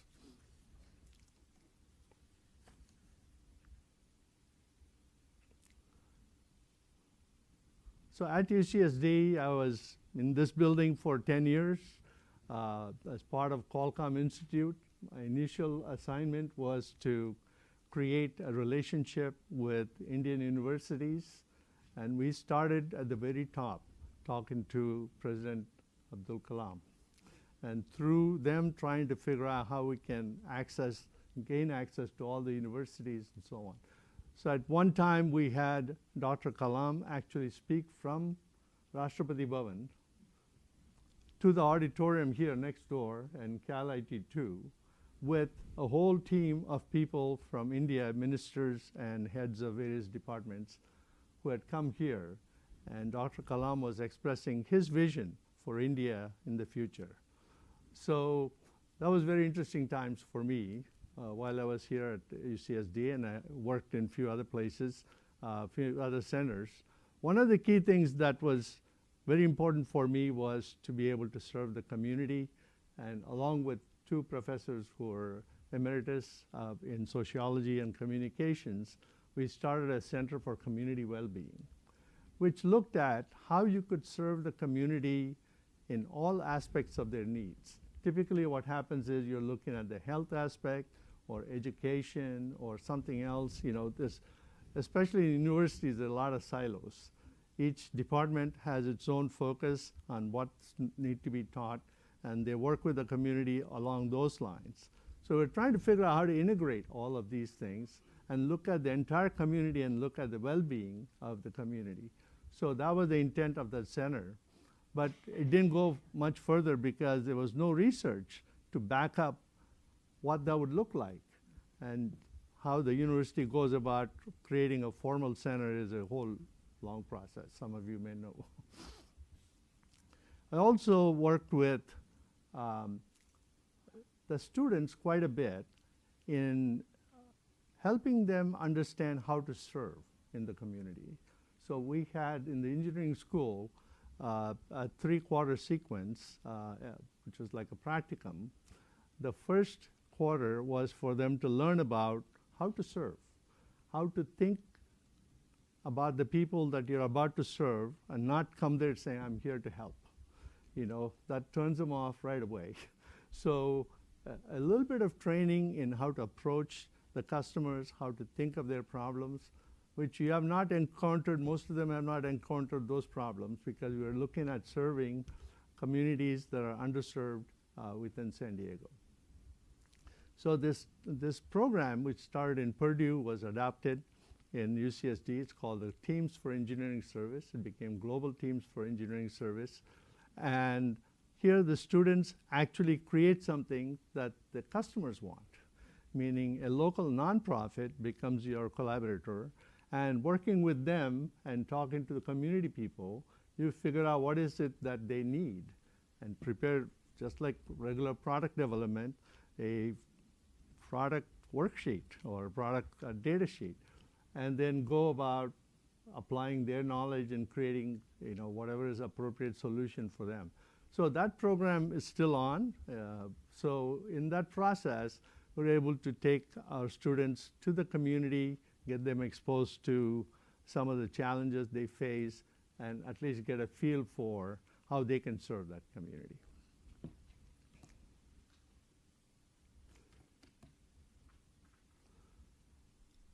Oh, I went the wrong way.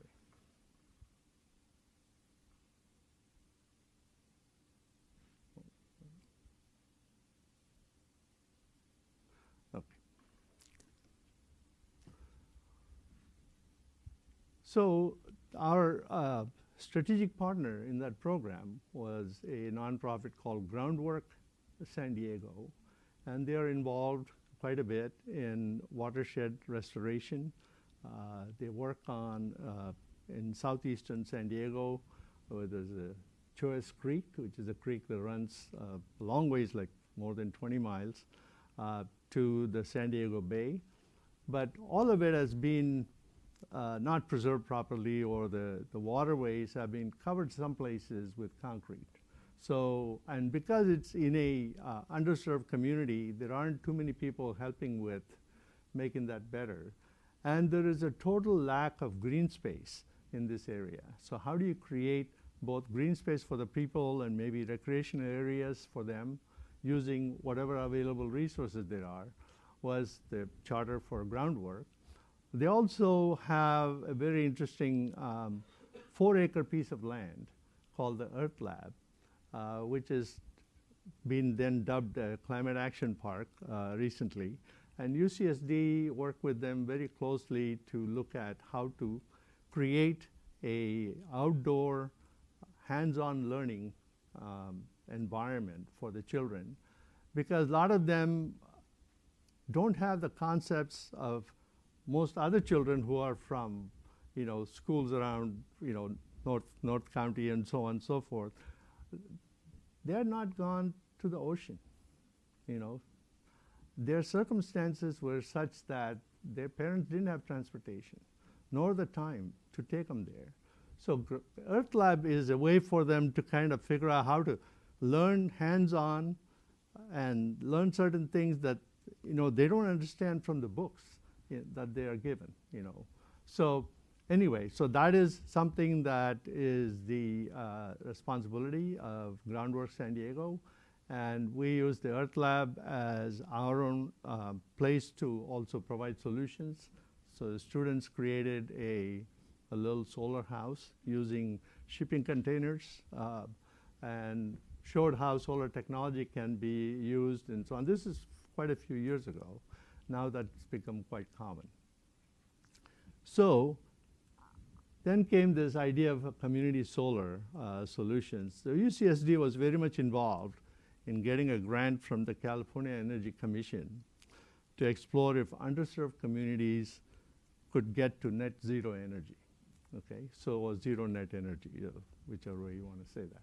So the idea is, how could they be self-sufficient and don't have to pay for so much for their of their income?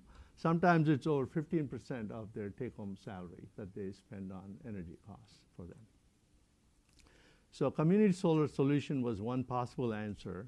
So I moved from UCSD to work at this nonprofit for a couple of years. I joined Groundwork, which was given the prime responsibility, meaning this is a grant from the Energy Commission and they needed a prime, and then UCSD became a contractor working with them on various different things. So after this grant ran its course in 2018, I decided to focus full-time on Chinmaya Mission San Diego.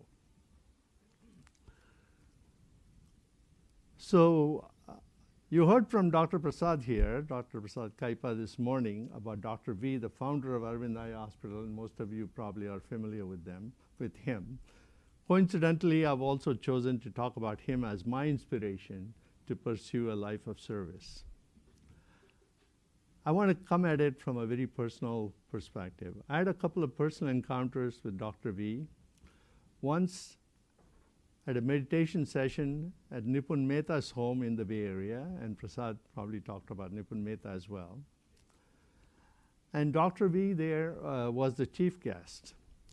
And the second was at Dr. V's home in Pondicherry near Auroville, where his guru Sri Aurobindo lived. So in the first meeting, after the meditation session and having a great dinner that Nipun Mehta's mom cooked, which was, I don't know if you're familiar with bhel puri, but that was what was for dinner. And one of the people attending asked Dr. V how he was able to keep up his motivation for over 25 years. His rhetorical answer was, have you seen the look in people's face when they get their eyesight restored? In the second meeting, after having dinner with him, I asked about what was left to do with the services provided by his eye hospitals. They had served so many villagers, so many people. You all have heard about their great business model, how paying customers pay for their ability to offer free services to many others, and so on. So over and above all of that, what was it that was left to do with the services provided? And he said, I wish my hospitals were welcoming enough for everyone who needs help to just walk in and avail of those eye restoring services. If you're familiar with the psyche, especially in poor parts of India, they don't think they deserve good service. You know, it's kind of one of those things, it's almost like a psychological barrier that prevents them from thinking that they too can avail of these kinds of services. So somebody's standing out there and not wanting to come in, not because they can't, it's open, it's free, but they don't think they deserve it. You know, so he wants to make his hospitals welcoming enough so they do walk in and be served that way. These meetings profoundly influenced me to keep following the path of service to people. Now, to be able to serve well, you need a systematic knowledge of why and how to serve, and a field to exercise these learnings. Chinmaya Mission offered me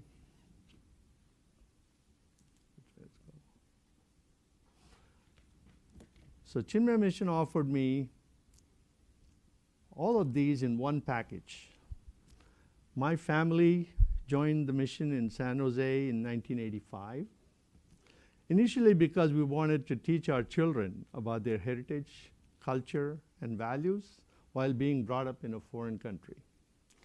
Soon, both my wife and I realized that the mission offered us a lot more, a great opportunity for personal and spiritual growth through service. In 2001, with the blessings of Swami Tejomayananda, the global head of Chinmaya Mission, to start a Chinmaya Mission in San Diego, we moved here to San Diego, the place where Swami Chinmayananda left his body. He attained Mahasamadhi. This was a brand new experience for us. We didn't know the Indian community here, nor who might join the mission. But only with faith in the Guru and the teachings, we launched this effort, which is now serving close to 250 families and 300 children.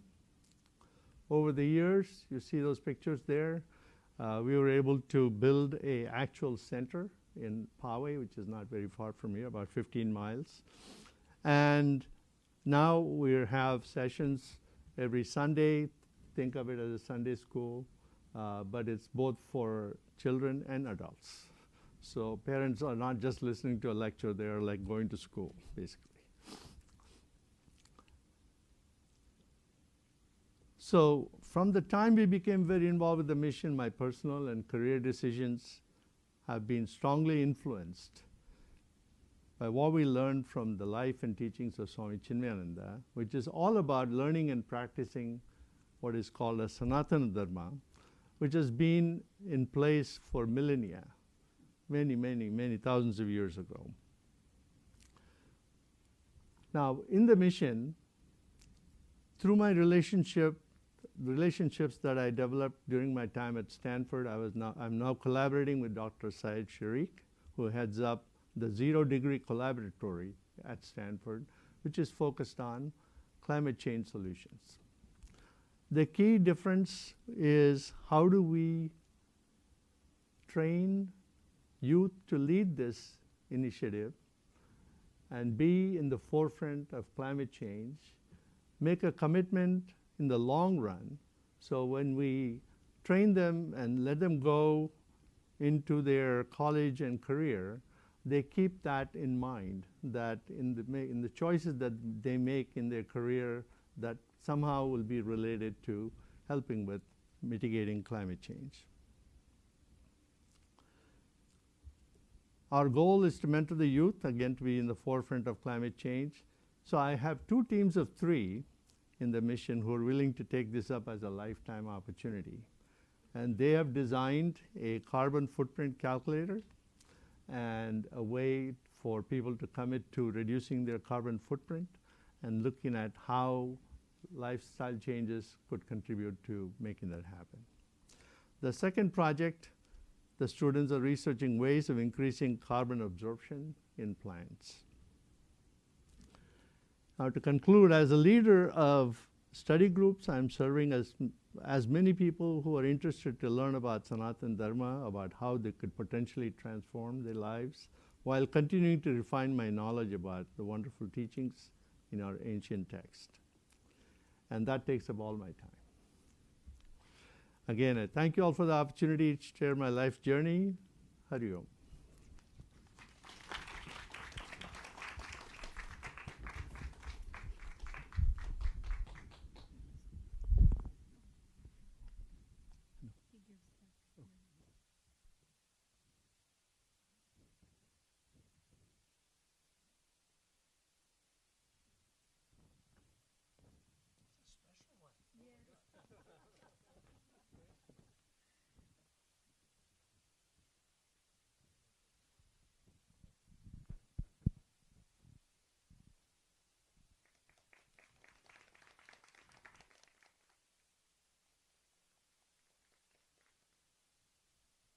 Thank you. Let's take a 15 minutes networking break. TALTalks is all about listening to impactful stories and also meeting changemakers and nonprofits. And it's a 15 minutes. And after that, we have lined up so many good nonprofits. We Strive for Literacy and Feeding San Diego, and Hub SeaWorld Research Institute, and Akshay Patra, and also Co-Cardio in Czech. So we have 6 more speakers to listen up. So please, let's take a 15-minute short break and network with each other and come back again. Thank you.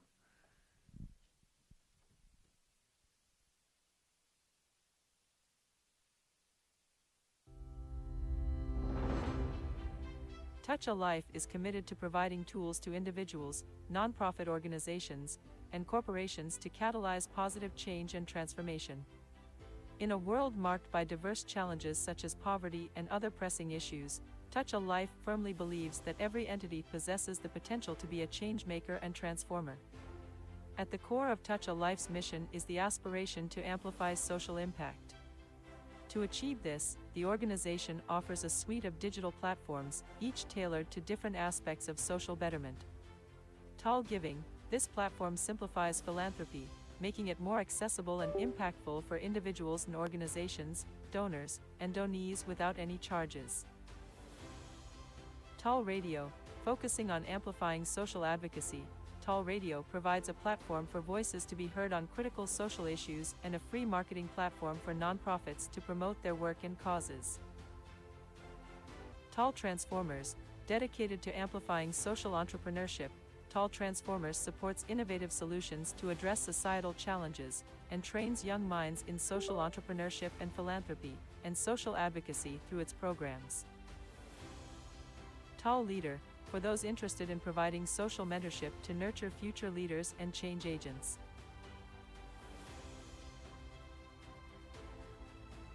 TAL Hospitals, this platform emphasizes social wellness and promotes healthcare initiatives that enhance the well-being of communities through its world-first ever pro bono services.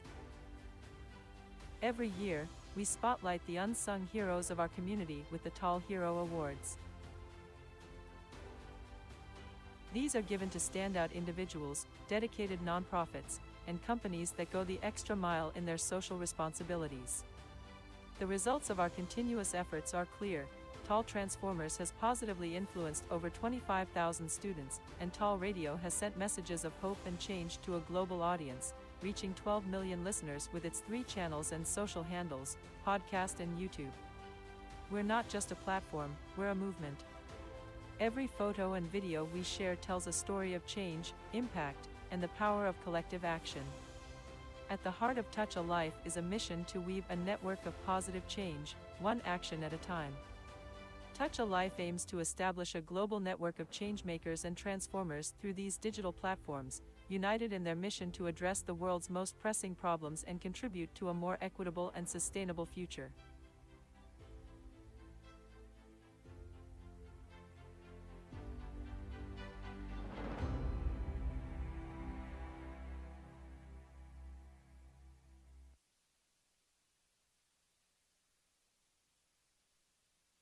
Touch a Life Foundation is founded on the principle that helping others is good for society, and TAL Radio is formed to strengthen such a noble vision.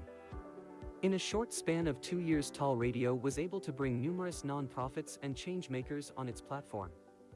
More than 2,000 interviews, documentaries, blogs, and posts were made to popularize their work, recognize their dedication, and turn them as an inspiration for the rest. TAL Radio has reached more than 300 nonprofits to share their work and vision with the world. It was a heart-winning effort where nonprofits are empowered with recognition and audiences are educated with social issues.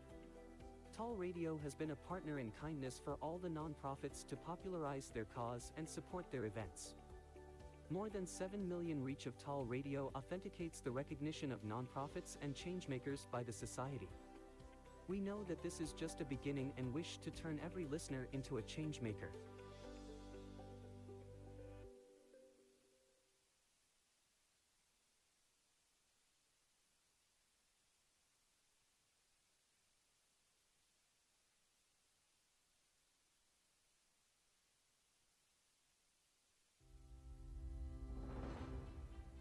Touch a Life is committed to providing tools to individuals, nonprofit organizations, and corporations to catalyze positive change and transformation. In a world marked by diverse challenges such as poverty and other pressing issues, Touch a Life firmly believes that every entity possesses the potential to be a change maker and transformer. At the core of Touch a Life's mission is the aspiration to amplify social impact. To achieve this, the organization offers a suite of digital platforms, each tailored to different aspects of social betterment. TAL Giving, this platform simplifies philanthropy, making it more accessible and impactful for individuals and organizations, donors, and donees without any charges. TAL Radio, focusing on amplifying social advocacy, TAL Radio provides a platform for voices to be heard on critical social issues and a free marketing platform for nonprofits to promote their work and causes. TAL Transformers, dedicated to amplifying social entrepreneurship, TAL Transformers supports innovative solutions to address societal challenges and trains young minds in social entrepreneurship and philanthropy and social advocacy through its programs. TAL Leader, for those interested in providing social mentorship to nurture future leaders and change agents.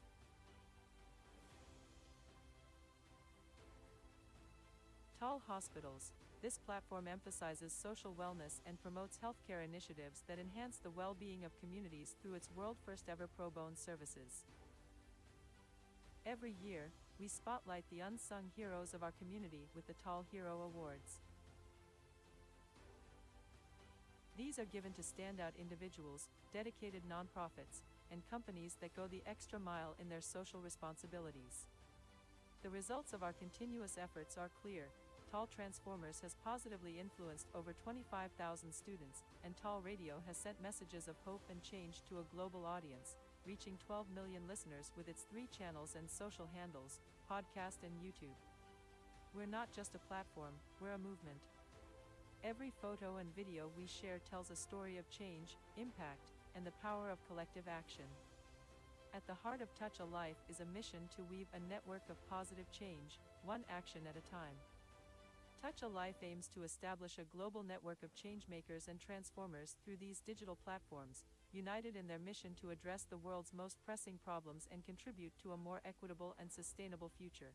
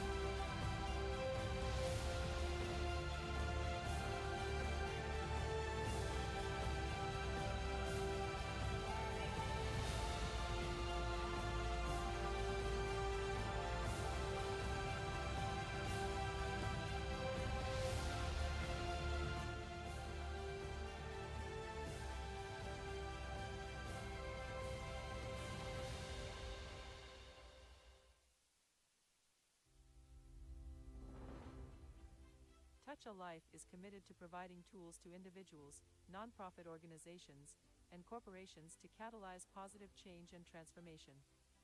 In a world marked by diverse challenges such as poverty and other pressing issues, Touch a Life firmly believes that every entity possesses the potential to be a change maker and transformer. At the core of Touch a Life's mission is the aspiration to amplify social impact. To achieve this, the organization offers a suite of digital platforms, each tailored to different aspects of social betterment. TAL Giving, this platform simplifies philanthropy, making it more accessible and impactful for individuals and organizations, donors, and donees without any charges. TAL Radio, focusing on amplifying social advocacy, TAL Radio provides a platform for voices to be heard on critical social issues and a free marketing platform for nonprofits to promote their work and causes. TAL Transformers, dedicated to amplifying social entrepreneurship, TAL Transformers supports innovative solutions to address societal challenges and trains young minds in social entrepreneurship and philanthropy and social advocacy through its programs. TAL Leader, for those interested in providing social mentorship to nurture future leaders and change agents.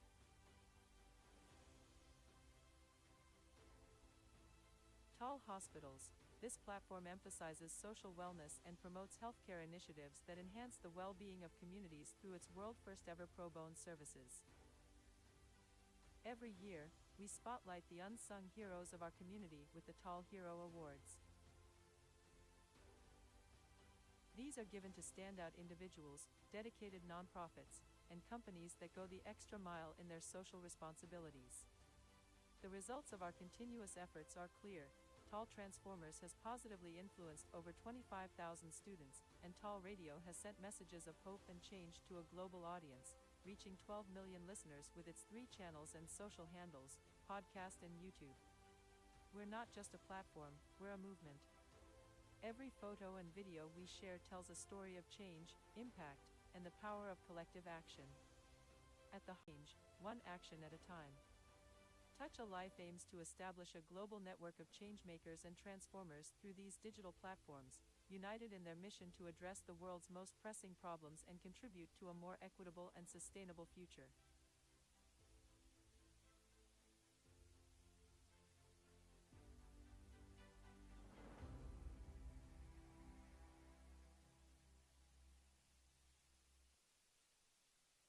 Touch a Life Foundation is founded on the principle that helping others is good for society, and TAL Radio is formed to strengthen such a noble vision. In a short span of 2 years, TAL Radio was able to bring numerous nonprofits and changemakers on its platform. More than 2,000 interviews, documentaries, blogs, and posts were made to popularize their work, recognize their dedication, and turn them as an inspiration for the rest. TAL Radio has reached more than 300 nonprofits to share their work and vision with the world. It was a heart-winning effort where nonprofits are empowered with recognition and audiences are educated with social issues. TAL Radio has been a partner in kindness for all the nonprofits to popularize their cause and support their events. More than 7 million reach of TAL Radio authenticates the recognition of nonprofits and changemakers by the society. We know that this is just a beginning and wish to turn every listener into a changemaker. Attention everyone.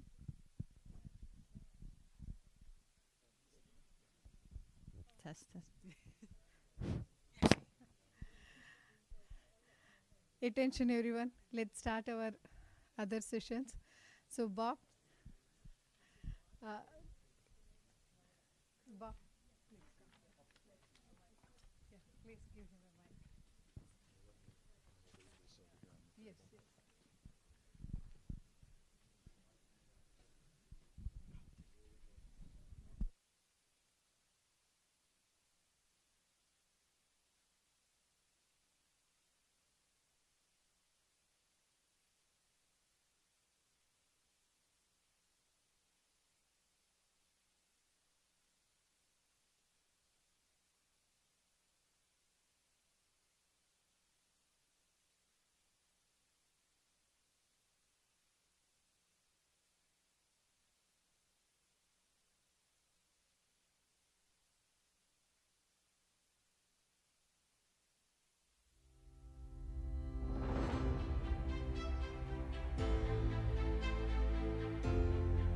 Since 2007, Feeding San Diego has been on a mission to connect every person facing hunger with nutritious meals through food rescue.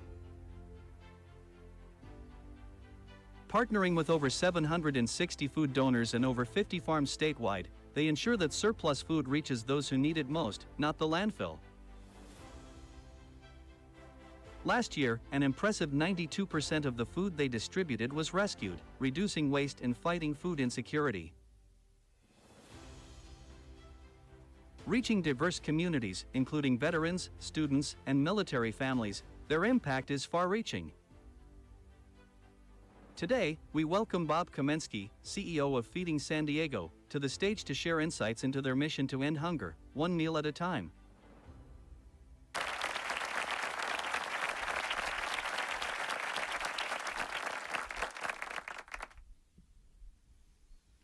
Well, good afternoon, everyone, and thank you for the warm welcome. Thank you for allowing me to be here.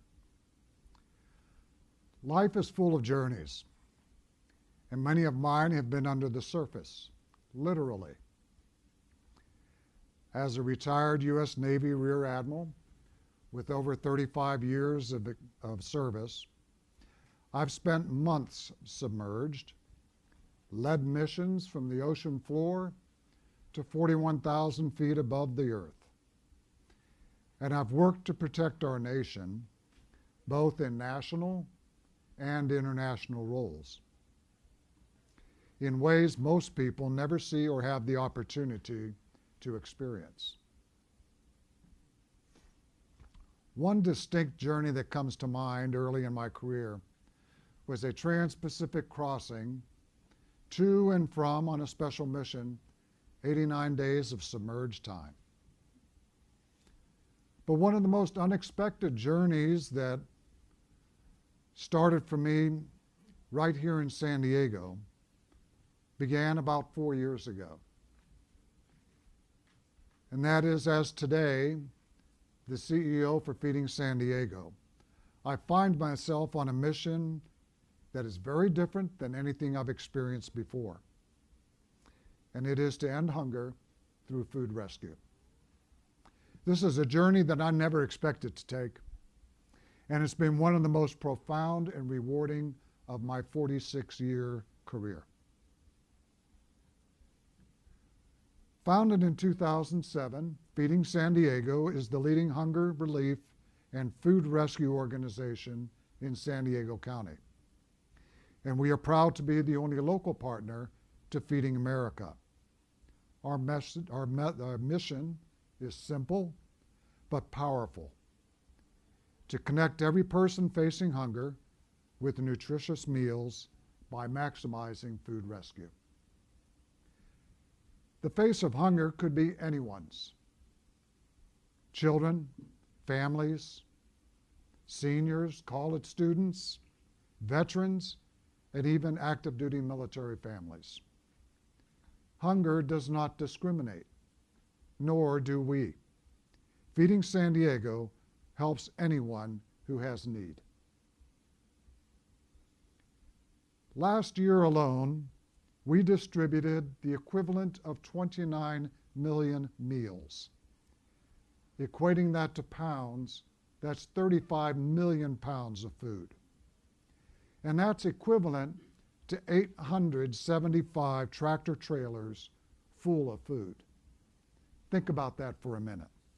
You see the picture of one tractor trailer. Now you see what 875 looks like on a screen. That is the amount necessary to move 29 million meals, making their way to families, seniors, military veterans, and children across San Diego. Our team, my team, works tirelessly toward achieving our vision of zero hunger in San Diego County.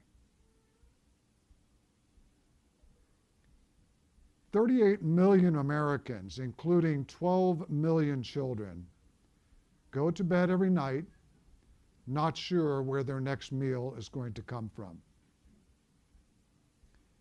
Meanwhile, more than 92 billion pounds of food are wasted in the United States every year. That's the equivalent of 145 billion meals. Food that is perfectly good to eat, yet it ends up in landfills. It's staggering when you think about it. An organization called RedFed estimates that 1/3 of all the food produced in our country is never consumed. In San Diego County, over 350 people, including 350,000 people, including over 100,000 children, face food insecurity on any given day. Food is a basic human right, yet far too many of our neighbors face hunger, while vast quantities of nutritious food are simply thrown away. How can that be? In many ways, our culture has become accustomed to abundance. More food choices, larger portions, and constant access to fresh products.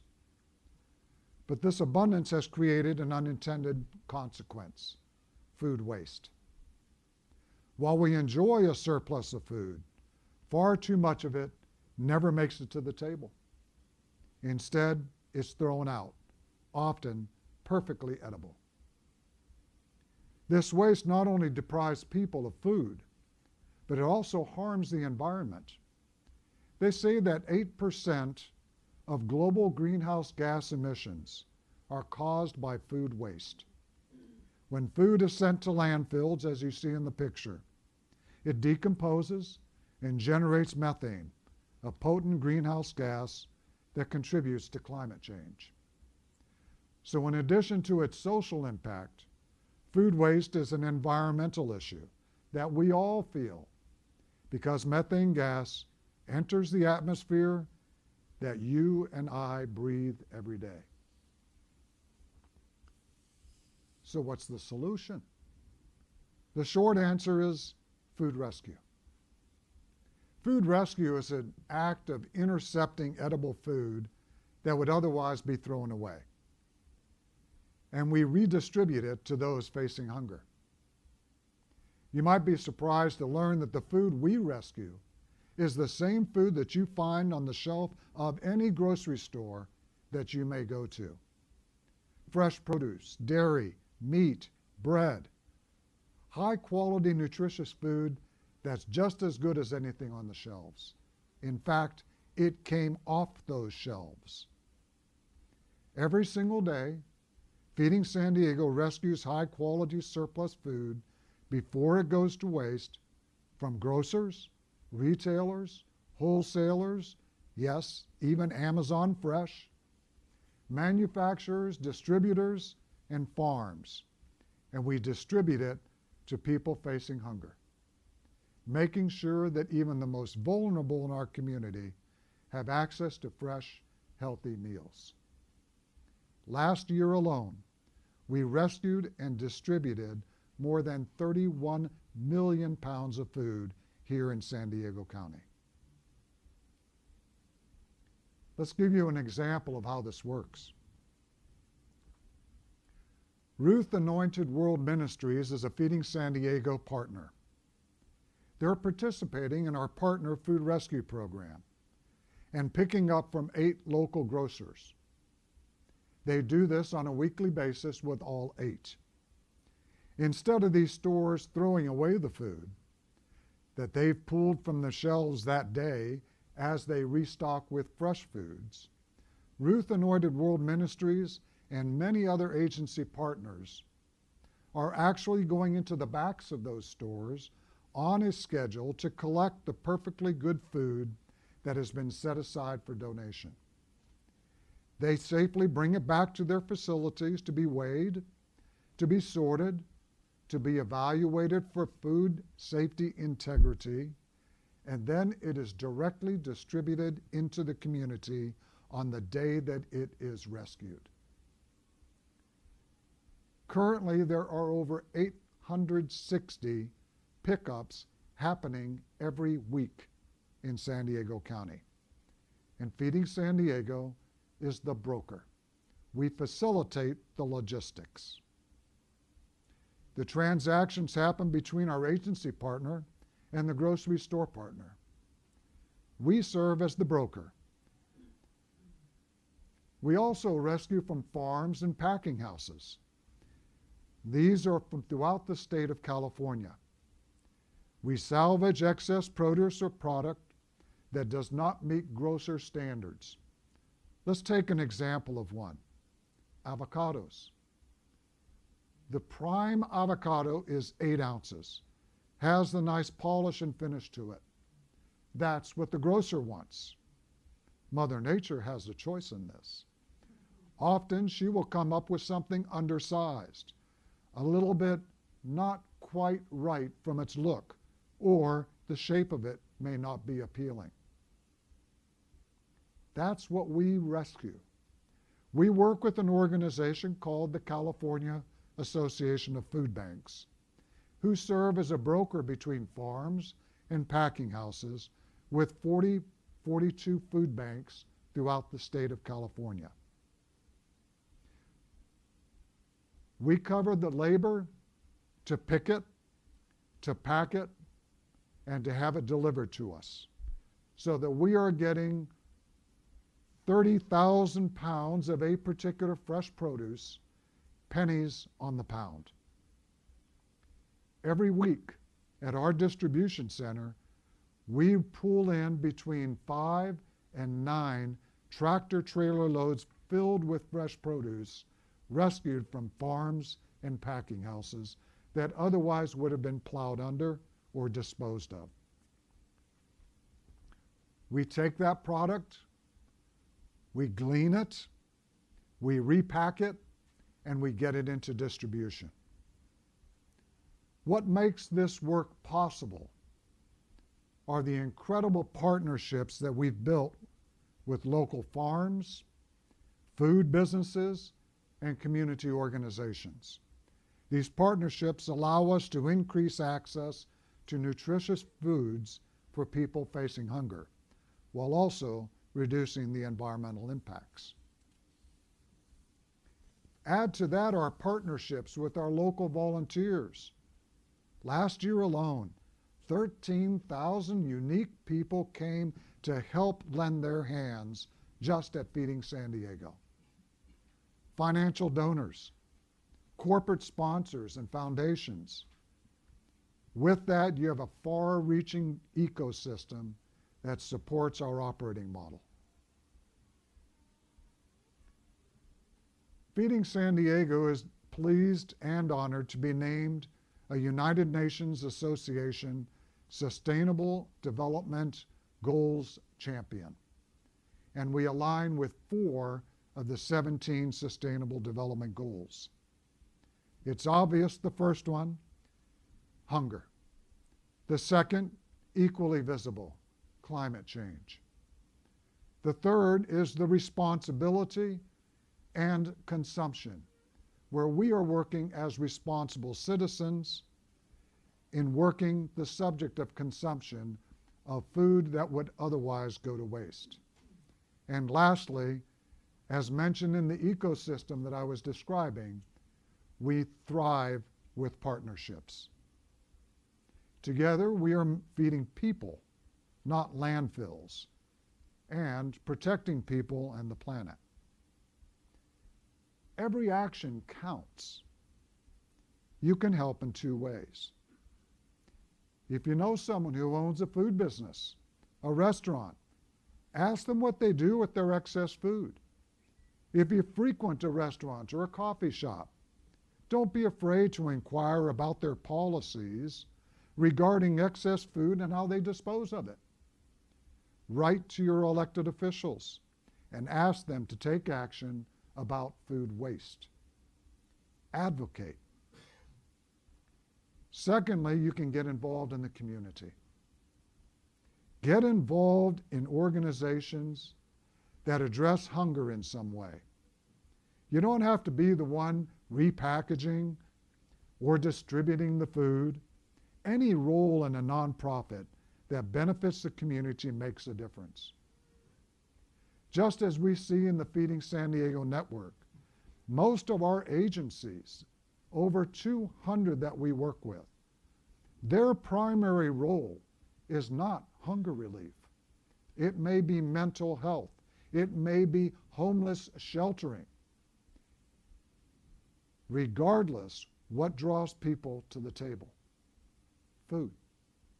So we stand in the background provisioning with food to those organizations, now allowing those people who are in need to be fed, and then they can have their attention riveted on the mission that they're attempting to solve.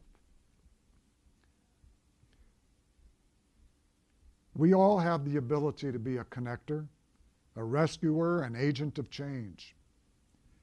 Together, through collaboration and support, we can make sure that no one goes hungry right here in San Diego.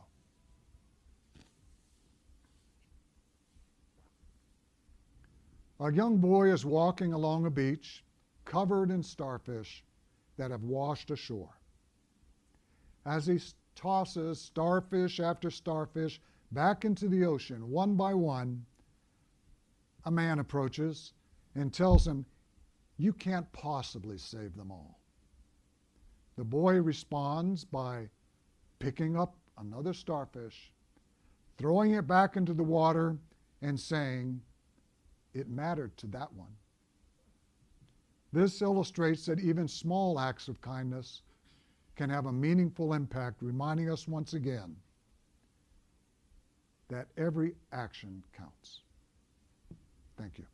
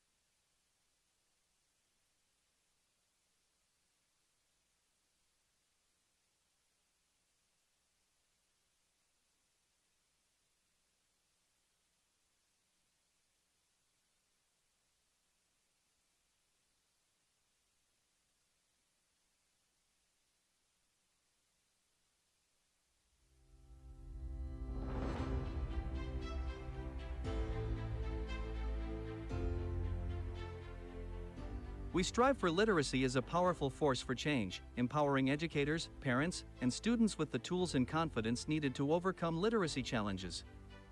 Founded by Courtney Wallace, the organization integrates cutting-edge research, educational techniques, and technology to create effective solutions.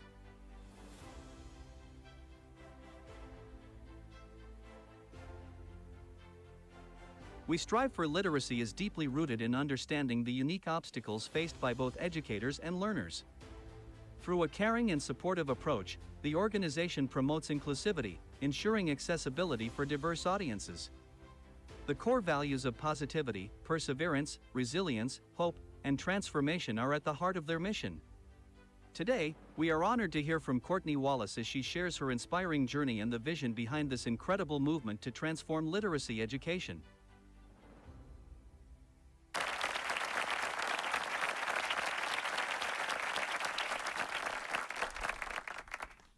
Hello.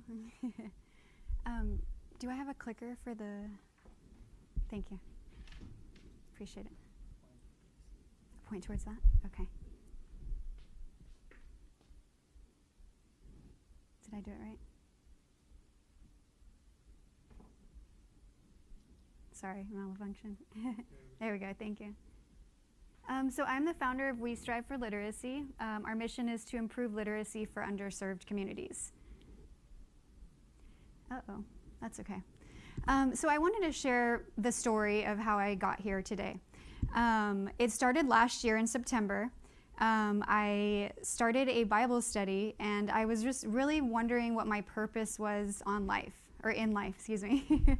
And so I went to God because I'm a Christian, and I was like, okay, show me what direction I want to go or you want to take me. And so through that, I started a Bible study with Experiencing God, the book. And then January rolled around, and in January, I felt called to volunteer. And so I went to Dreams for Change, which is a homeless encampment downtown San Diego. And I left that experience literally with like a heart tug that I can't even explain. It was like my heart was pulling out of my chest, and all I kept thinking about was like, how can I help people in a better way or a bigger way? How can I serve others? So that was my calling. I knew it. It was undeniable. I didn't even have to pray about that one. I'm like, I feel that. And then so in February, I transitioned to part-time work for my company, the tech company I was working for, because I wanted to sort of search and seek out this other way. And so then I was volunteering halfway, just different other locations, and then also working for the tech company. And so it was about mid-February when I was doing my morning Bible study, and I came to a verse in Revelations, and it was like, if you're not hot, if you're not cold, if you're only lukewarm, I'll spew you out of my mouth. And I was like, whoa, that one hit me, because I was like, okay, I'm sort of halfway over here and halfway over here, and I'm not fully committed. So 8 a.m. that morning, I called my boss, and I said, I got the memo. I got to put my 2 weeks notice in. There's a calling, and I need to commit. And so then so my last day was actually on Leap Day of this year. And so that was sort of symbolic for me because I was taking a leap of faith and everything. But, it was just to pursue a purpose-driven life. And so then the next step, once I left the company, I ended up, so I've been trying to get a meeting with the CEO of Dreams for Change forever. And of course, right after I left my last position, a couple days later, she came up to me and she's like, I have some time this week, let's meet. So I said, okay. And then at the same time, the CEO of the company I had just left, he was really inspired by what I was doing, and he said, hey, let's meet, let's talk. And so he threw out an idea. He said, doing a nonprofit with children and nature, that kind of seems like it might be fun. And he wanted to be involved. And then so I did some praying, and I'm like, okay, I'm all out here, just give me some direction, which way to go. And so then I met with the CEO of Dreams for Change. And my last question to her was, what challenges does her son face? Because she mentioned she had a child. And she said he struggles with reading. Like, he can't read. He's in 5th grade, and he's at a 2nd grade level. And I was just astonished. I was like, what? Because you think that the public schools, that's their job to do. So anyway, I left that meeting, and I went immediately onto Google, and I typed in California literacy, and I was astonished. One of the first things I saw was Sold a Story by Emily Hanford, if you ever want to watch, and it broke my heart and tore it and stomped on it. But she did all the research, and so anyway, that's how I found out about the literacy crisis. And then so by the end of March, I registered the nonprofit. Originally it was called Leap of Faith, but I rebranded in July. And so I embarked on my mission. So here's the problem. So I did about 4 or 5 months of research to figure out if what I was reading and what I had seen is actually the problem here in San Diego. And it was. And so in 1997, there's the reading panel was established to figure out how a child learns how to read. And so they declared that there's 5 components: phonemic awareness, phonics, fluency, vocabulary, and comprehension. And so what is in schools now is called balanced literacy, and the focus is on the fluency and the comprehension.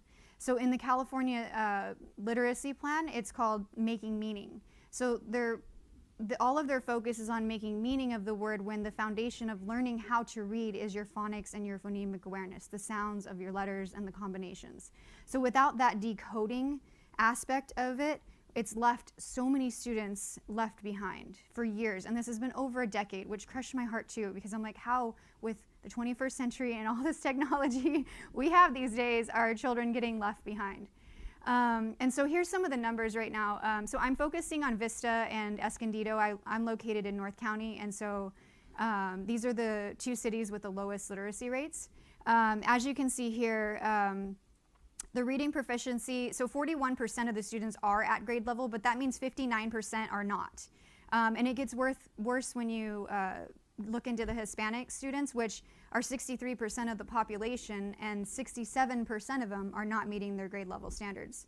And it gets even worse when you go to English learners, and that's 85% of them are not at their grade level. And so this is crushing for me. I mean, clearly there's a problem. So how are we going to solve it?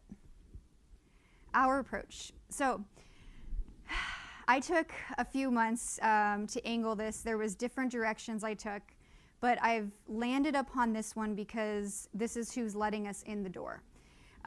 So I partnered with EBLI, which is Evidence-Based Literacy Instruction. I found her through The Truth About Reading, which is a documentary. And so her approach is sound to print.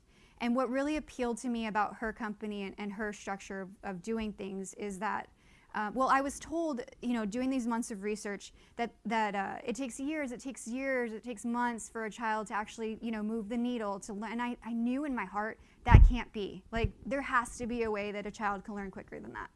And so that's when I found EBLI. And then, so students come into her program and are out of it. 95% of the students can learn between 12 and 24 hours to be proficient in reading.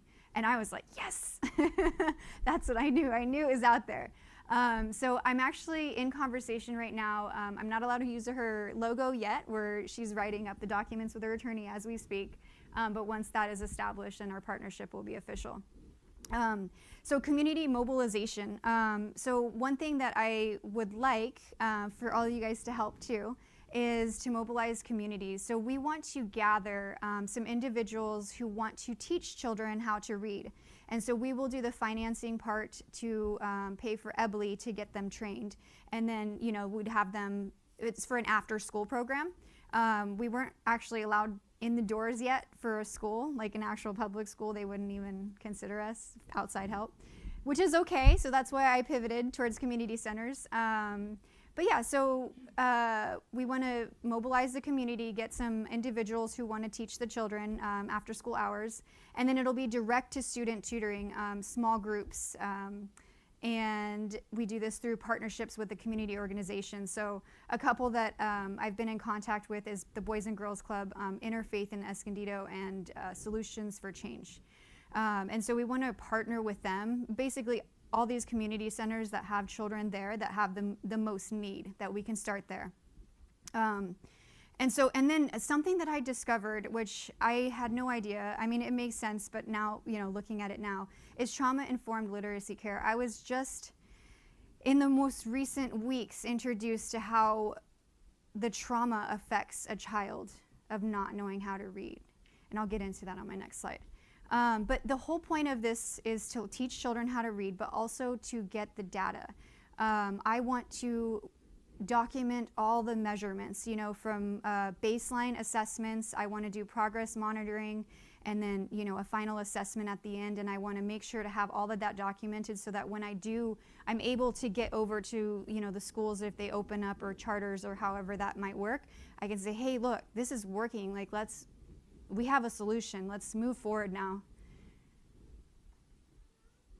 So literacy and mental health. I know that's a lot of writing, but it was really serious to me, and it really hit home for me. So imagine facing the world without the ability to read, or to read well. For many struggling readers, this is their reality, a daily struggle that impacts their self-worth and their motivation. If you can imagine struggling readers, they feel isolated, inadequate. Their stress, their anxiety every single day. You need to read something, whether it's a menu or anything. And so, there's a lot of social withdrawal that comes with it. They don't want to be around social situations. behavioral issues, children want to act out. They'll maybe make themselves into the class clown or something, in order to put a facade and mask the pain, really. And then you have the risky behaviors. Literacy challenges can push students to drug use, to cope or to numb themselves of the feelings, or even to find social acceptance with a group.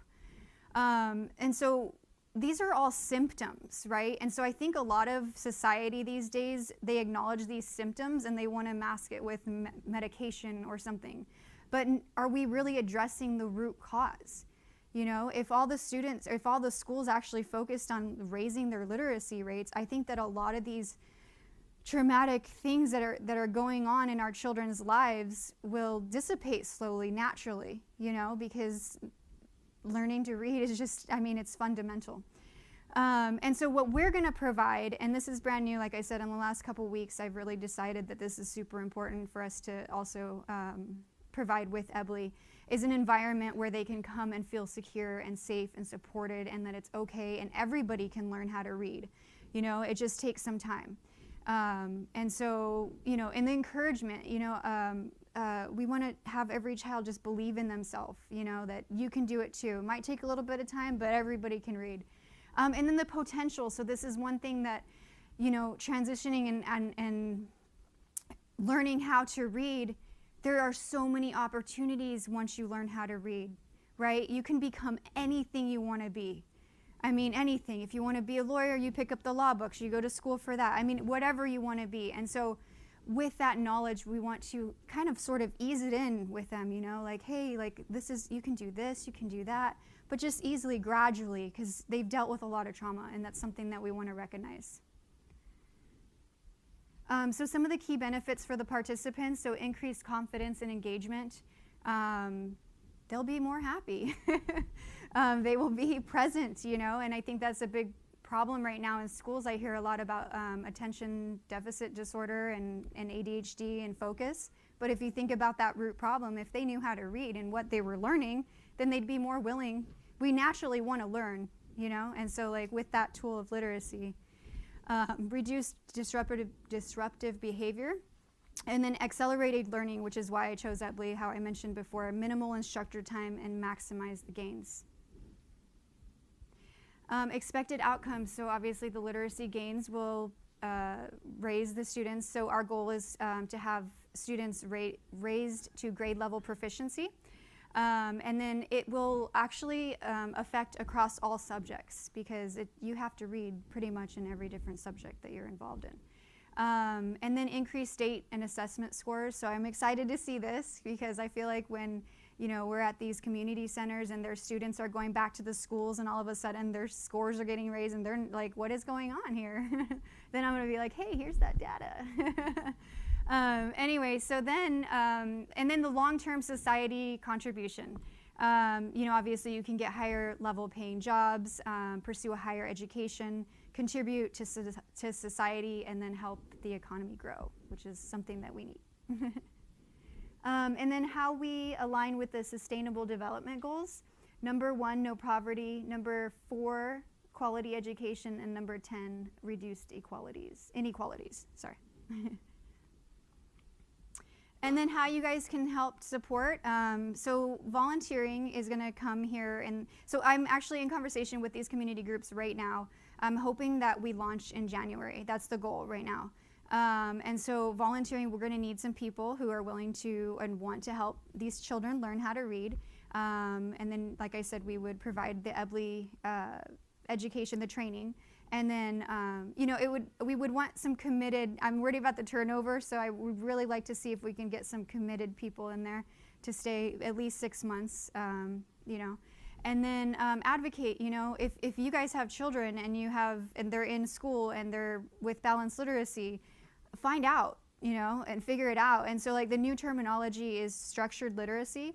However, with EBLI, which is the one that actually makes bigger moves, it's structured linguistic literacy. And that's because it starts with the sound to print, which that's a whole nother conversation, but it's very dynamic and I love the way she does it.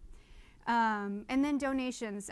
We're at a point now where I've been out of work for a little while and now moving on to the next step. And so we are definitely looking for donations too, if you guys are willing to help get us, I guess, seed funding is what it's called. Thank you. I appreciate it. That's all.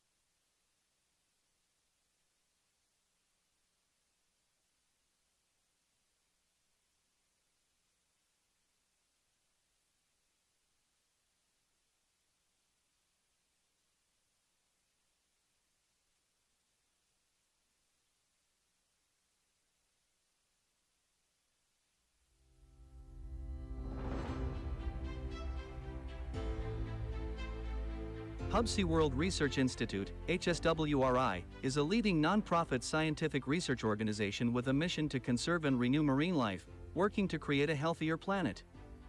Founded in 1963, HSWRI's guiding vision has been to return to the sea some measure of the benefits derived from it. The Institute focuses on understanding the complex relationships between marine animals and their environment to tackle pressing threats like human disturbance, habitat loss, pollution, and climate change. Why does this work matter? HSWRI's research supports vital conservation efforts, helping predict and prevent impacts on marine ecosystems by studying marine animal abundance, distribution, and behavior, and establishing human-wildlife interaction best practices. Today, we welcome Courtney Snyder, HSWRI's Development Director, who has been instrumental in building partnerships that amplify this mission. Please join us in welcoming Courtney to the stage.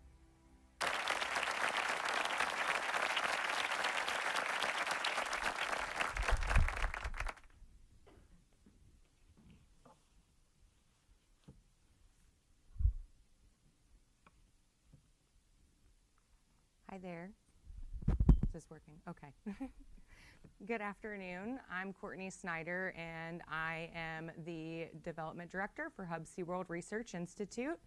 And it's an honor to be here today speaking to you all about our mission and our impact that we're having, not only just on San Diego, but nation and worldwide.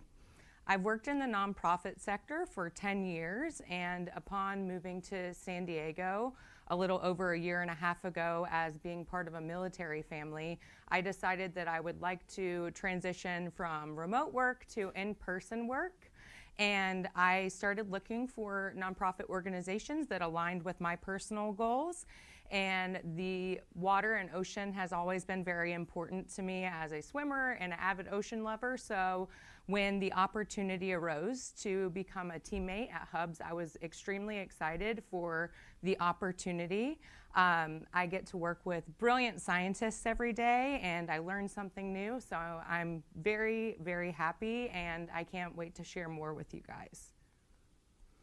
So today in our message, I'll be sharing about our mission, the history of Hubsey World Research Institute, our research focus areas, core programs, the problems that we are currently facing, the sustainable solutions that we need, and how we're making an impact. So our mission is very simple. It's to return to the sea some measure of the benefits derived from it.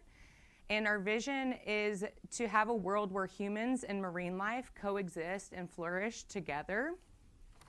And I think that those are really important. It signifies a commitment to conserving and rejuvenating marine life, which is very, very important, especially as our world population continues to increase. And we want to emphasize the ability to give back to ensure the health of the ocean and its sustainability. And then with our vision, it's increasingly vital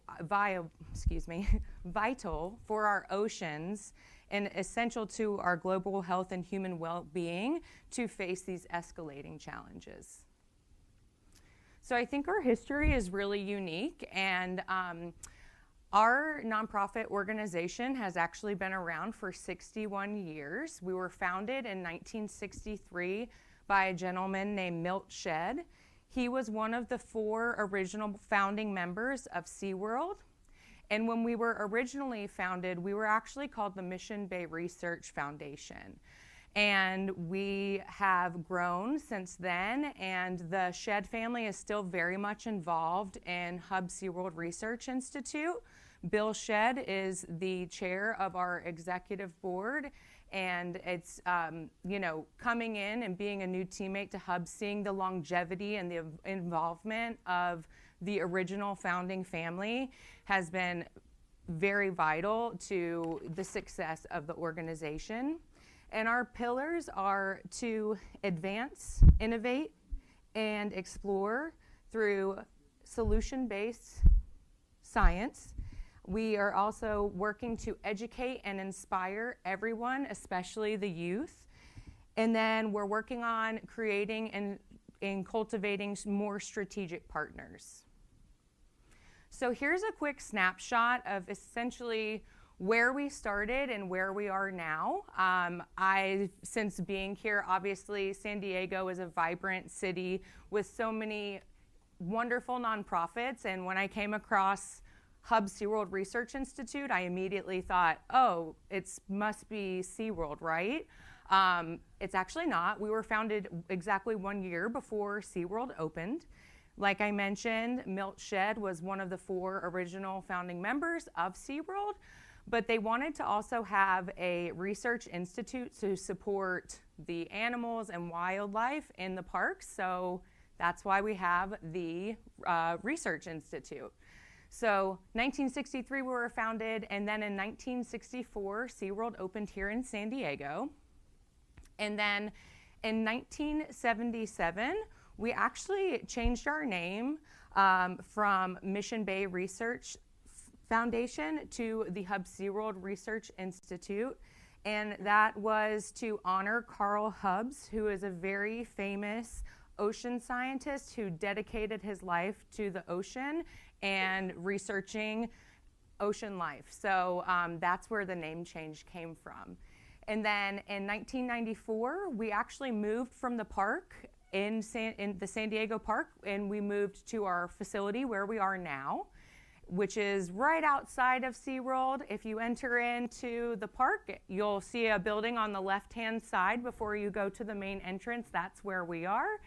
And then in 1995, we opened our hatchery, which is in Carlsbad.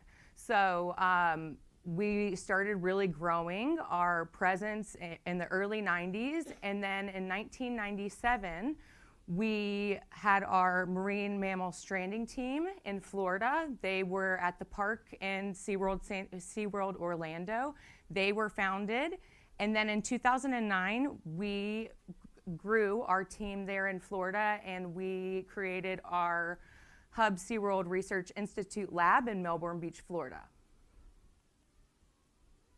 So our research focus areas are very important to the challenges that we experience today as humans, and also with humans being impacted, our marine life is impacted, and so are our oceans. So our focus areas are the impacts of climate change.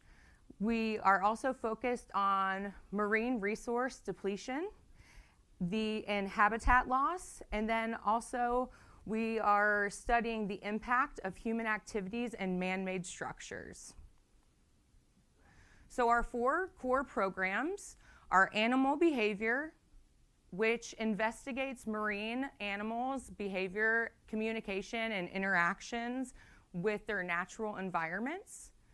Ocean Health, which focuses on understanding and monitoring the health of resilient marine ecosystems.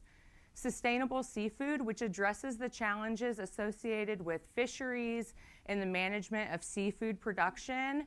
And then last but not least, Wildlife Populations, which studies the dynamics and conservation of marine wildlife populations. So we'll begin going into animal behavior, and this is essentially using sound to harmonize human and animal interaction. Monitoring the park noise at SeaWorld San Diego and SeaWorld in Orlando is something that our team does. We have a great team that is here in San Diego, and they will frequently go to the park and monitor and make sure that the park noise isn't impacting the animals within their enclosures. And we recently have one of our new postgrads that actually is studying belugas in Valencia, Spain, and how their vocalizations are impacted from being rescued from Ukraine and sent to Valencia. So our team doesn't just impact our nation, but worldwide. We also are using underwater video and sounds to monitor noise around structures, and then we're studying hearing and vocalization of those marine mammals.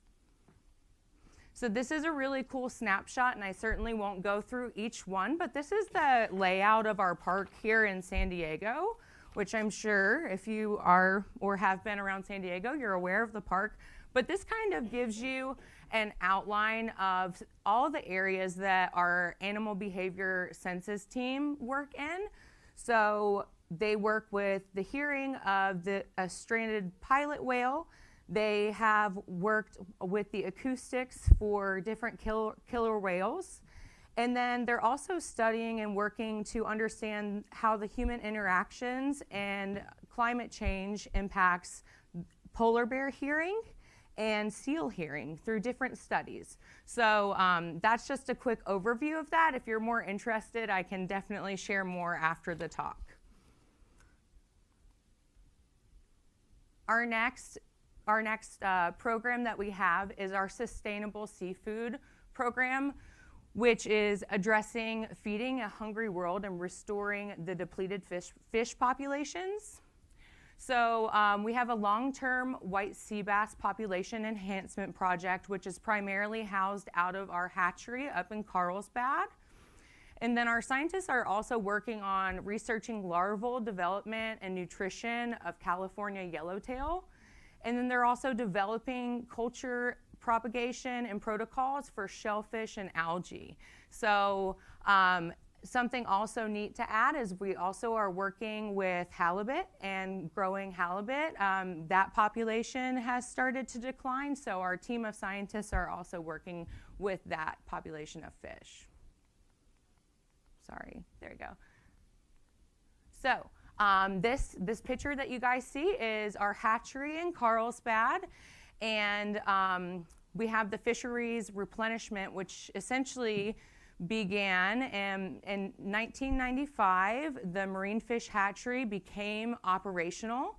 It was built on land that was donated to hubs by SDG&E, so San Diego Gas and Electric Company, and then in 1999, our first legal-sized coated wire white sea bass was recaptured. So each sea bass that our team of scientists grow and release are tagged with it's so small, it's a very small tag, and it's inserted into their jaw. When sport fishermen or fishers catch a sea bass, they're encouraged to turn in the head so we can scan them to see how long they've been out in the wild and how long they've been doing their thing in nature. And it gives our scientists a good idea to see if things are going well and how long they're out to sea. In 2001 was when we released a total, since the beginning, of 100,000 white sea bass. And then in 2004, our 1 millionth white sea bass was released, and we're really close to 3 million. So we will be having a celebration when we get a little bit closer to that. So make sure you're following us on social media and our website for that announcement to come up. Oops, sorry. So this kind of gives a good outlook of what goes on at the hatchery without actually taking a hatchery tour. We had an amazing event and opportunity last week with the NetWalk opportunity from people from the nonprofit community to come out and actually see what goes on. But I wanted to give you guys a visual to kind of see how things work and, you know, put some pictures to the process, right? So we have our white sea bass culture and our brood stock, which essentially are large sea bass that we use to spawn and then create eggs. And on the second day, the eggs are formed and then they are transitioned at day 10 into bigger tanks, which our friends that came on the NetWalk saw last week. And then at that 10-day mark, they're there throughout the next 100 days or so, and they go into a nursery stage where then they're coated with wire tags, those little tags that I was just sharing about. They're coated with the tags, and then as they continue to grow, they're moved to different areas specific to their size. So they go from inside to outside where we have a raceway where they can continue to grow. And then you'll see the map, and all down the coast of Southern California, we have grow-out pens that are managed by our volunteers, and they allow the fish to continue to grow, and once they're large enough, they're released back into the wild.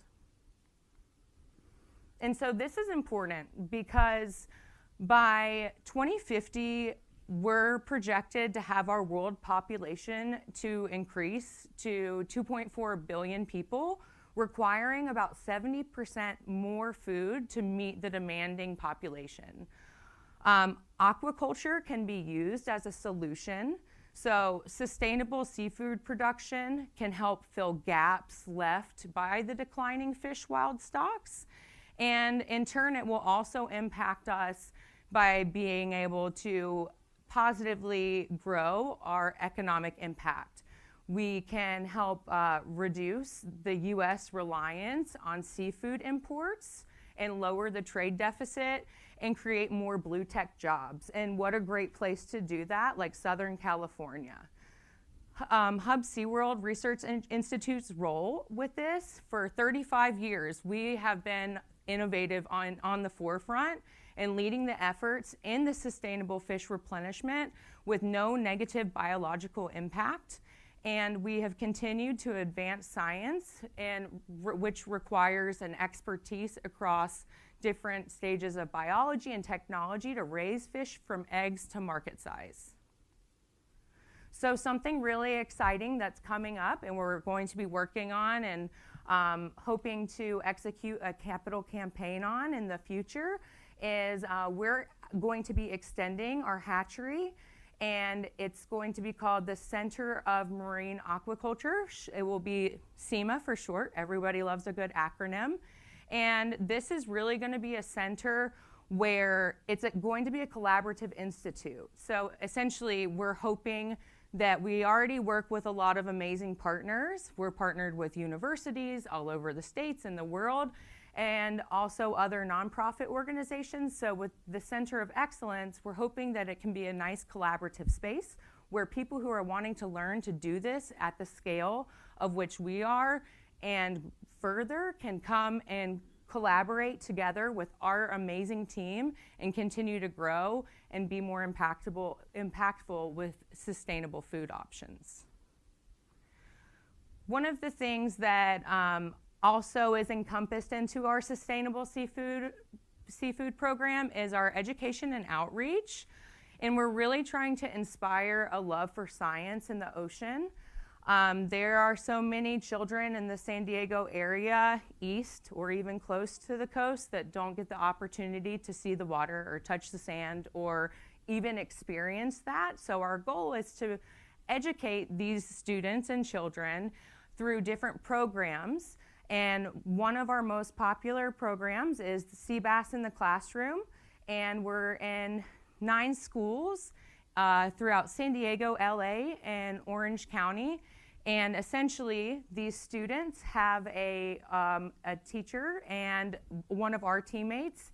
We give them tours of the hatchery and we bring them out and they work on growing their own white sea bass in their class with their teachers to learn about aquaculture and STEM. And then at the end of the semester, when they have grown their fish, they get to go to the ocean and release the fish. So I had my first week of work the opportunity to actually go out and experience this with a group of students, and it was amazing. And there were actually children there who were talking about wanting to go to school and college to study biology or work in marine science, which was really awesome to hear. We have paid internships in California and Florida for undergraduates seeking hands-on experience. And then we always have outreach opportunities that all of our teammates are involved in, where we will go and table and try to share about what we're doing and the importance and the impact that we're having. So this kind of just gives you a quick snapshot as well of where these Sea Bass in the Classroom schools are located up and down the coast in relation to San Diego and up to Los Angeles. I talked about the Sea Bass in the Classroom cart where they grow the fish. This is an example. We found throughout the execution of this program that most teachers actually have to move rooms, especially as the kids get older. They might have to move rooms for different periods. So setting up a massive aquaculture system was not realistic in some cases. So we were able to work with a company to come up with these mobile recirculating aquaculture systems. And then here's just some group photos of kids releasing fish and the process of what the Sea Bass in the Classroom looks like. Our next program is Ocean Health, and this is a really amazing area for us. We have a team in Florida and Melbourne Beach, and they are a 24/7 first response stranding team to marine mammals such as whales and dolphins. They operate 40% of Florida's East Coast, and there are only 3 full-time staff. So they're incredible, and they work very hard, and due to a lot of the environmental changes, we're seeing a lot how they're becoming a lot more busy. They use aerial drones to survey dolphin populations and to measure their body and how they're doing. Sometimes due to the declining amount of fish, especially where these dolphins are in the Indian River Lagoon, we see that they're going hungry, so they're starting to not look as healthy anymore. So our team, I actually was able to go out on the boat with them.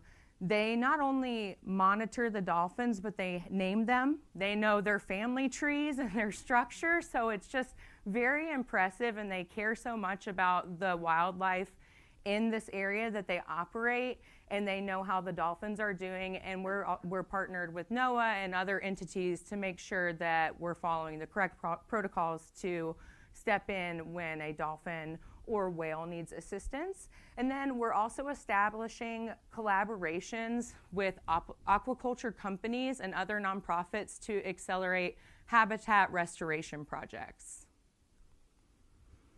So just here's some snapshots of our marine stranding team. They're seeing increased entanglements, so we're really trying to get the message out about fishers or people who are doing sport fishing, trying to educate them on how to properly dispose of their fishing line and garbage. There were 14 entanglements in 12 months, and there were only 2 successful disentanglements. So our team is working with NOAA to increase public awareness and continue a regional network response capacity to respond when these things happen. And then this team of 3 staff, they also host small remote disentanglement workshops as well to try to also bring in more volunteers to help. We have our Indian River Lagoon Restoration Aquaculture Station, which I just shared about, where we're partnering with aquaculture companies. A few years ago in the Indian River Lagoon, there was an algae bloom that took out a significant amount of the seagrass. And I, as a development director, always ask all the scientists questions like, okay, so why is that important to people like us, right? Well, fish that the marine life depend on live and thrive off of the seagrass. So when the seagrass died off, it impacts the fish and the dolphins and the manatees, so it's a cycle. So at our site at the Indian River Lagoon Restoration Aquaculture Station, we have Sea and Shoreline, and they're operating 2 out of 4 greenhouses that we're planning for 4, and we have 2 up and running with them. And they're estimated to produce 1.2 million planting units, which equates to 240 acres of seagrass, which is pretty impressive. And then we're also working, hopefully by next fall, to have a shellfish nursery construction completed, where we're hoping to produce 100 million hard clams and 12 million oyster seeds with our partner Seamart. And then last but not least, we have our wildlife population program, which essentially is using photo IDs to monitor dolphin and dolphin social structure. And then our chief science officer, she studies billfish movements and migrations in changing oceans, and it's very interesting. And she's done a lot of the tagging, and she studies how the fish move, and it's really dependent on food and temperature. And if anyone is interested in learning more, please see me afterwards, because I'm sure she would love to share that with you guys. And then with wildlife populations as well, we're studying reconstructing diets and distribution of shark and marine mammals using stable isotope analysis of teeth and tissues. So pretty cool. A couple more highlights on this. Essentially, we're examining the interconnectedness of marine life and their habitats. So this is important to us because the decline in marine biodiversity really threatens wildlife, ecosystems and stability, and human livelihood, so impacting both natural and economic systems. We see this with ecosystem imbalance, diminished marine resources, biodiversity loss, and extinction. And our work is vital to marine conservation, providing solutions to protect ocean health through studies on wildlife abundance and distribution, and then foraging, ecology, and human and wildlife interactions. So here's our QR codes. One is to our website if you'd like to learn more, or if you'd like access to our link tree to follow us on social media, please feel free to do so. I also have some folders with more information and one-pagers if anybody would like to take anything home. Thank you so much for allowing me to be here today.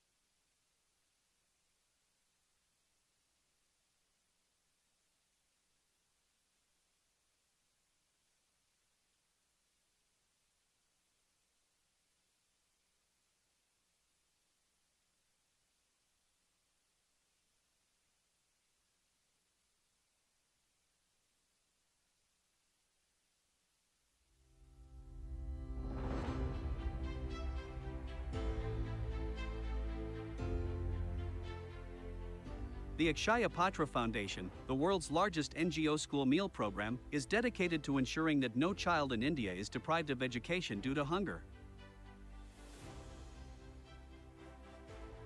They provide nutritious midday meals to over 2.2 million children across more than 24,000 schools daily. Supported by dedicated volunteers, Akshaya Patra aims to feed 3 million children every day by 2025. Today, we are honored to welcome Ajit Chandorkar, Chair of the San Diego chapter and CEO of QFocus Technologies, to the stage.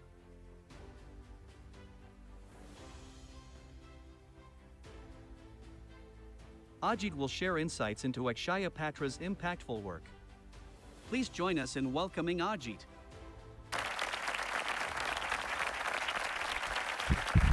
Can you guys hear me okay? All good? Thank you. Good afternoon, everyone. 4:40 p.m. I don't know, is it nap time for some of you? Let's do some interesting stats and some very thought-provoking information. And given some food pangs, which are their hunger pangs, I think this should be very interesting. Just a few quotes, which before I jump into the presentation. I'm on a 30 days diet plan. I already lost 15 days. Have you heard about that? I'm sorry, but what I said when I was hungry, I'm really sorry for that. Give me some food and I'll be fine. Many of us have gone through, right? It happens all the time. Trying to study on an empty stomach is like baking without flour. It's just not going to work. You need food before you do anything, especially when you're going to school, studying, doing whatever you're trying to do as kids. So this is all about food for education. Akshaya Patra is all about that. So as you could see here, okay, I need to. Oh yeah, okay. Okay, good. All right. Yep. Okay. Thank you. All right. So, Akshaya Patra Foundation, this is a world's largest midday meal program, an NGO which serves 2 million kids per day. It's based in India and it's spread across multiple locations in India, and we'll talk about that a little bit. So the whole and sole motto of the organization is no child should be deprived of education because of hunger. Okay. So what do we do here, and what are we doing at Akshaya Patra as an organization in India, and what are we doing here in the United States to support that? That's what we'll talk about a little bit. Okay, I will skip these achievements because it's good to brag about an organization, but what do we do? Okay, I'll come back to this one. Here's it. As you could see, 2.2 million meals per day, cooked across 75 locations, 24,000 schools. Okay, what it means is that if you see, some of you are from India, some of you might have been to India, and if you're not, when you visit, definitely visit one of those kitchens and you will be amazed and really impressed what happens. So if you see the map, the different states and the number of cities, the kitchens which are located there, they are all every day morning cooking these fresh meals across different states, across different ethnicities, across different flavors, and India is a very diverse country, as some of you know. Every state has its own cuisine, its own way of cooking, different food and diet preferences. That's what happens in these kitchens. And what it means is that for kids, and the catering to the kids who are in those local schools, they are catered according to the taste and their regional preferences and ethnic preferences. Okay, so what it means. So here's what it means here. As you could see, we are talking about kids coming to school to first eat and then study. But a large section of these kids who are deprived, either they are, their parents are just on day labor. So if they don't get food, they just go along and work, or sometimes they are just begging on the streets, or they are getting into crimes or whatever. There's a large population out there which is forced to do that without their will, or against their will. So what happens here? With this program, the big midday meal program, the free food which is being served in the schools first is obviously kids come to school, their parents send them to school. Go, you get food there, right? That's number one. Second is, as the attendance increases, and especially the girl children who are there, that gives a good rolling mass. So there are people who are getting references and motivation. They keep coming, and the education is getting up. Dropout rates are lower because now when they're in school, they will eat, and then they're sitting around and getting and sticking more, and then they develop interest as they go, right? And the last one is where the social development, right? So it's a very huge subject by itself, right? What you're doing in school, how you're developing as a personality, education, etc., etc. I won't go into that. But how this simple plan of providing the midday meal school program in the school, or midday meals in the school, is impacting the life of a child is what we do there. Okay. For some of these United Nations Sustainable Development Goals that were laid out, we are addressing 7 out of 17. Again, a presentation by itself, not going to each of those, but we are touching these 7, which are very impactful in different ways. And clearly there is more to do, so covering all those 17 would be the goal as we increase, as we go forward. So what does it mean? See, since inception, and I'll go back to this slide now, so this makes sense now, right? Started in 2000, year 2000. This was co-founded by ISKCON. Some of you guys know what ISKCON is. And a few philanthropists from some industries and society came together. And they started in one single city in Bangalore, in southern part of India. First year, there's only 1,500 kids, 1,500 meals were served in the city of Bangalore. Okay, and the journey began there, and then it started accelerating. So next few years, it caught that momentum. So by 2006, as you could see, the Harvard School did a case study on that, how it's impacting, and so the detailed study was done on that, and you should be able to find it online. As we continue to accelerate from 2008 to 2019, fast forward, 3 billion meals served total, right? So we are close to about 1.5 million per year kind of run rate there. By 2020, I'm sorry, I went this way, right? So I should have gone this way. And then fast forward 2024, we fed 4 billion meals, and we are now at a run rate of 2.2 million per year. Our goal as we go forward is to reach 5 million per day, right? Expand into more cities and continue to grow and continue to bring more flavors into that.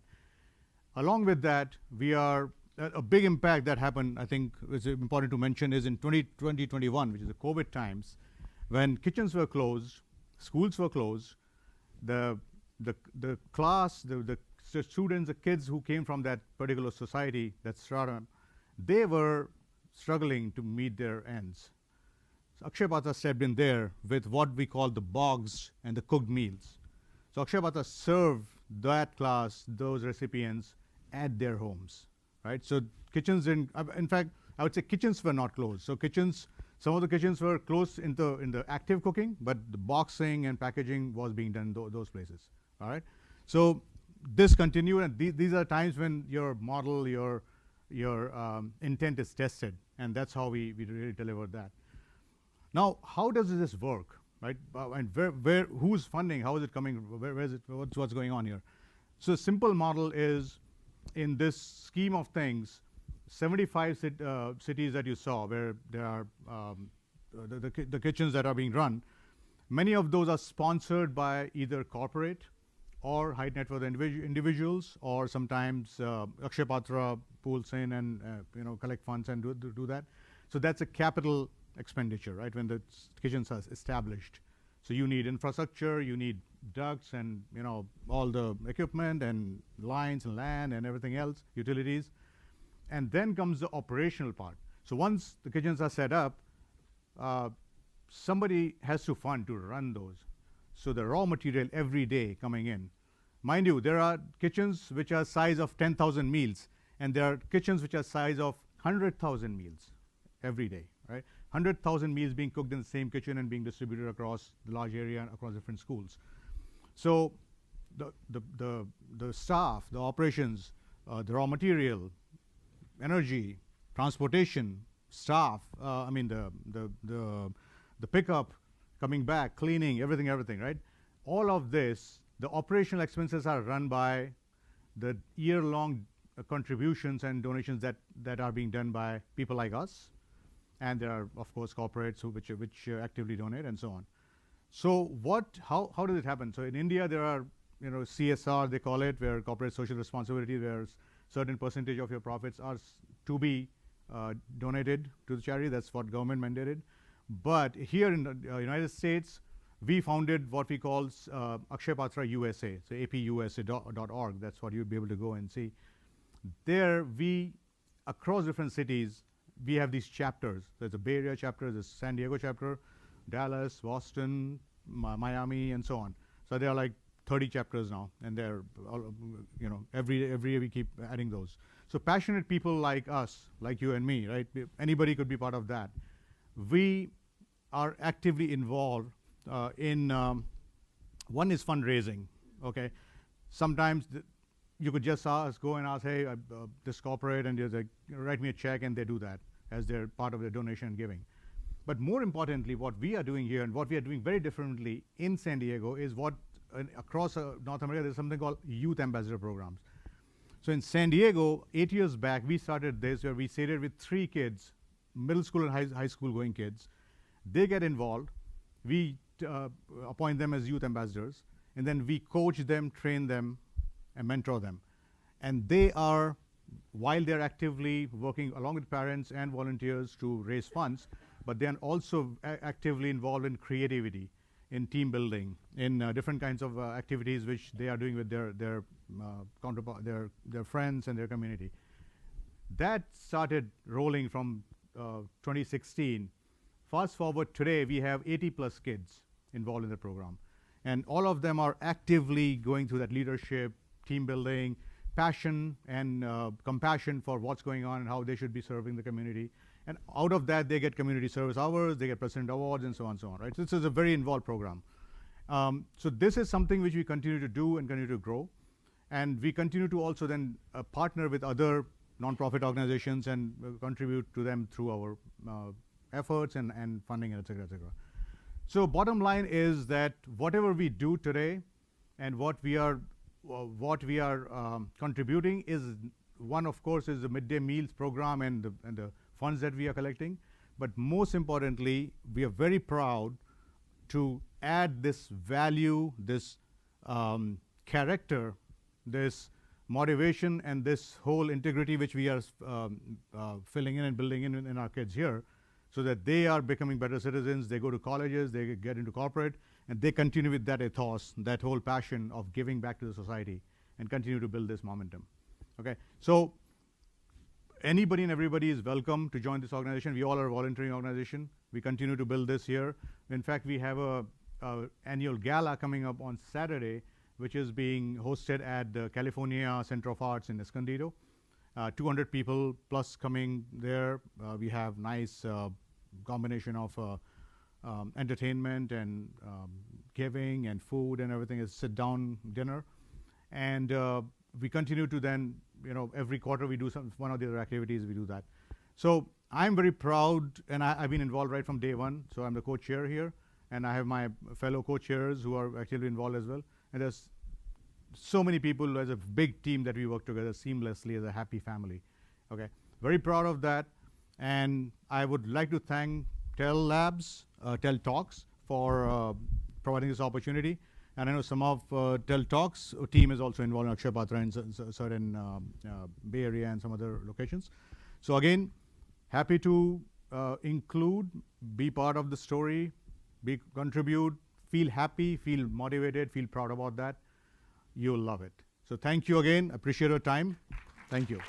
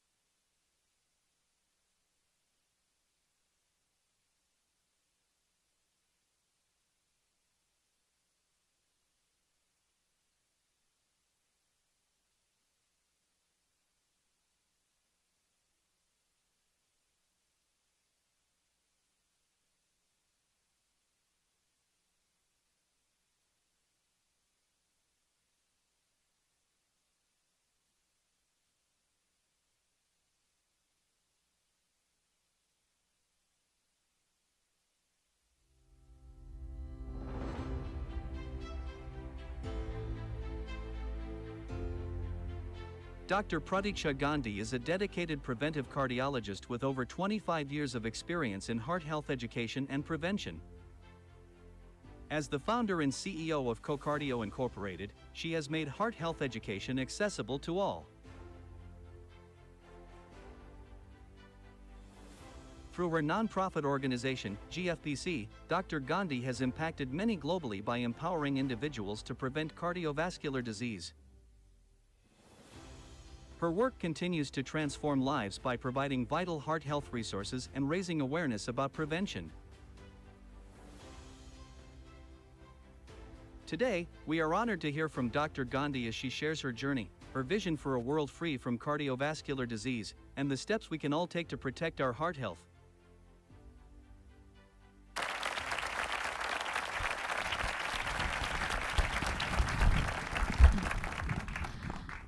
All right, I think it has been a long day, so let's do something. Can you just turn around and tell the next person, whoever is close to you, you're freaking awesome, and do a high five?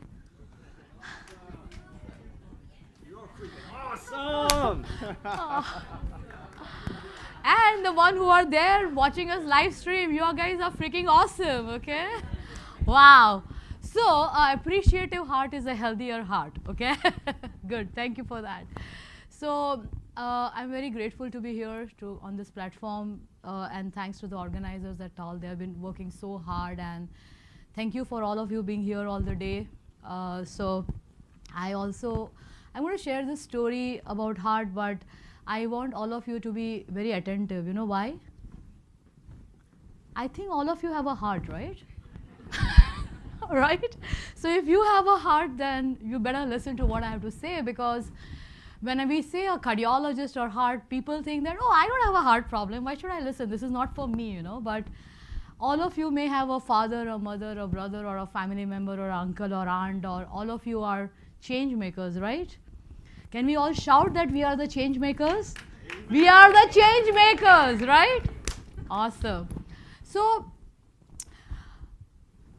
way back in 1997, I was in my clinic, and something happened which changed my life.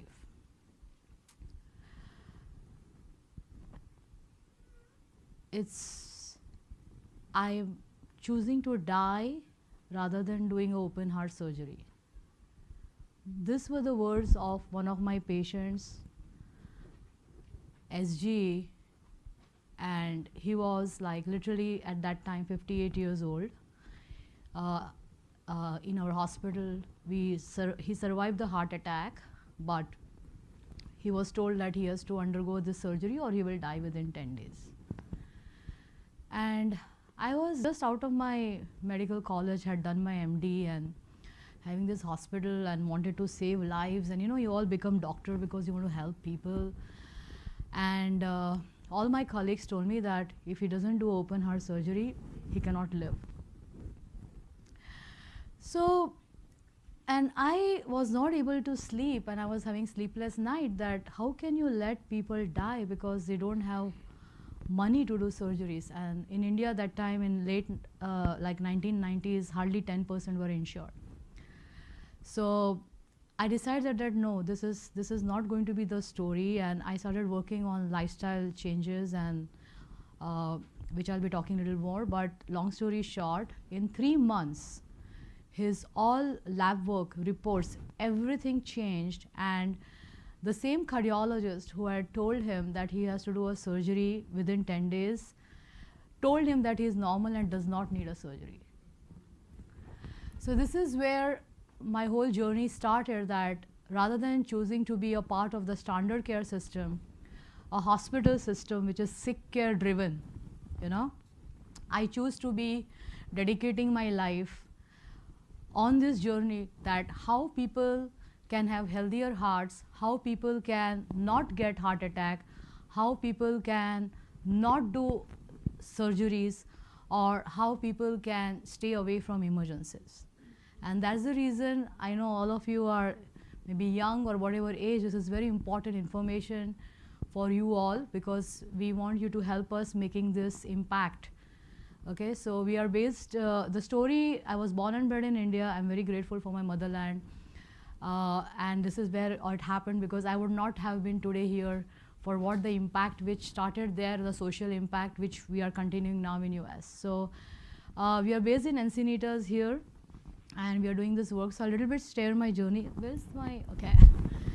All right, so let's go. So as I told you that my journey started as India's first woman preventative cardiologist with the help of, oh, sorry, okay. I'm better? Okay. So the story is that the people who don't have insurance cannot afford surgeries, and there is a second group, the people who have insurance, many times the copay is very large, they can't do surgeries, or they have finished their surgeries and then they are no longer able to live a better quality of life.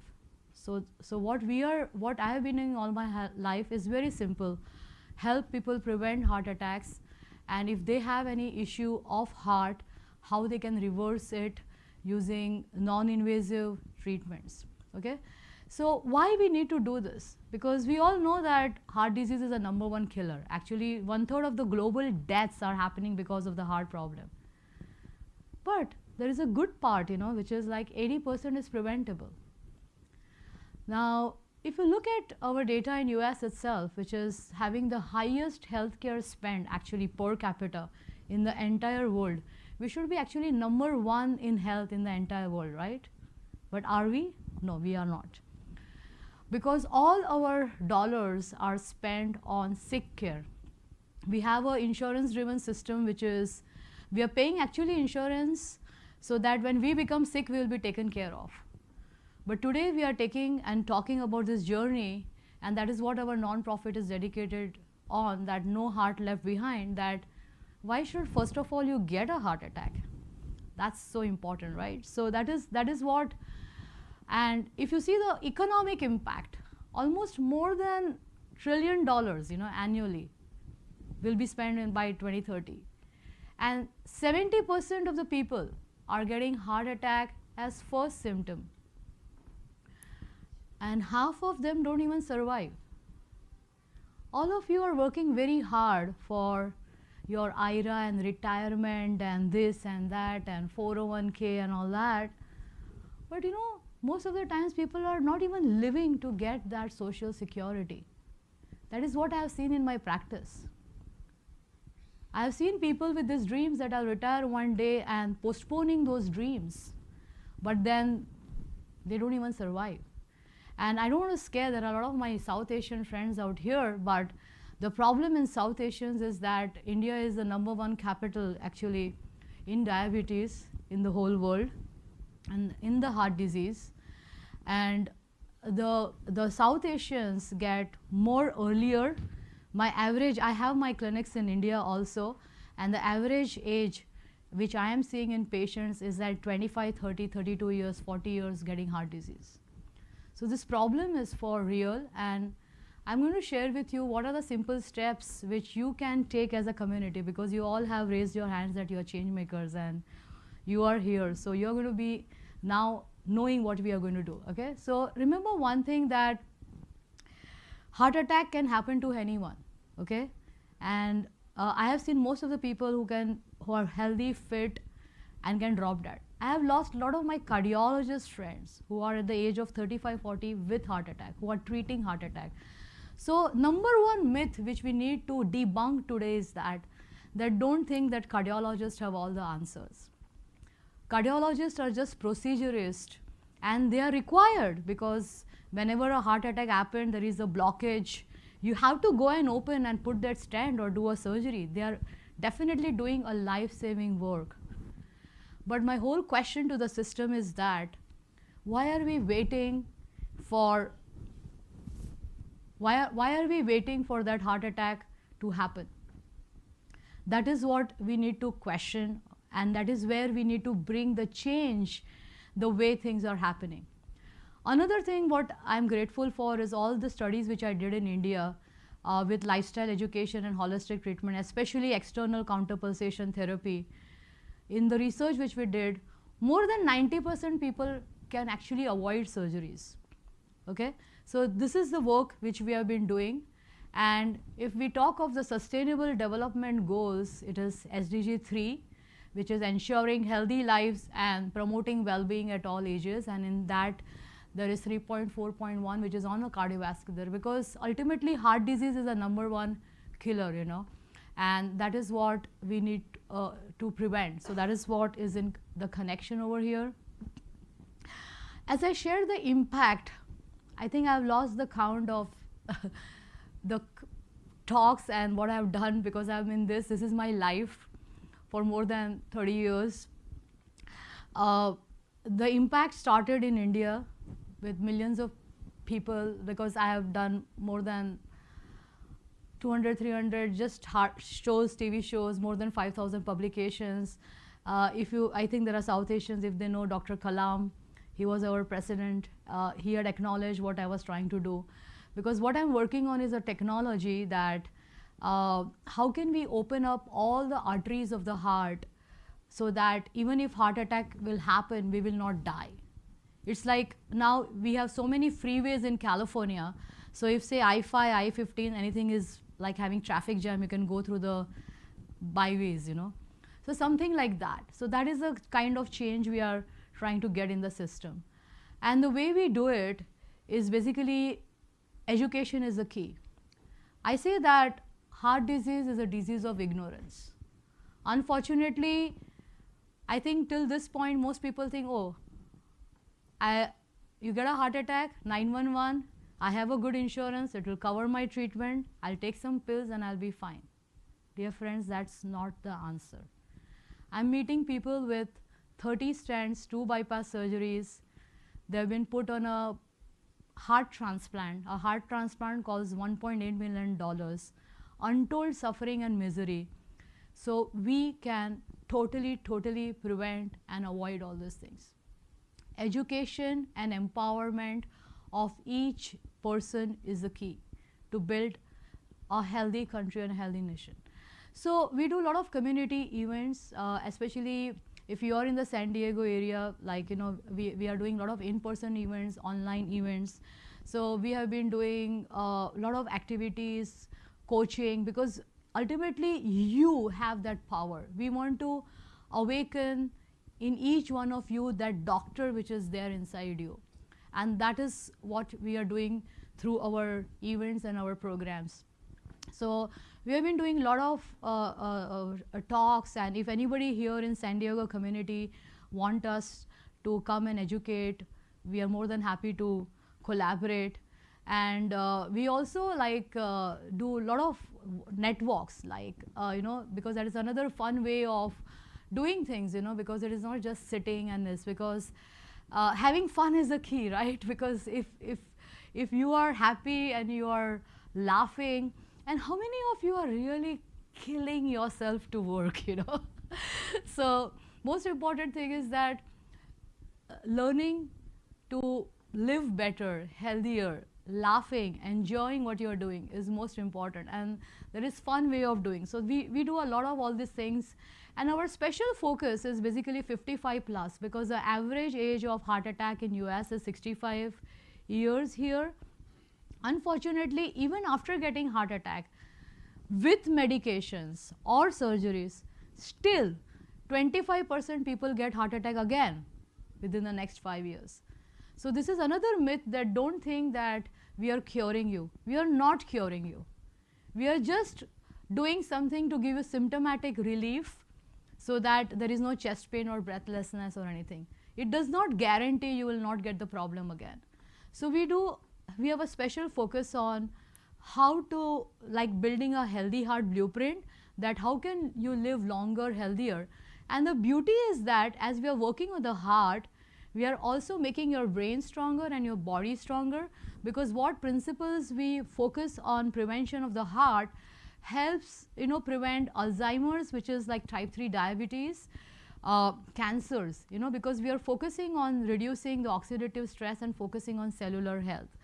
So all these events when we do, we help and impact our community to plant these seeds, that how can you not have those unnecessary medicines.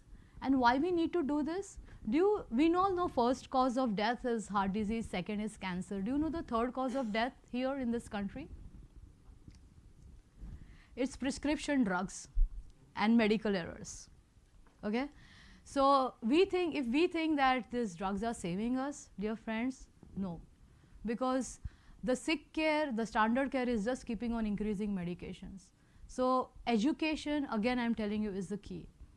So coming that how can the community help?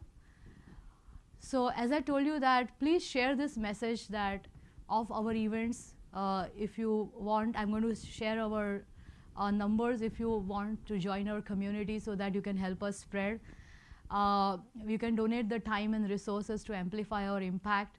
I've just put a picture of Cindy, who is our heart health ambassador. So she has been a change maker. She was a heart attack survivor, and using our heart health education tools, actually she reversed her blockage, and her doctor told her she's much better. So she is now spreading the message to other women, So if anyone wants to become a heart health ambassador, I think that's a good way to start. We all have a family head. One person can take the leadership in each family, because remember that every fourth person is going to have a heart problem. And on an average, I have a families of 3-4 people, right? So if every person in the family takes the leadership that, okay, I'm going to be the safeguard, the protector of this family's heart or whatever health, it helps. So we help people to take that leadership. And now again, we are going to look into each other's eyes and tell that I'm grateful you're here. Come on, let's do that. I'm grateful to all you guys who are listening online. Remember that a grateful heart is a healthier heart. Just by doing this, we sleep better, our heart health improves, the stress is lesser, and there is so much of tons of research. So if one simple thing if you want to do for your heart from now onwards, if you want to live a longer and a healthier life, is just start expressing gratitude and just having this sense of gratitude. Today I'm having so much of gratitude for my friends Sai and Veena. It's not easy to pull up this event, and they have been doing Rama, Barry, all of them have been working so much hard. And my wonderful friends out here who on the last, we have been talking about speaking, coming over here. Having this sense of gratitude is so important every moment for even small things in life. And many people say, oh, my life sucks, there is nothing. Then feel grateful when you get up. If your eyes, your vision, you can hear and you can walk, be grateful for that. Even if a person is homeless, because many people don't have that. I can't emphasize more, but this is one thing I really want to have as an action step taking home. Then each one can reduce their own risk by early detection. That's very important. As I told you that apparently normal people suddenly popping off with cardiac arrest. It has happened so many times with different celebrities included. Eat more plant-based, move more, most important, love more. Okay, not based on condition, unconditional. That will help you to open your heart, So open your heart with love, not with surgeries and medicines. That's the message, okay? And worry less. So this is a gift which I want to share with each one of you if you're interested, that as I told you that heart disease can happen to anyone, but you don't have to be that one. You have a choice. So this is a scan. If you just want to talk to us for 10 minutes, 15 minutes, because I don't want another person not knowing what to do if he is having an issue and just getting lost in the system. So we can guide you to different resources. If this is one thing which you can do, you can just take a snapshot of this. And I know I was strictly told that this is just to talk about your impact, but I always like to educate. That's in my blood. So I could not talk about how to protect your heart. So I've given you an e-book. If you want to just that is an e-book. That's a gift of you coming and spending your time here. I'm grateful for you. And this book has got all the tips and tricks on how can you in your daily life become more healthy with your heart and live better and serve more. Thank you.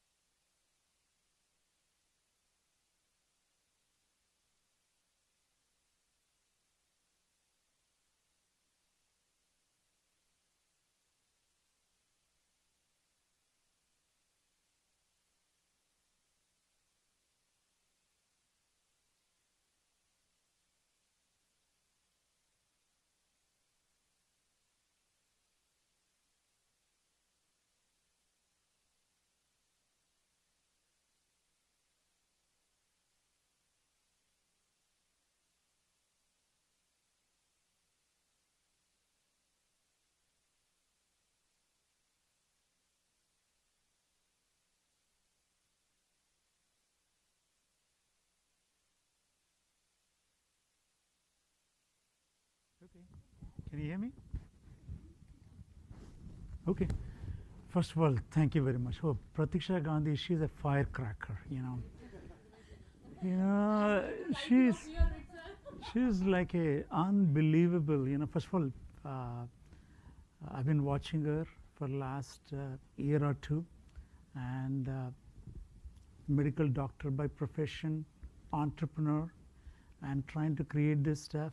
Not a joke. Thank you. I think great couple of learnings. More than cancer, it's the heart attack, right? Number one. And number two, prescription medicine is a bigger problem. So that's the other thing. So a lot of good learning. So my name is Sai Gundavelli. I'm one of the co-founder of Touch a Life Foundation. Thank you very much. Hopefully you had a vitamin of inspiration today with all these TALTalks and all of that. And brief about Touch a Life Foundation, there are about 1.5 million nonprofits in the United States. And globally, there are about 10 million nonprofits. If you're a donor and if you want to donate, how do you choose among these 10 million nonprofits? It's almost like going to Amazon and picking a product at this point of the time. So we, as a mission, we are trying to bring all the nonprofits to a platform where donors can choose what nonprofit that they want to work. So we are providing a bunch of tools like a crowdfunding, marketing, providing them board advisors, helping them fundraising, and all of that stuff. So that's the foundation. And if any of you want to participate, please reach us. As a platform, blood donation, book donation, mentoring, teaching, coaching. Just the way there is an e-commerce, we are trying to create kindness commerce. We are working with other nonprofits to kind of really create this wonderful social platform. Think of like a Facebook kind of a platform, you know, bringing all the nonprofits, donors, anybody. My perfect dream is when I'm not on this earth, somebody needs blood donation. They don't need any godfather, godmother. They can simply go to this app and say, I need this help. And if wonderfully the AI detects who is the right person who can donate, bring that person, donate, that's a wonderful value proposition. So there is a big picture from this platform. We are bringing in AI technology and no geography for kindness, making it work with the compliances in multiple countries and all of that. And I think it's and thanks to Solix, my other company, for profit, and this is purpose of life. And all our team members, I do want to acknowledge people from my company, my wife's company, Imagia, who are all contributing to make this thing happen. And I also want to invite in about an hour, in about I think half an hour or so, we're now grouping all the people together. We will talk about like AI for social good. It'll all culminate. We've got some great corporates that are coming in over there for our technology and all of that, but we're talking about AI for social good. How can you use AI to help others? And again, if any of you want to be part of it, we're just at the beginning of this journey. There's a massive opportunity to make a difference. Whether it's eye donation, kidney donation, mentoring, teaching.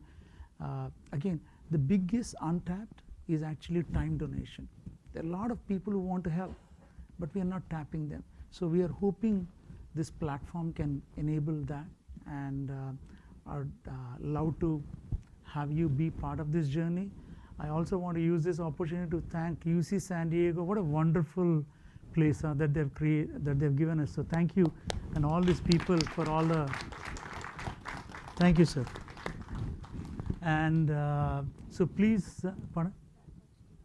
And oh wow, how can I, I can't thank them. They're part of it. It's like I also want to recognize the entire TAL team over here, and particularly Rama. She's working for last couple of days, no sleep, maybe no food, maybe no drink also. I can say that. And so this is a great team, and we are building a platform, absolute transparency. Every dollar gets accounted, it's all visible on the platform.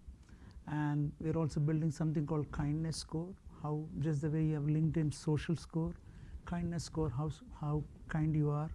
We are bringing in kids through TAL Youth. We are bringing in leaders through TAL Leaders. We built our own radio station called TAL Radio, where we are marketing. It's a 24/7, 3 channels and all of that. TALTalks is another, like trying to create a video so that we can distribute to more number of people and all of that. So a lot of assets that we are building. Hopefully this will run beyond all of our life over here for many, many years to come. And so thank you very much for being here. And please join us in the other room. And Dr. Prasad Kaipa and Barry Rudolph will sum up everything. And it'll be wonderful to see you and then catch up for dinner. Thank you very much.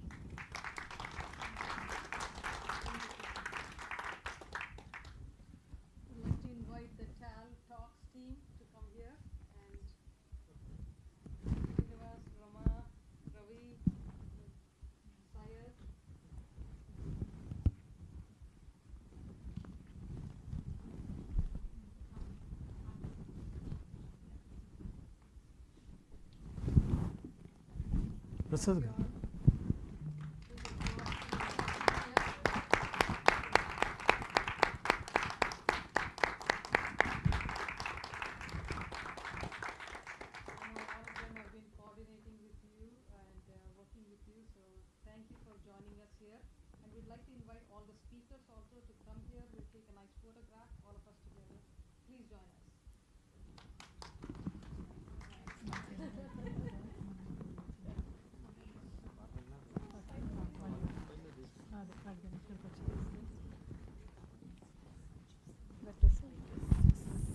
Thanks for organizing all this. No, my pleasure, my pleasure, my pleasure. Thank you.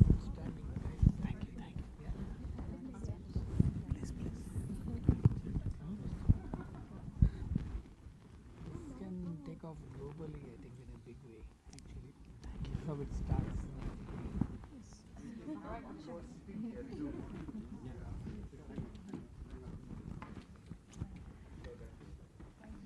All the goddesses are very happy, you know. Keep the blessings to me. Yeah, we are giving, you know, like very hard. Can you on the lights, please? Can you on the lights, please?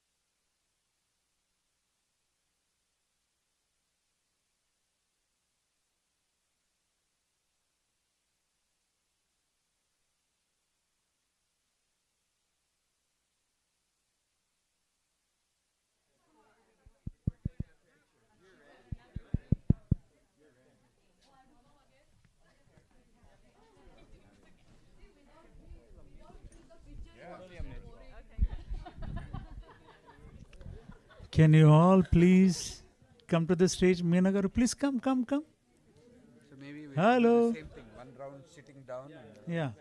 So that is better.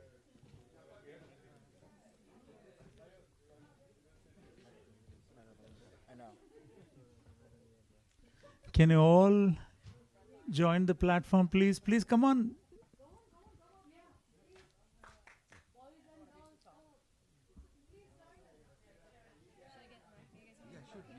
Yes.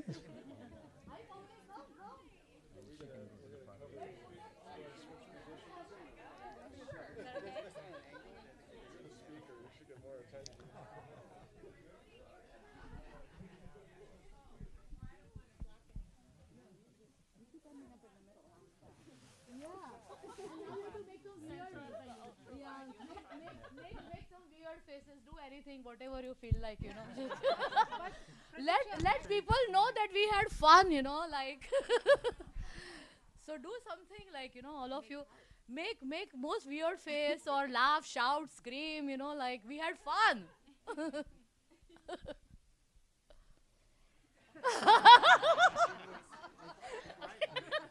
Or we can do ha ha, you know, like hee hee, like, you know, something. You know. Not that. Yeah, okay. Let the people who didn't come may feel jealous, you know. So next year we have a different auditorium. Yeah.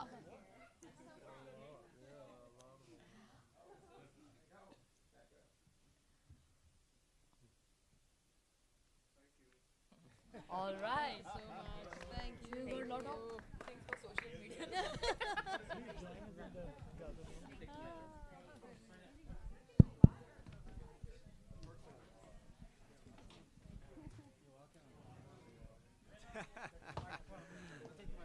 Here you go, Sorry. Please join us in the other room. What is that other room called? Auditorium. Can you all join the auditorium, please?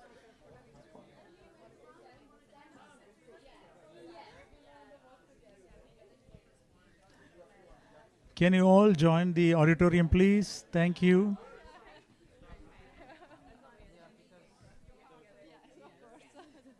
Get all the people to join the auditorium over there. Okay, all of us have to go to the auditorium. So please, we are going to have more fun over